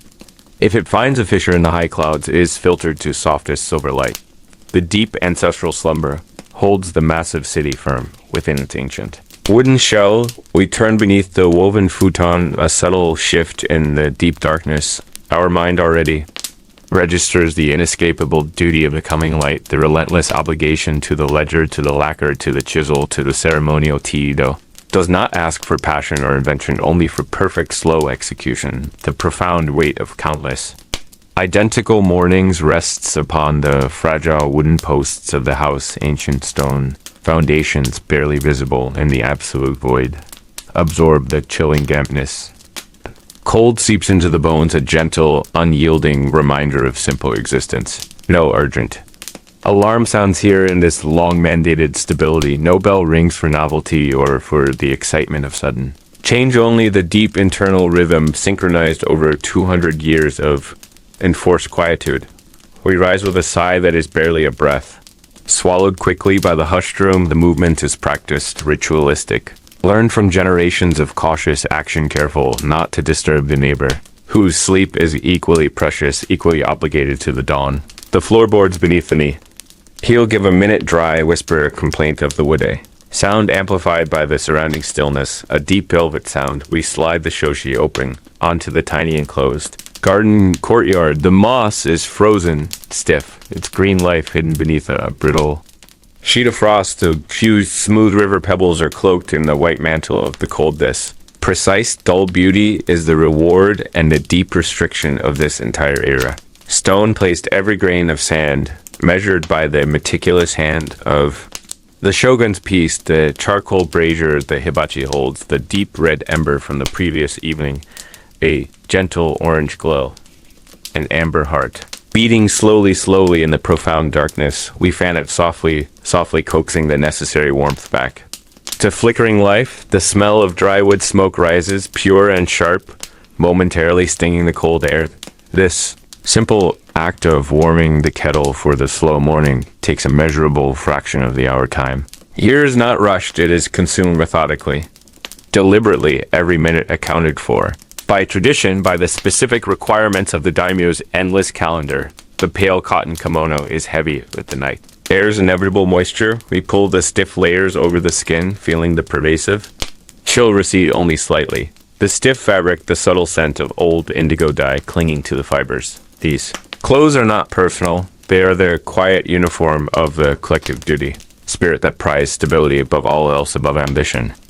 Above change, above speed, we wait for the water to sing its tiny vaporous song, its first soft whisper. Steam rises a silver column into the dark rafters high above a private ritual observed only by the sleeping shadows and the persistent cold. The water must be perfect hot enough for the preparation of the simple morning gruel. Tedious sustenance that fuels another day of profound, predictable labor. Slow grinding monotony, the true engine of the enduring Tokugawa system. The cold light begins to leak through the eastern sky, a pale gray wash of expectation. The black silhouette of the rooftops against the horizon shifts from void to outline. See the shape of the city emerging from the sleep of duty, the faint repetitive clang of. The first temple bell drifts through the newly wakening air, one deep resonating note followed by an expansive silence. Then another note, slower than the last, heavier than the last, marking the inevitability of the tedious dawn. The rice gruel is consumed. Slowly, without haste, without hunger, without passion, it is consumed because the body requires the fueling for the scheduled work. The taste is mild, almost non-existent, a bland, comforting certainty. The world outside begins its own slow, hesitant stir, the muffled sound of wooden shutters being meticulously unbarred. The scraping of a broom against the hard-packed earth of the neighboring alleyway. The heavy tread of the first necessary governmental courier passing on the main street. Their steps are dictated by schedule, by mandate, by the need for perfect timing, their documents sealed with the weight of a shogunate, their journey predetermined. The very structure of the city demands this adherence to the unchanging path. The craftsman must mend. The paper screen today, exactly as he did yesterday. The accountant must balance the scroll today, exactly as he did the day before it. Deep comfort of knowing precisely the requirement of the forthcoming hours. There is no room for surprise, no space. For innovation, no tolerance for deviation. Only the slow, persistent turning of the great wheel of compliance. We take the inkstone, rubbing the black sumi stick with slow, steady circular motion. The water mixes with the carbon, forming a deep, lustrous black liquid, a quiet moment of absolute focus before the demands of the ledgers begin. The ink must be exactly the right consistency, dense but flowing ready. To accept the brush ready to record the slow movement of rice and coin, the brush itself rests lightly in the fingers, an extension of the practice hand. Cold morning light finally permeates the small workspace, illuminating the precise dust motes dancing in the amber shafts of the weak sun. The day stretches ahead long and meticulously. Ordered a calm sea without horizon, a landscape of required patience and unending detail. This is the life, this is the peace. This is the silent, enduring weight of Edo. Hypnotic repetition of the ancient stone, the velvet hush of the morning we inhale. The last vestiges of the charcoal smoke before we begin the inevitable task. Task that defines this life, that defines this system, that demands the deep, slow slumber until tomorrow's identical awakening. The darkness clung heavy to the eaves. thick velvet blanket drawn tight against the world outside the compound walls of the samurai. Residents inside the narrow showing chamber was single. Chokin lantern cast a tired amber glow struggling against the oppressive night air. The oil was nearly spent, the wick sputtering a slow farewell, sending subtle smoke tendrils up toward the high rafters. Silence was the true ruler of this hour, deep, pervasive. Hush that swallowed even the sound of breath, making the simple act of existing feel profoundly. Loud low lacquer tables stood centered on the tatami mattingets. Polished surface reflecting the wavering flame like a dark, still pond disturbed only by the slightest ripple resting. Beside a stack of brittle rice paper scrolls was the meticulous Sumi brushets, fine sable hairs drawn to a perfect disciplined point. The inkstone waited patiently, a solid slab of cool river slate holding a small pool of jet black liquid. This ink was the congealed essence of countless hours ground slowly and steadily. From the dry stick mixed with drops of cold mountain water, it carried the faintest whisper of pine pseudo-mineral perfume of duty and detailed record, keeping the odor of the long piece. The weight of time was etched into the grain of the wood, into the pale scars on the bamboo flooring, into the very air suspended here since the dawn of the era. The official known simply as Kenji sat motionless, his posture perfect, despite the lateness of the hour's robes draping in clean, unmoving lines. He was a keeper of the registersa, low-ranking retainer, tasked not with glory or conflict, but with the tedious architecture of stability. His existence was a series of careful repetitions, docketing the transfer of rice, quotacenting the repair of irrigation, canals recording the inevitable slow births and quiet deaths. Paper before him bore the faint watermark of the shoguns. Censors thing translucent squares, designed only to hold names and numbers, dry statistics of existence he did not write. Noah's hand paused, hovering above the surface, allowing the mind to drift in the quiet currents of exhaustion. Light caught the dust motes spinning lazily above the table, each particle atney satellite in the vast dark orbit of the rune dancing in the narrow cone of light. He remembered the feel of the paper earlier that day, rough, slight rasp beneath his fingertips. Way the ink immediately bled into the fibers, making the commitment permanent. Sound emerged from the deep shadows beyond the sliding doors, a slow, deliberate creak of aged timber, settling deeper into the earth, confirming its enduring presence. This house had stood longer than 3 generations of his familiar stoic. Witness to the unchanging ruleless, slow, reliable pulse of the Tokugawa machine, Kenji thought not of politics or high dramathos. Lofty concerns were reserved for the distant daimyo in Edo, the faceless men in the castle. He thought only of the next column of figurist discrepancy and the silk tax from the northern province's necessity of flawless reconciliation. The bureaucracy of the shogunate demanded accuracy, demanded patience measured not in days, but in decades. It demanded a profound acceptance of the mundane. It was the quiet weight of this detailed, boring life that secured the long peace heavy. Endless copying and recounting that prevented chaos if one number was wrong, if one name was misspelled. The ripple effect might disturb the vast stillness. He lifted the brush once more, feeling perfect balance of the wooden handle with familiar cool smoothness against his skin. Tip dipped soundlessly into the black pool, absorbing the liquid fuel of administration ready to perform its silent duty. He watched the liquid tension hold to the hair's a perfect sphere of potential gravity waiting for release onto the pale sheet-in. The distancia, a very great distance beyond the high moss-covered, while a dog barked once a sharp, brief intrusion.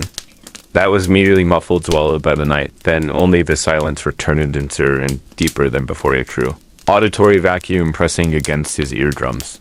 The air was undeniably cold, no winter, asserting its slow, subtle dominance seeping through the delicate paper screens. He felt the chill touch the back of his neck, a reminder of the disciplined austerity of his Lifino fires were permitted in the showing chamber after curfew. Only the low heat of concentration offered warmth. Internal effort required to maintain perfect calligraphia, small furnace burning within the official soul. Each character had to be perfect, a small universe contained within a square boundary written with the precision of a master craftsman. He lowered the brush, slow life tip hovering, just millimeters above the waiting pottery. Monumental tension existing in that short space. Began the first stroke, yet thick downward line of profound stillness. Character for harvest it was a slow, deliberate movement of the wrist knot, the hand movement, practiced thousands of times since childhood until it became an extension of his breathing. Black ink spread slightly upon contact, drinking deep into the fibers, sound of the wet brush on the dry. Pauper, a nearly imperceptible soft whisper. He completed the character's lines, resolute and balanced a tiny monument to agricultural efficiency. This was not Arthur's documentation, but it demanded the same exacting discipline. He moved to the next. Character, rhythm, taking over his body, a hypnotic silent dance of the hand. The minutes dissolved into one another's boundaries between them, blurring and disappearing time. Itself slowing to a near halt in the confined space. Only the steady transfer of information remained at the dry record of the land, meticulous accounting of the rice stores. The choken lantern gave a tiny sigh, the last whisper of the spent oil end.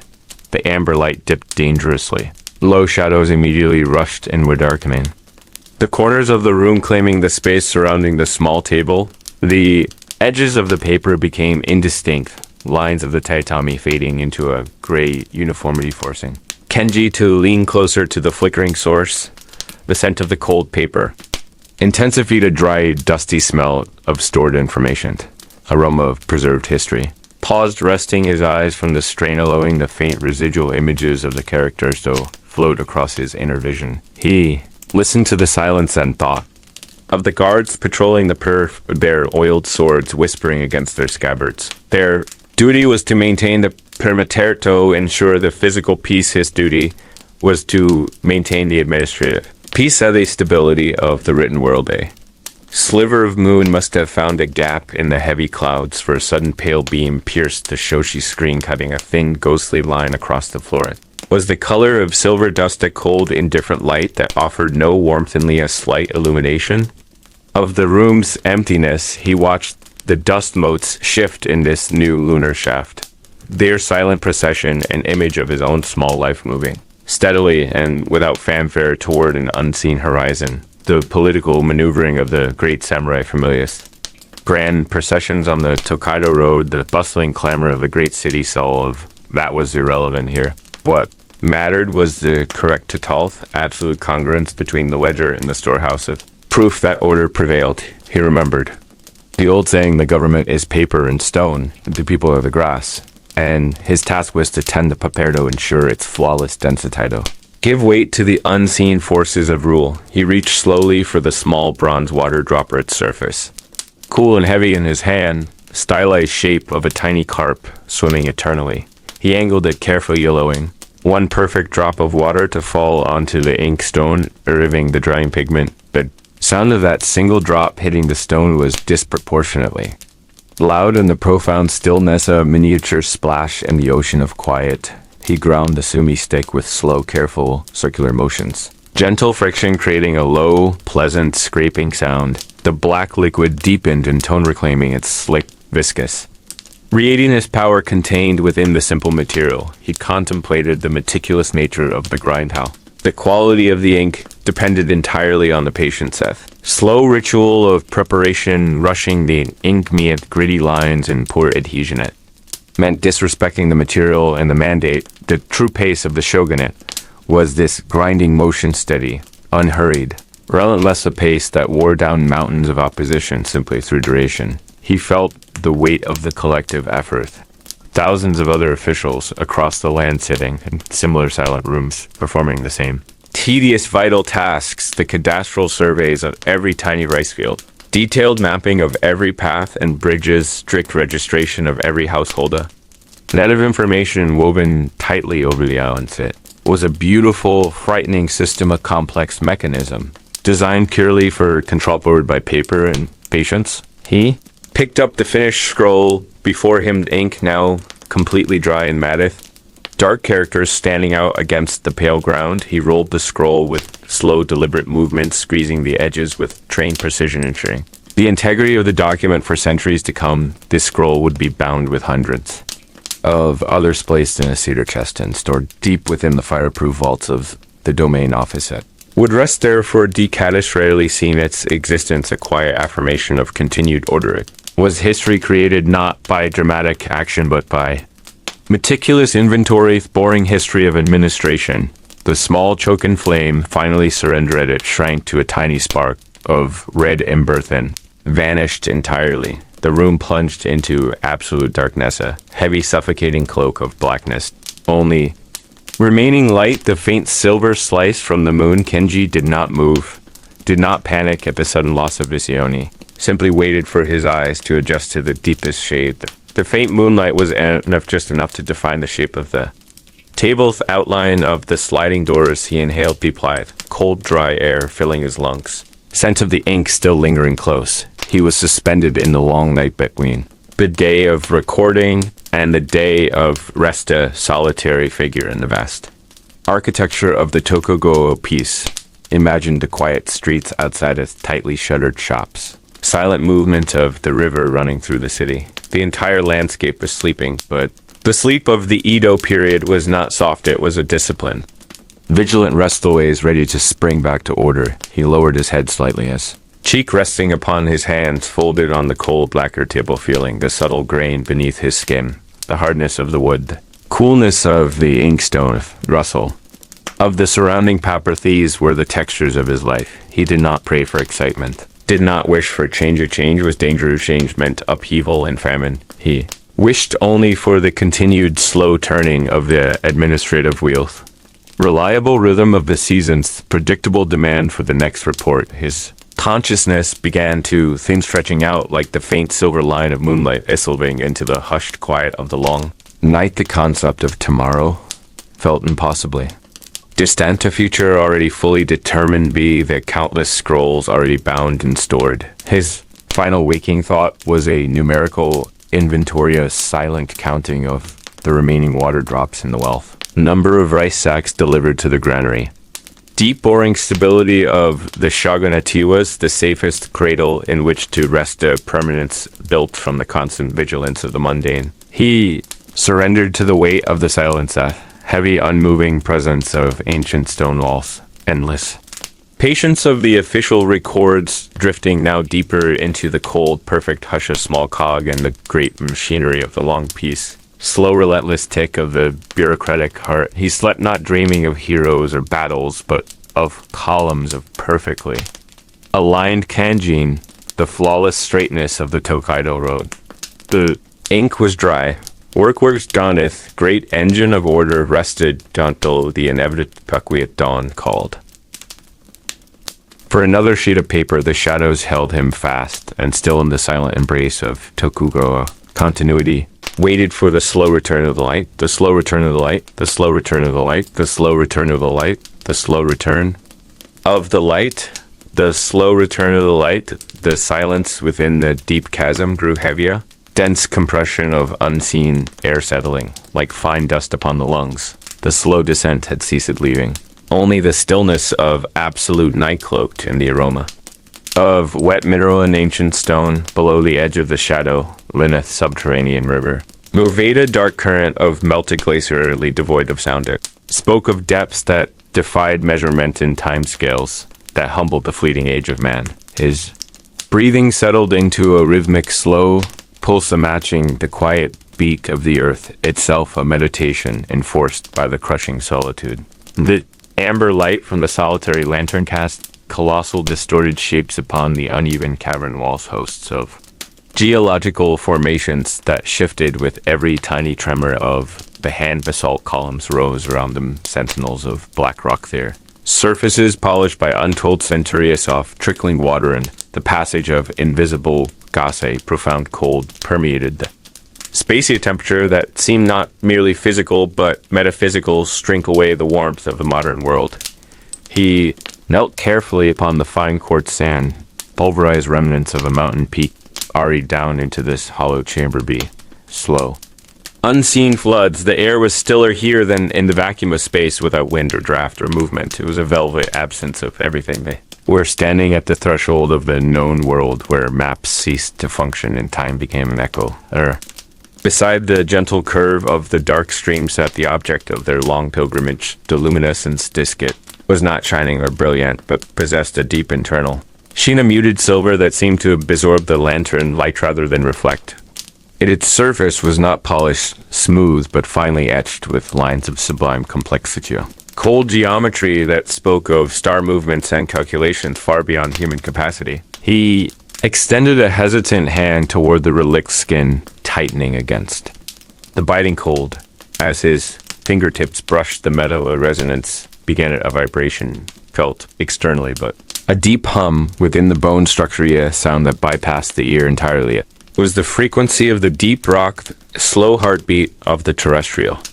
Across the small river beside the disk, which had been utterly silent, seemed to exhale a thin spectral mist rose from the water, clinging low to the surface like the breath of a sleeping dragon. The mist smelled of ancient ozonian rain that fell before civilization began, a confusing fragrance of storm and stillness. The etched lines upon the disc began a slow, subtle change. They did not move visibly, but the light within the metal shifted a silent reconfiguration of meaning. It was demonstrating a living mathematics, a language built not of symbols, but of pure resonance. He drew his hand back, slowly respecting the overwhelming agent, the profound power contained within the cool silver. The low subterranean hum intensified a deep sustained note that pushed gently against the inner eardrum. It was the sound of the world listening, sound of deep stone communication. The air grew heavier, still pressing down upon the shoulders, a mild but pervasive weight of geologic time. He looked up toward the ceiling of the cavern where the blackness held absolute dominion. Lantern light could not penetrate the roof, which felt miles distant, a silent, oppressive ceiling of rock. From that encompassing dark space where the light filleted, a new sound began to drift. It was not the hum of the diskner, the quiet breath of the spectral mystic was a musical tone high, and impossibly pure, a single drawn-out note, sustained without waver or citation. The sound seemed to travel down through the stone, itself a slender silver thread of acoustic energy descending from the unknown above, or perhaps emerging from the depths below. It was a siren song of polished shadow, a long, slow melody of deep earth memory, a sound meant not to awaken, but to lull the listener into profound surrender. Focused on the high, pure note, letting it wash over his consciousness, a slow cleansing wave of deep frequency. Sound pulled at the edges of his attention, inviting the mind to simply let go, to drift gently away from the confines of the body and the gravity of the living world. He felt the cold quartz sand beneath his knees begin to lose its rigidity, booming, soft, yielding, and endless. The silver disc pulsed once, a flash of internal legendal, as the opening of a flower in slow motion. Then the pulsing ceased and the etched lines settled back into their cryptic geometry, but the pure, sustained note continued vibrating, the dense, quiet air sound that seemed to have traveled from the very moment of creation. It was drawing him slowly, but surely, inward toward the source of the high, clear tone, a place that promised nothing less than absolute profound sleep. He watched the curling spectral mist snow reaching higher toward his fascia, silent cold, embrace urging the eyes to close the deep resonance of the ancient chamber, slow, seismic heartbeat and the drifting silver note combined into a single overwhelming sensation. He yielded to the cold pull of the sound, letting the mystery surround him, a soft velvet darkness that invited the weary mind to rest. The note lingered suspect and flawless, a guiding light in the eternal blackness, pulling him gently into the vast hollow silence of the waiting deep earth and the promise of slow emergence. The tiny grinding sound continued to quiet. Endless friction of the sumi stick against the stone. The black lacquer box held the deepest, reflecting the faint saffron light that struggled through the heavy paper of the shoshi screen. We sit together now in this hushed chamber. The air possesses a stillness so profound it felt weighted with forgotten years. It is the hour when the rigid world of Tokugawa sleeps lightly. The machinery of its rule never quite ceases its turn, a slow, deliberate movement, observed only by the few who manage the endless scrolls of required documentation. The ink needs to be exactly right, a deep obsidian black with no trace of wateriness or dissolution. This measured preparation is the true work, more significant, perhaps, than the final stroke of the brush. Itself a perfect black pool accumulating slowly in the cold porcelain. Indento reservoir of bureaucratic memory, you watch the way the water is added drop by careful droppe.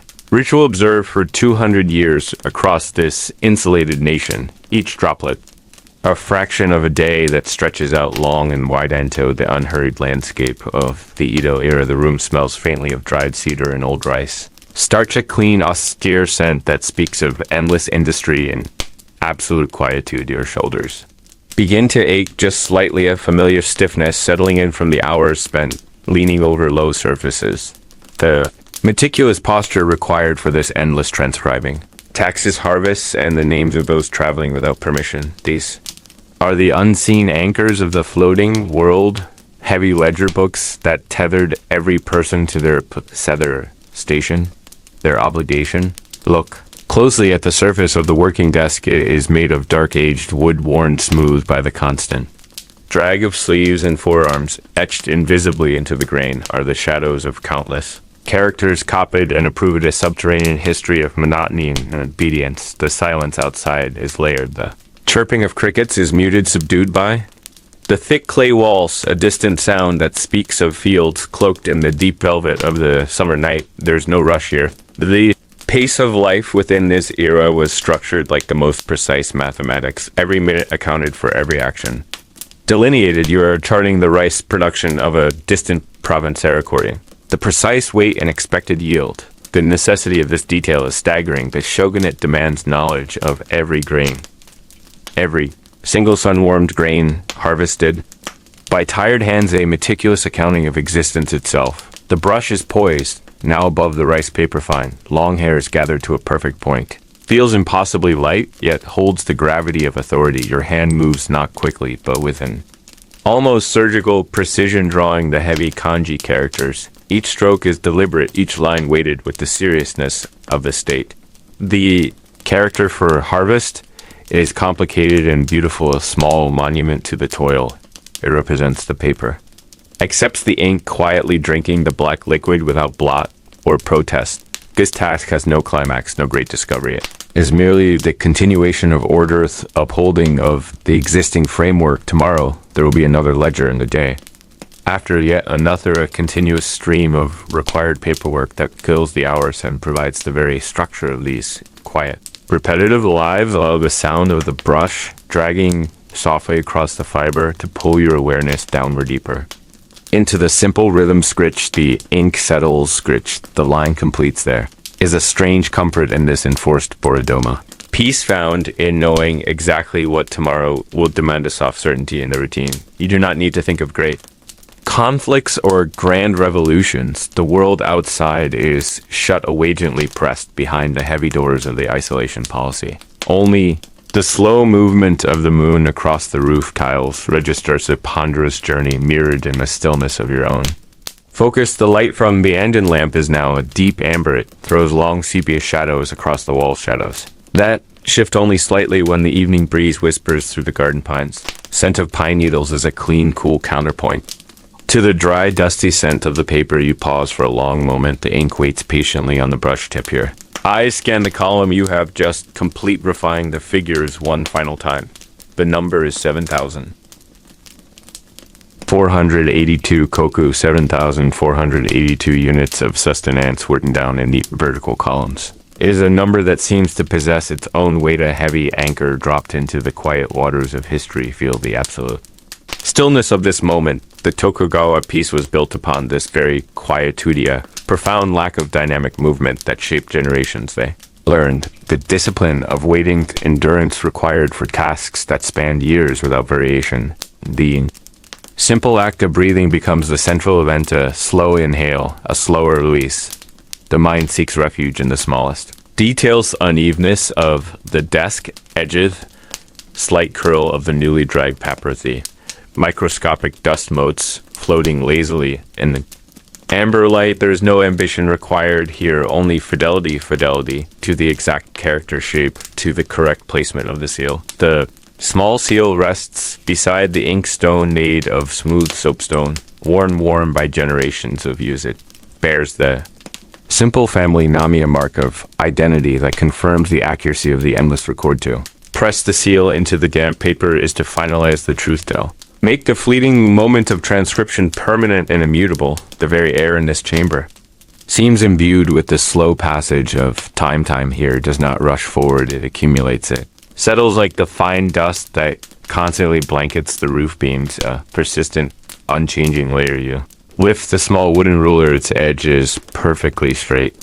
Used to guide the next vertical columnate, deliberate alignment of the next series of characters.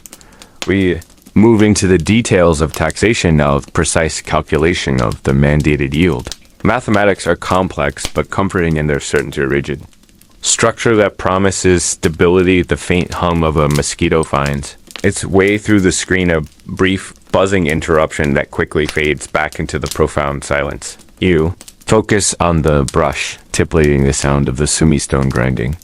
Slightly in the background become the metronome of your slowing consciousness, grind and pause, dip and stroke. The flow of the ink is smooth and predictably a stream of black liquid that tells the story of an entire society. Is society built not on speed or passion, but on absolute enduring order? Let the weight of the endless documentation pull your mind toward rest. Burden of the bureaucracy is heavy, but it is safe. It is a heavy, warm blanket woven from routine and repetition. No surprise awaits. In the pages of the ledger only the expected sequence of numbers and names. The slow methodical work is its own kind of prayer, quiet devotion to the unchanging nature of the closed world. Feel the fatigue settling into your wrists, a deep somnolent. Wait, the characters blur for a momentary release before the focus is gently called back. Amber light encouraged slumber. It warms the periphery of your vision, turning the edge of the world soft and obscured. You are only needed for this. One perfect line, this one quiet calculation, this one precise stroke of the black ink. The rest of the world can wait until the light returns. The Tokugawa piece holds you still and quietly fast within the unhurried rhythm of the writing brush. Scritch only. The sound remains a gentle, steady scratching sound, pulling you deeper into the soft velvet blackness of deep sleep. The heartwood of the cryptomeria held the years deeply within its grain. A faint scent of resin cold and metallic clung to the air near. The heavy lintel beam, this ancient wood felt heavier than stone, bearing the slow cumulative weight of the Tokugawa stillness. Stillness not empty, but filled with the slow sigh of settling rafters and the muted drumming of time. The cypress pillars stood sentinel smooth from centuries of oiling and the brush of passing sleeves. Post was a testament to patience etched not by human hand, but by the slow geometry of decay and preservation. Thickened along the floor where the meticulously fitted tatami mats began to absorb the last light. The woven rush smelled faintly of dry grass, a quiet earthy perfume that promised rest. A single lamp wick, newly trimmed, offered a small amber circle against the encroaching gray. It was the color of old honey slow, spreading its warmth only inches from the oil reservoir.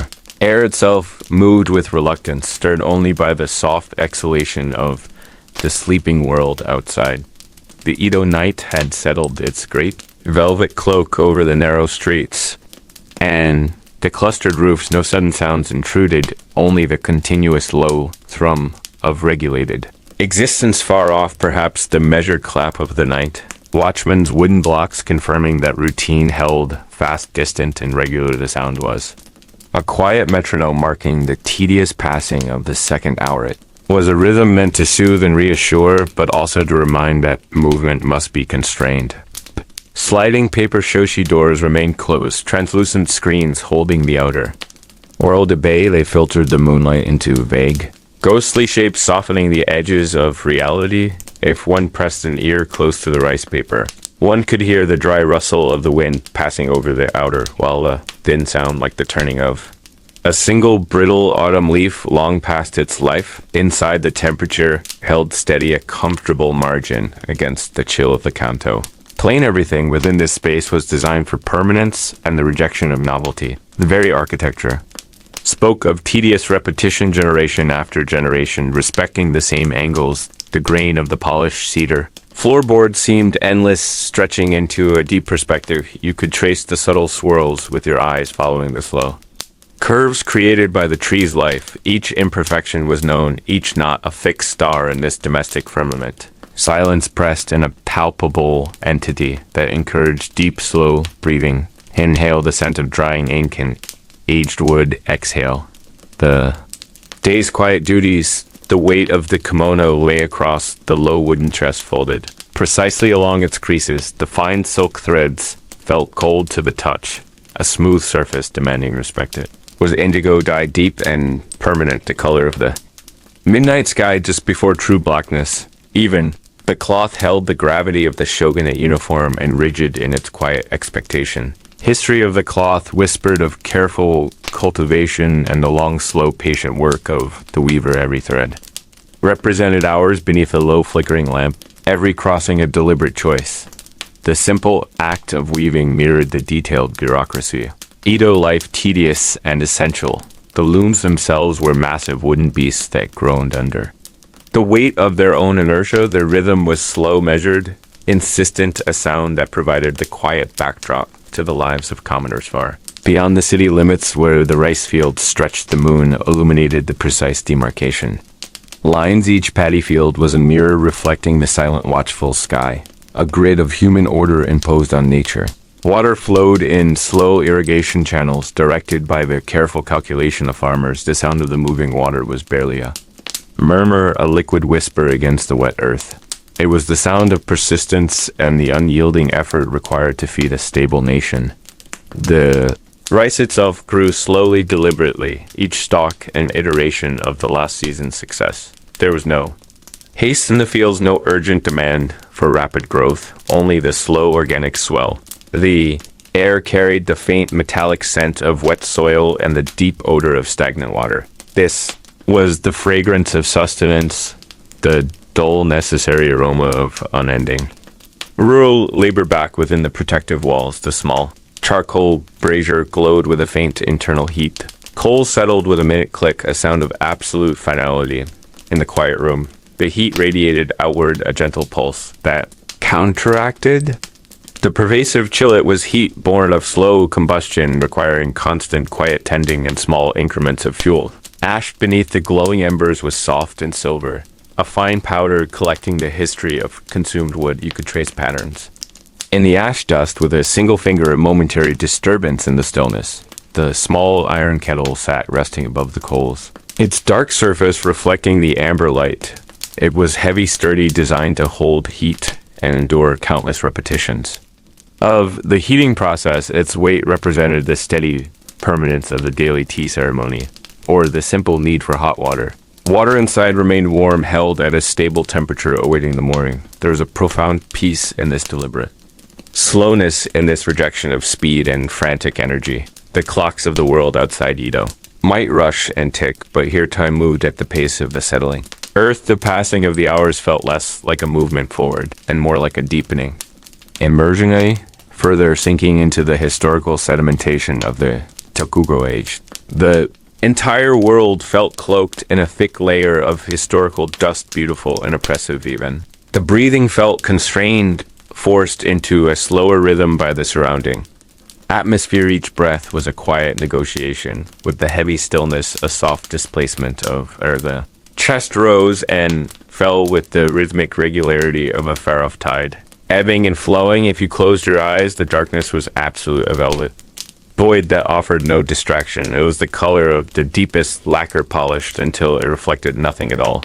Memory of the day began to fade, dissolving into the soft edges of the present moment, the tedious errands, the formal greetings, the endless waiting for superiors to move. All the minutiae of the hierarchical life slowly evaporated like morning mist under a weak sun. Only the textures remained: the smooth feel of the wooden floor, the dry crispness of the paper wall, the subtle pressure of the futon beneath the body, soft yet firm, offering full support. The cotton stuffing within the quilt felt heavy and comforting, insulating the sleeper completely. It smelled faintly of sunshine, and the distant starch used in its final pressing. Bedding was substantial, a cocoon of routine, built for deep, untroubled slumber. The small wooden pillow offered minimal elevation, forcing the neck into a straight line.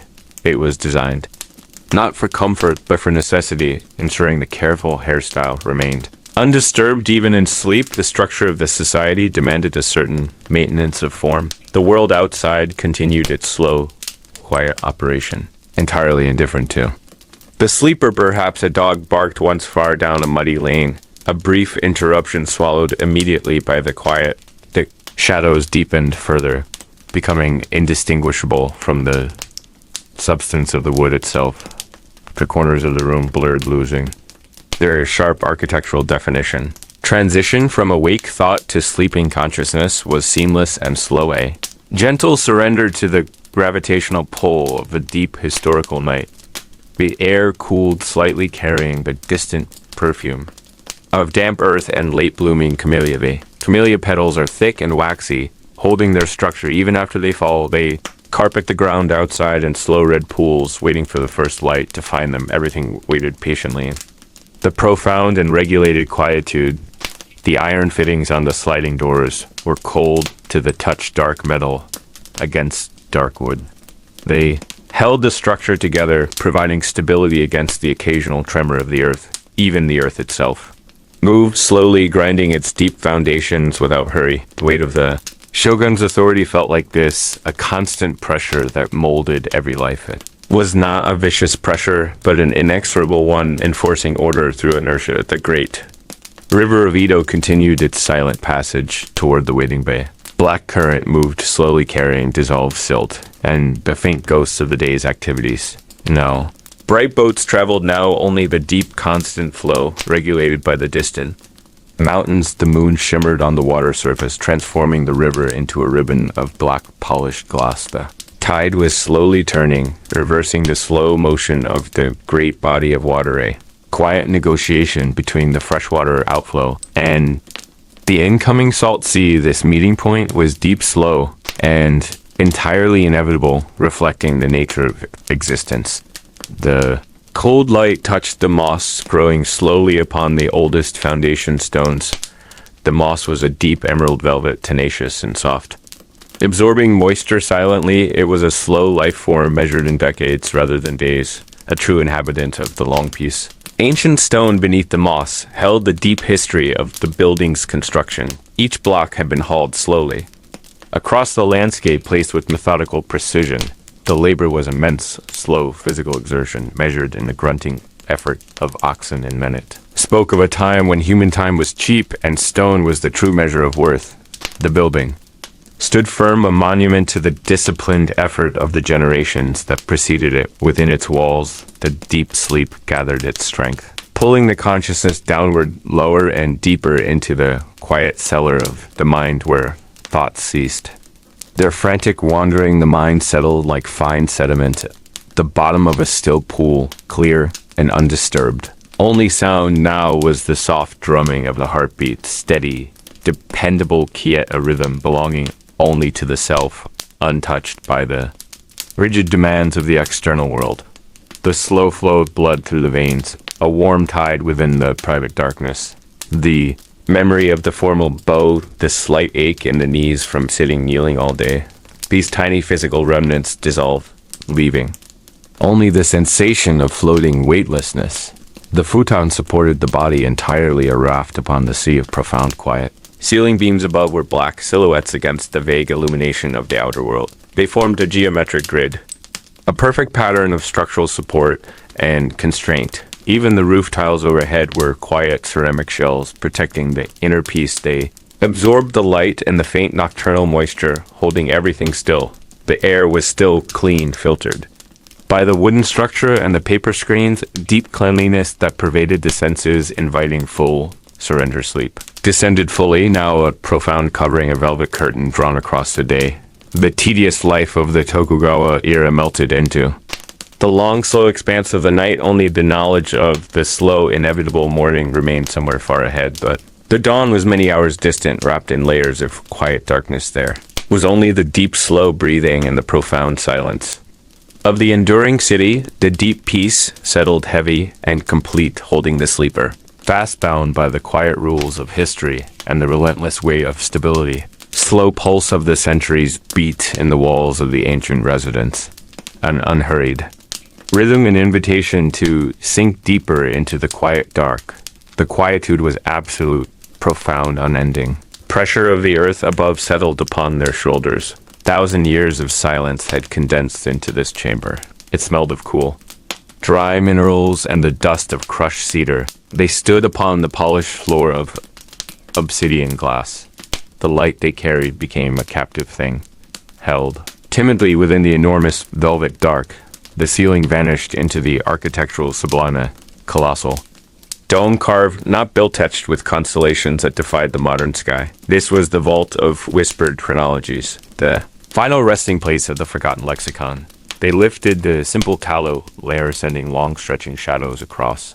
The fluted columns, these columns were fashioned from deep red, jasper veined with gold, that caught the faint flicker. Each pillar bore the sculpted relief of a scribe faces solemn, and eyes perpetually closed in contemplation. The air was too still to breathe easily, felt thick with unread narratives, History waiting for the lightest disturbance, they moved forward, slowly, deliberately. There, footsteps muffled by the sheer scale of the hall. No sound returned to greet them, only the dull hum of ancient. Stone holding its posture against the weight of the ages. Center of the vault housed a repository, but it was not one for human remains. It was a chest of polished black marble sealed with interlocking keys of bronze and electrum. This held the true, objective, the final index of the obsidian cartographer, the document that explained the shifting borders of reality. They reached out, one hesitant hand touching. The cool surface of the marble lid radiated a low, steady temperature, as if holding deep. Within it, the frost of a forgotten winter. They saw the final locking mechanism, a circular depression, perhaps, for maybe a key carried all this time in the worn leather pouch at their waist. The silver key felt heavier, now charged with the gravity of this ultimate moment. They slid the thin, intricate blade into the depression. It met the tumbler with a soundless, perfect fit. Mechanism designed for eternity engaged. A low, deep rumble vibrated through the floor. The sound was a grinding and more of a sigh, as if the vault itself was granting permission. The heavy marble lid began to shift, rising. Upon hidden counterweights of profound complexity, scent changed immediately, moving from dry mineral dust to something ethereal. The smell of dried mountain sage and cured parchment. The interior of the repository was lined with silk, pale faded indigo silk woven with silver thread, and resting there within the protective folds was the final codex. It was not a roll or a bulky booklet. It was a single slate of polished petrified wood, thin as vellum, but impossibly dense, etched deeply with a script they had never seen before. Language of pure light and flowing glyphs. They gently lifted the slate. The weight of it felt monumental, the true burden of all history. The cold obsidian glyphs seemed to shimmer, faintly illuminated by the struggling tallow flame. They held the knowledge in their hands. The answer to the long pilgrimage, the explanation for the shifting sands, and the text described the great sundering, the moment the world split into echoes. It spoke of the weaver of measures, figure who lived outside the linear passage of days, and then the script became strange. The glyphs twisted into geometries, describing the place beyond the map. The final sentence of the first side concluded simply, "The measure is not time, it is the hushed space between." Breaths, they turned the slate over. The reverse side was blank at first glance, but as they held it, the smooth surface began to accept light, drawing the weak glow inward, and then the image appeared, slow, not writing, but a single mesmerizing illustration. It was a rendering of the sky at zenith, but the stars were wrong. They pulsed with a soft green luminescence and centered. In the void of that strange celestial map was a figure standing upon a high spire. The figure was utterly featureless, a silhouette carved from deepest shadow. It held something aloft, a vessel or a crystal that captured all the green light as they gazed into the illustration. The green light in the drawing seemed to intensify. The very air in the vault began to cool sharply. A shift occurred far above in the forgotten dome, where the etched constellations mocked the real night sky. One of the stars in the carved dome began to glow faintly, a low amber pulse mirroring the light in the illustration. The figure on the spire seemed to move, a slow, deliberate tilt of the head, looking directly back at them through the image. The silence of the vault fractured, replaced by a sound like distant breaking ice, a high, clear, crystalline note that resonated deep within the bone. They lowered the slate, quickly protecting their eyes from the sudden focus of strange power. Stone floor beneath their feet transmitted the vibration, a low, profound tremor that suggested movement beneath the bedrock. They knew this was not the end of the journey. The knowledge was only the key to the next door, the spire, the strange green light. The silent watcher all pointed toward the 10th and final threshold. The vault of whispered chronologies began to close itself, the massive marble lid descending slowly upon its unseen chains. The moment of revelation faded into the cool, dry dark. Amber pulse from the dome faded completely, leaving only the wavering struggle of the tallow flame. They placed the obsidian slate carefully inside their traveling cloak. The mission had shifted from retrieval to navigation. The map had become the compass. They turned toward the entrance where the path wound upward through the earth's mantle, leaving the deep, cold sanctuary behind. They retraced their steps across the floor of glass. Silent scribes watched them leave, their etched eyes holding the knowledge of what awaited. They ascended the long spiral stair of ancient stone, each rotation lifting them closer to the shifting desert skin. The deeper they went, the clearer the historical narrative. The higher they climbed, the more elusive the present world. They emerged into the hushed throat of the ruin, where the air was warmer and carried the taste of salt. The long night had deepened into its quietest hour, the moment just before the coming of dawn.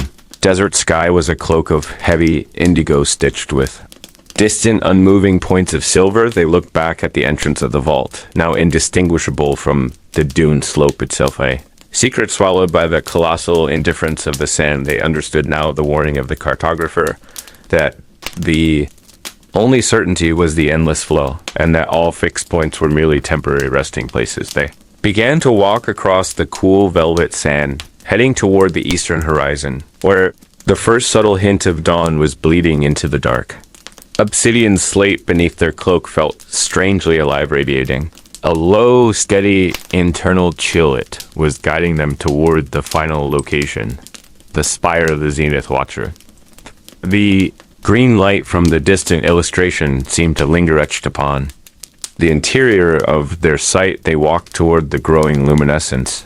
Landscape stretched out, infinitely hushed, the only sound their own slow, steady breath and the soft rhythmic whisper of sand against their heavy boots. They followed a path, unseen by the ordinary traveler, a course charted not by stars, but by silence. The wind began to pick up faintly, delicate, cold breath across the dunes, carrying the scent of something unexpected. Not sand, not salt, not cedar, but the sharp metallic tang of deeply chilled watery sound carried on the rising current of airy sound that should not exist in this arid immensity. Very slow, persistent lapping, like a quiet harbor reaching for the shore. They stopped their journey standing upon the ridge of a vast dune and looked out into the pre-dawn stillness, where the desert should have continued endlessly. There was only a tremendous expanse of dark water, an inland sea of absolute blackness reflecting the final lingering stars, and anchored far out in that impossible midnight lake was a structure, a single dark, perfect spire, reaching impossibly high into the sky. Actually, mirroring the illustration upon the slate, the watcher was waiting. Final curtain drawn upon the horizon of the impossible ocean. Silent, endless water lapped gently below, a mystery of the final depth, waiting to be crossed. They gazed out across the unexpected abyss. The journey had reached its watery conclusion, the penultimate breath before the ultimate answer. The chill wind grew, stronger, carrying the fine mist of the dark ocean. The promise of the final passage settled softly upon them, ready for the crossing that leads beyond the map. The water waited absolutely still. The spire stood absolutely fixed. The air grew heavier with the coming dawn and the weight of the last truth. They took one deep, slow breath before the final step into the absolute quiet. The infinite expanse of the dark water beckoned the deepest silence of the sea. The final journey across the midnight lake began. The edge of the water was invisible in the dark, a merging of sand and liquid void. They moved slowly down the slope of the dune toward the sound of the hush lapping, ready to face the spire and the watcher and the ultimate quiet of the obsidian.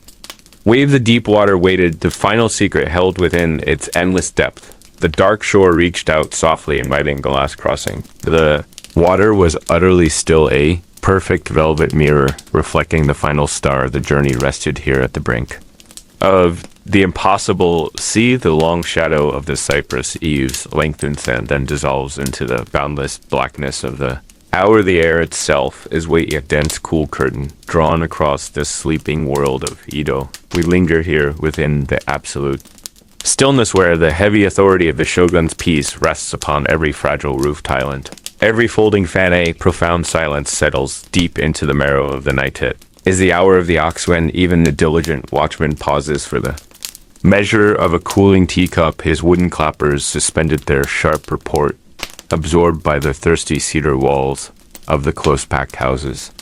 Listen closely now. Beneath the hush of the Tokugawa night, only the slow drip of melting snow from a copper gutter provides a pulsating sound so tiny it feels less like noise and more like a gentle pressure upon the eardrum. Sleep that holds this world is not a light forgetting it, is a deep institutional slumber, necessary resignation to the endless cycle of duty and ritual. Feel the cool, smooth plane of the futon beneath you.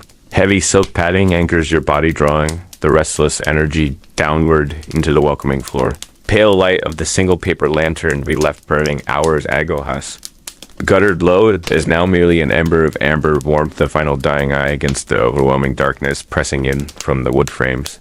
The scent of dry rice straw woven into the tatami mats rises gently. It is the smell of permanencia of a life lived exactly as prescribed, etched into the very fibers of the building itself, as the quiet endurance of centuries. You are sheltered now within the cloaked timbers of a Japanese home. The shoshi screens stand like silent, watchful sentinels, thin planes of washi paper separating your small, secure world from the vast, unknowable expanse beyond the narrow garden gate. They absorb sound rather than reflect it, making this inner chamber a perfect vessel for deep, profound rest. This tedious perfection, this meticulous ordering of every detail was the ultimate achievement of the Tokugawa regime. Life moved like a slow river, its course charted and unwavering. There were no sudden storms, only the predictable tide of rice planting and tax collection. And within that predictability, find the deepest, most hypnotic comfort. Let the weight of that order press gently upon your eyelids. Feel the soothing pressure of the system. The knowledge that when the morning Araves it will arrive exactly as it did yesterday. The day before, there are no surprises in this well-governed realm. The soft turning of the seasons, the pale crescent of the moon has drifted low. Now, its cold, clean light filters through a break in the tiled roof line outside, casting an angular sliver of silver across the polished floorboards. The polished grain of the wood gleams, brief Libor. The cloud cover shifts and the darkness reclaims its domain. You are adrift in the deep ocean of time.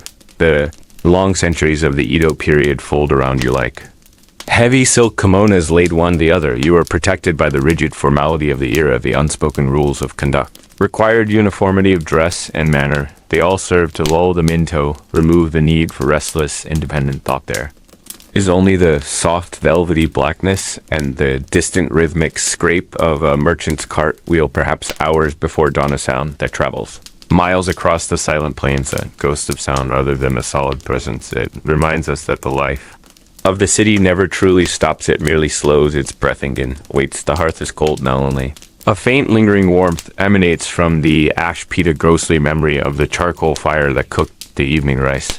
The smoke has long since been drawn upward and out through the carefully designed smoke channel, slaving the air within the sleeping chamber clean and cool. Heavy scroll that hangs upon the wall depicting a Huron standing motionless in a winter marshes, barely visible now. It's pale.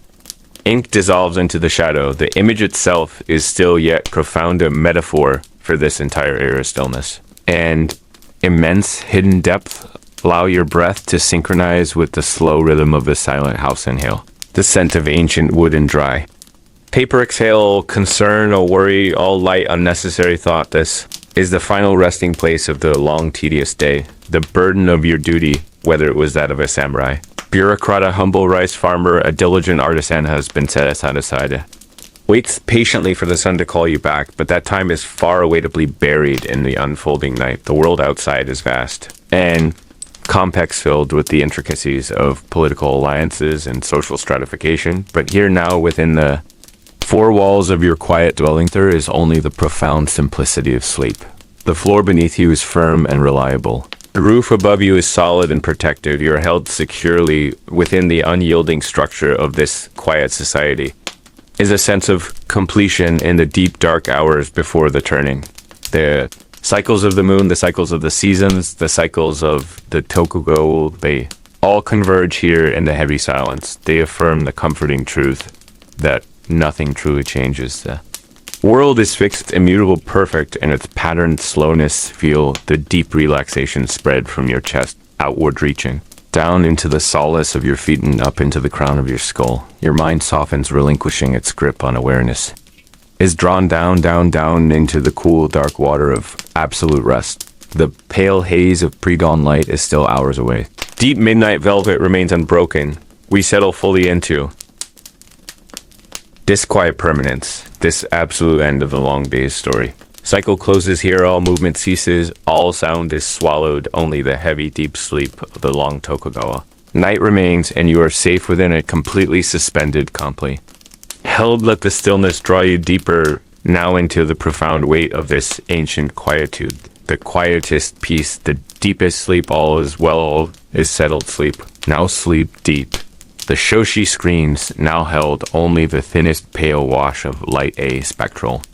Gray that swallowed all color, the Andon lamp had been carefully dimmed its thick wax core, sinking slowly into its own pool of amber heat. Cast long, slow shadows across the worn tatami, shadows that stretched and warped like elongated specters of the long day. The wooden frame of the house sighs a sound that is ancient and true.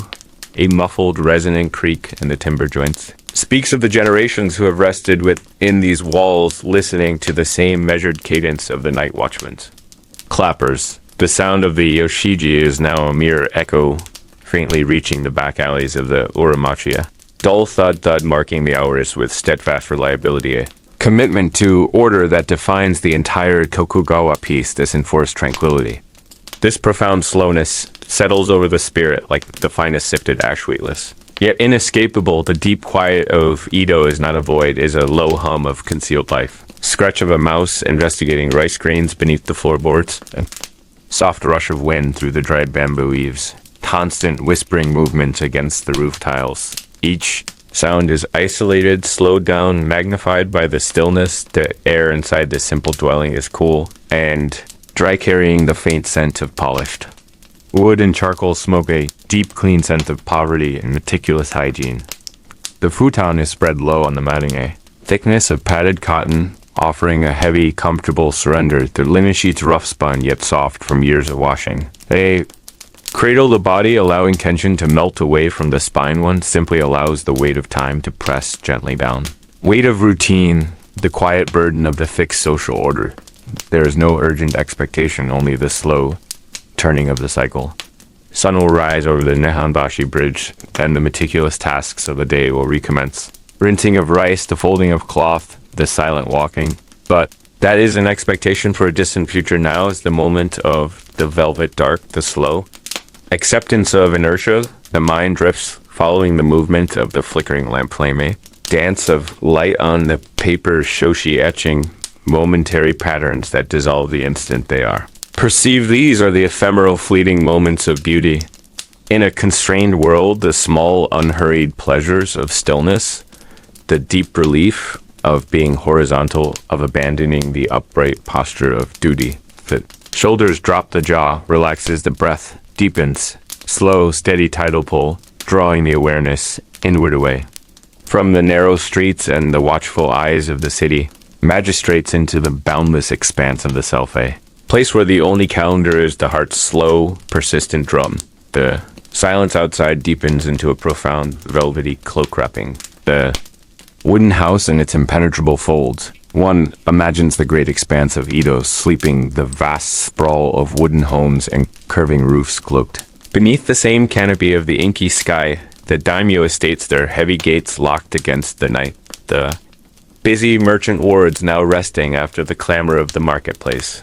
The riverboats anchored, their masts swaying slightly on the dark. Sumida flow, all yielding to the same inevitable surrender. The Tokugawa centuries demanded discipline, meticulous Attention to the smallest detail of existence, from the arrangement of stones in a small garden to the specific curve of a katana. Dedication to form permeates the very structure of sleep. Quiet ritual of resting to prepare for the resumption. Of duty, the smooth wood grain of the floor beneath the edge of the blanket feels coolly tangible link to the raw material of the earth. Subtle coolness is refreshing against the skin, reminder of the natural world pressing in, even here within. The walls, a distant dog barks, once a sharp, lonely sound, is quickly absorbed by the depth of the night leaving. The silence more profound than before.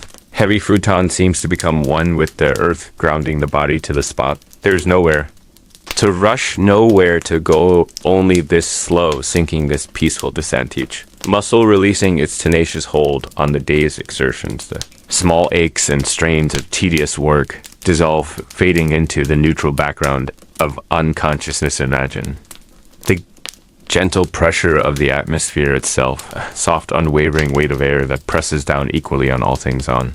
The smooth stones of the castle moat on the ancient roofs of the temples. The humble matting beneath the sleeping form is a pressure that encouraged submission, not resistance, say. Slow letting go of all mental argument. The thoughts that persist are merely wisps soft. Trails of smoke curling from a distant fire, they do not demand attention. They simply drift past unimportant, unthreatening. Historical weight of this long period feels comforting now. The tedious, unchanging nature of life providing an unexpected security, knowing that tomorrow will be much like today, that the structures of existence are fixed, permanent, immutable. It is the antidote to modern uncertainty, deep hypnotic immersion in the steadiness of the past. The smell of the rush matting rises faintly. Dry, grassy aroma of stored sunlight and dried eartha, natural scent that speaks of simple cultivation of farmers working. Fields that look precisely the same year after year. The Edo period demanded patience above all else. The slowness of transport, the meticulous pace of craft, the long years required for apprenticeship, everything, proceeded at the speed of human muscle. And patient hands, that slowness now informs the breath. It deepens into a slow rhythmic pulse, measured, regular, unwavering. Quiet mechanism of the body sustaining itself effortlessly. The heart, a quiet, persistent drum, beating its ancient rhythm soft. Low, thrumming sound heard only from within. The boundaries of the room seem to soften, the walls receding into the deepening darkness. The perception of space stretches becoming vast and accommodating. There's no edge, no corner, and no sudden disruption only. The smooth, continuous flow of sensation toward oblivion. The pale ghost of the end in light. Finally gutters, the wick consumed the oil, exhausted. Final gentle hiss, swallowed by the dark. The absolute blackness is a velvety comfort. It rests over the eyes. Like a thick, soft mask encouraging the final surrender, the eyes feel heavy-weighted, gently closed. No longer scanning the surroundings for information or threat, simply resting in the absence of light. Entire frame of the house is now still to settling. Complete the wood having found its nightly truce with the temperature.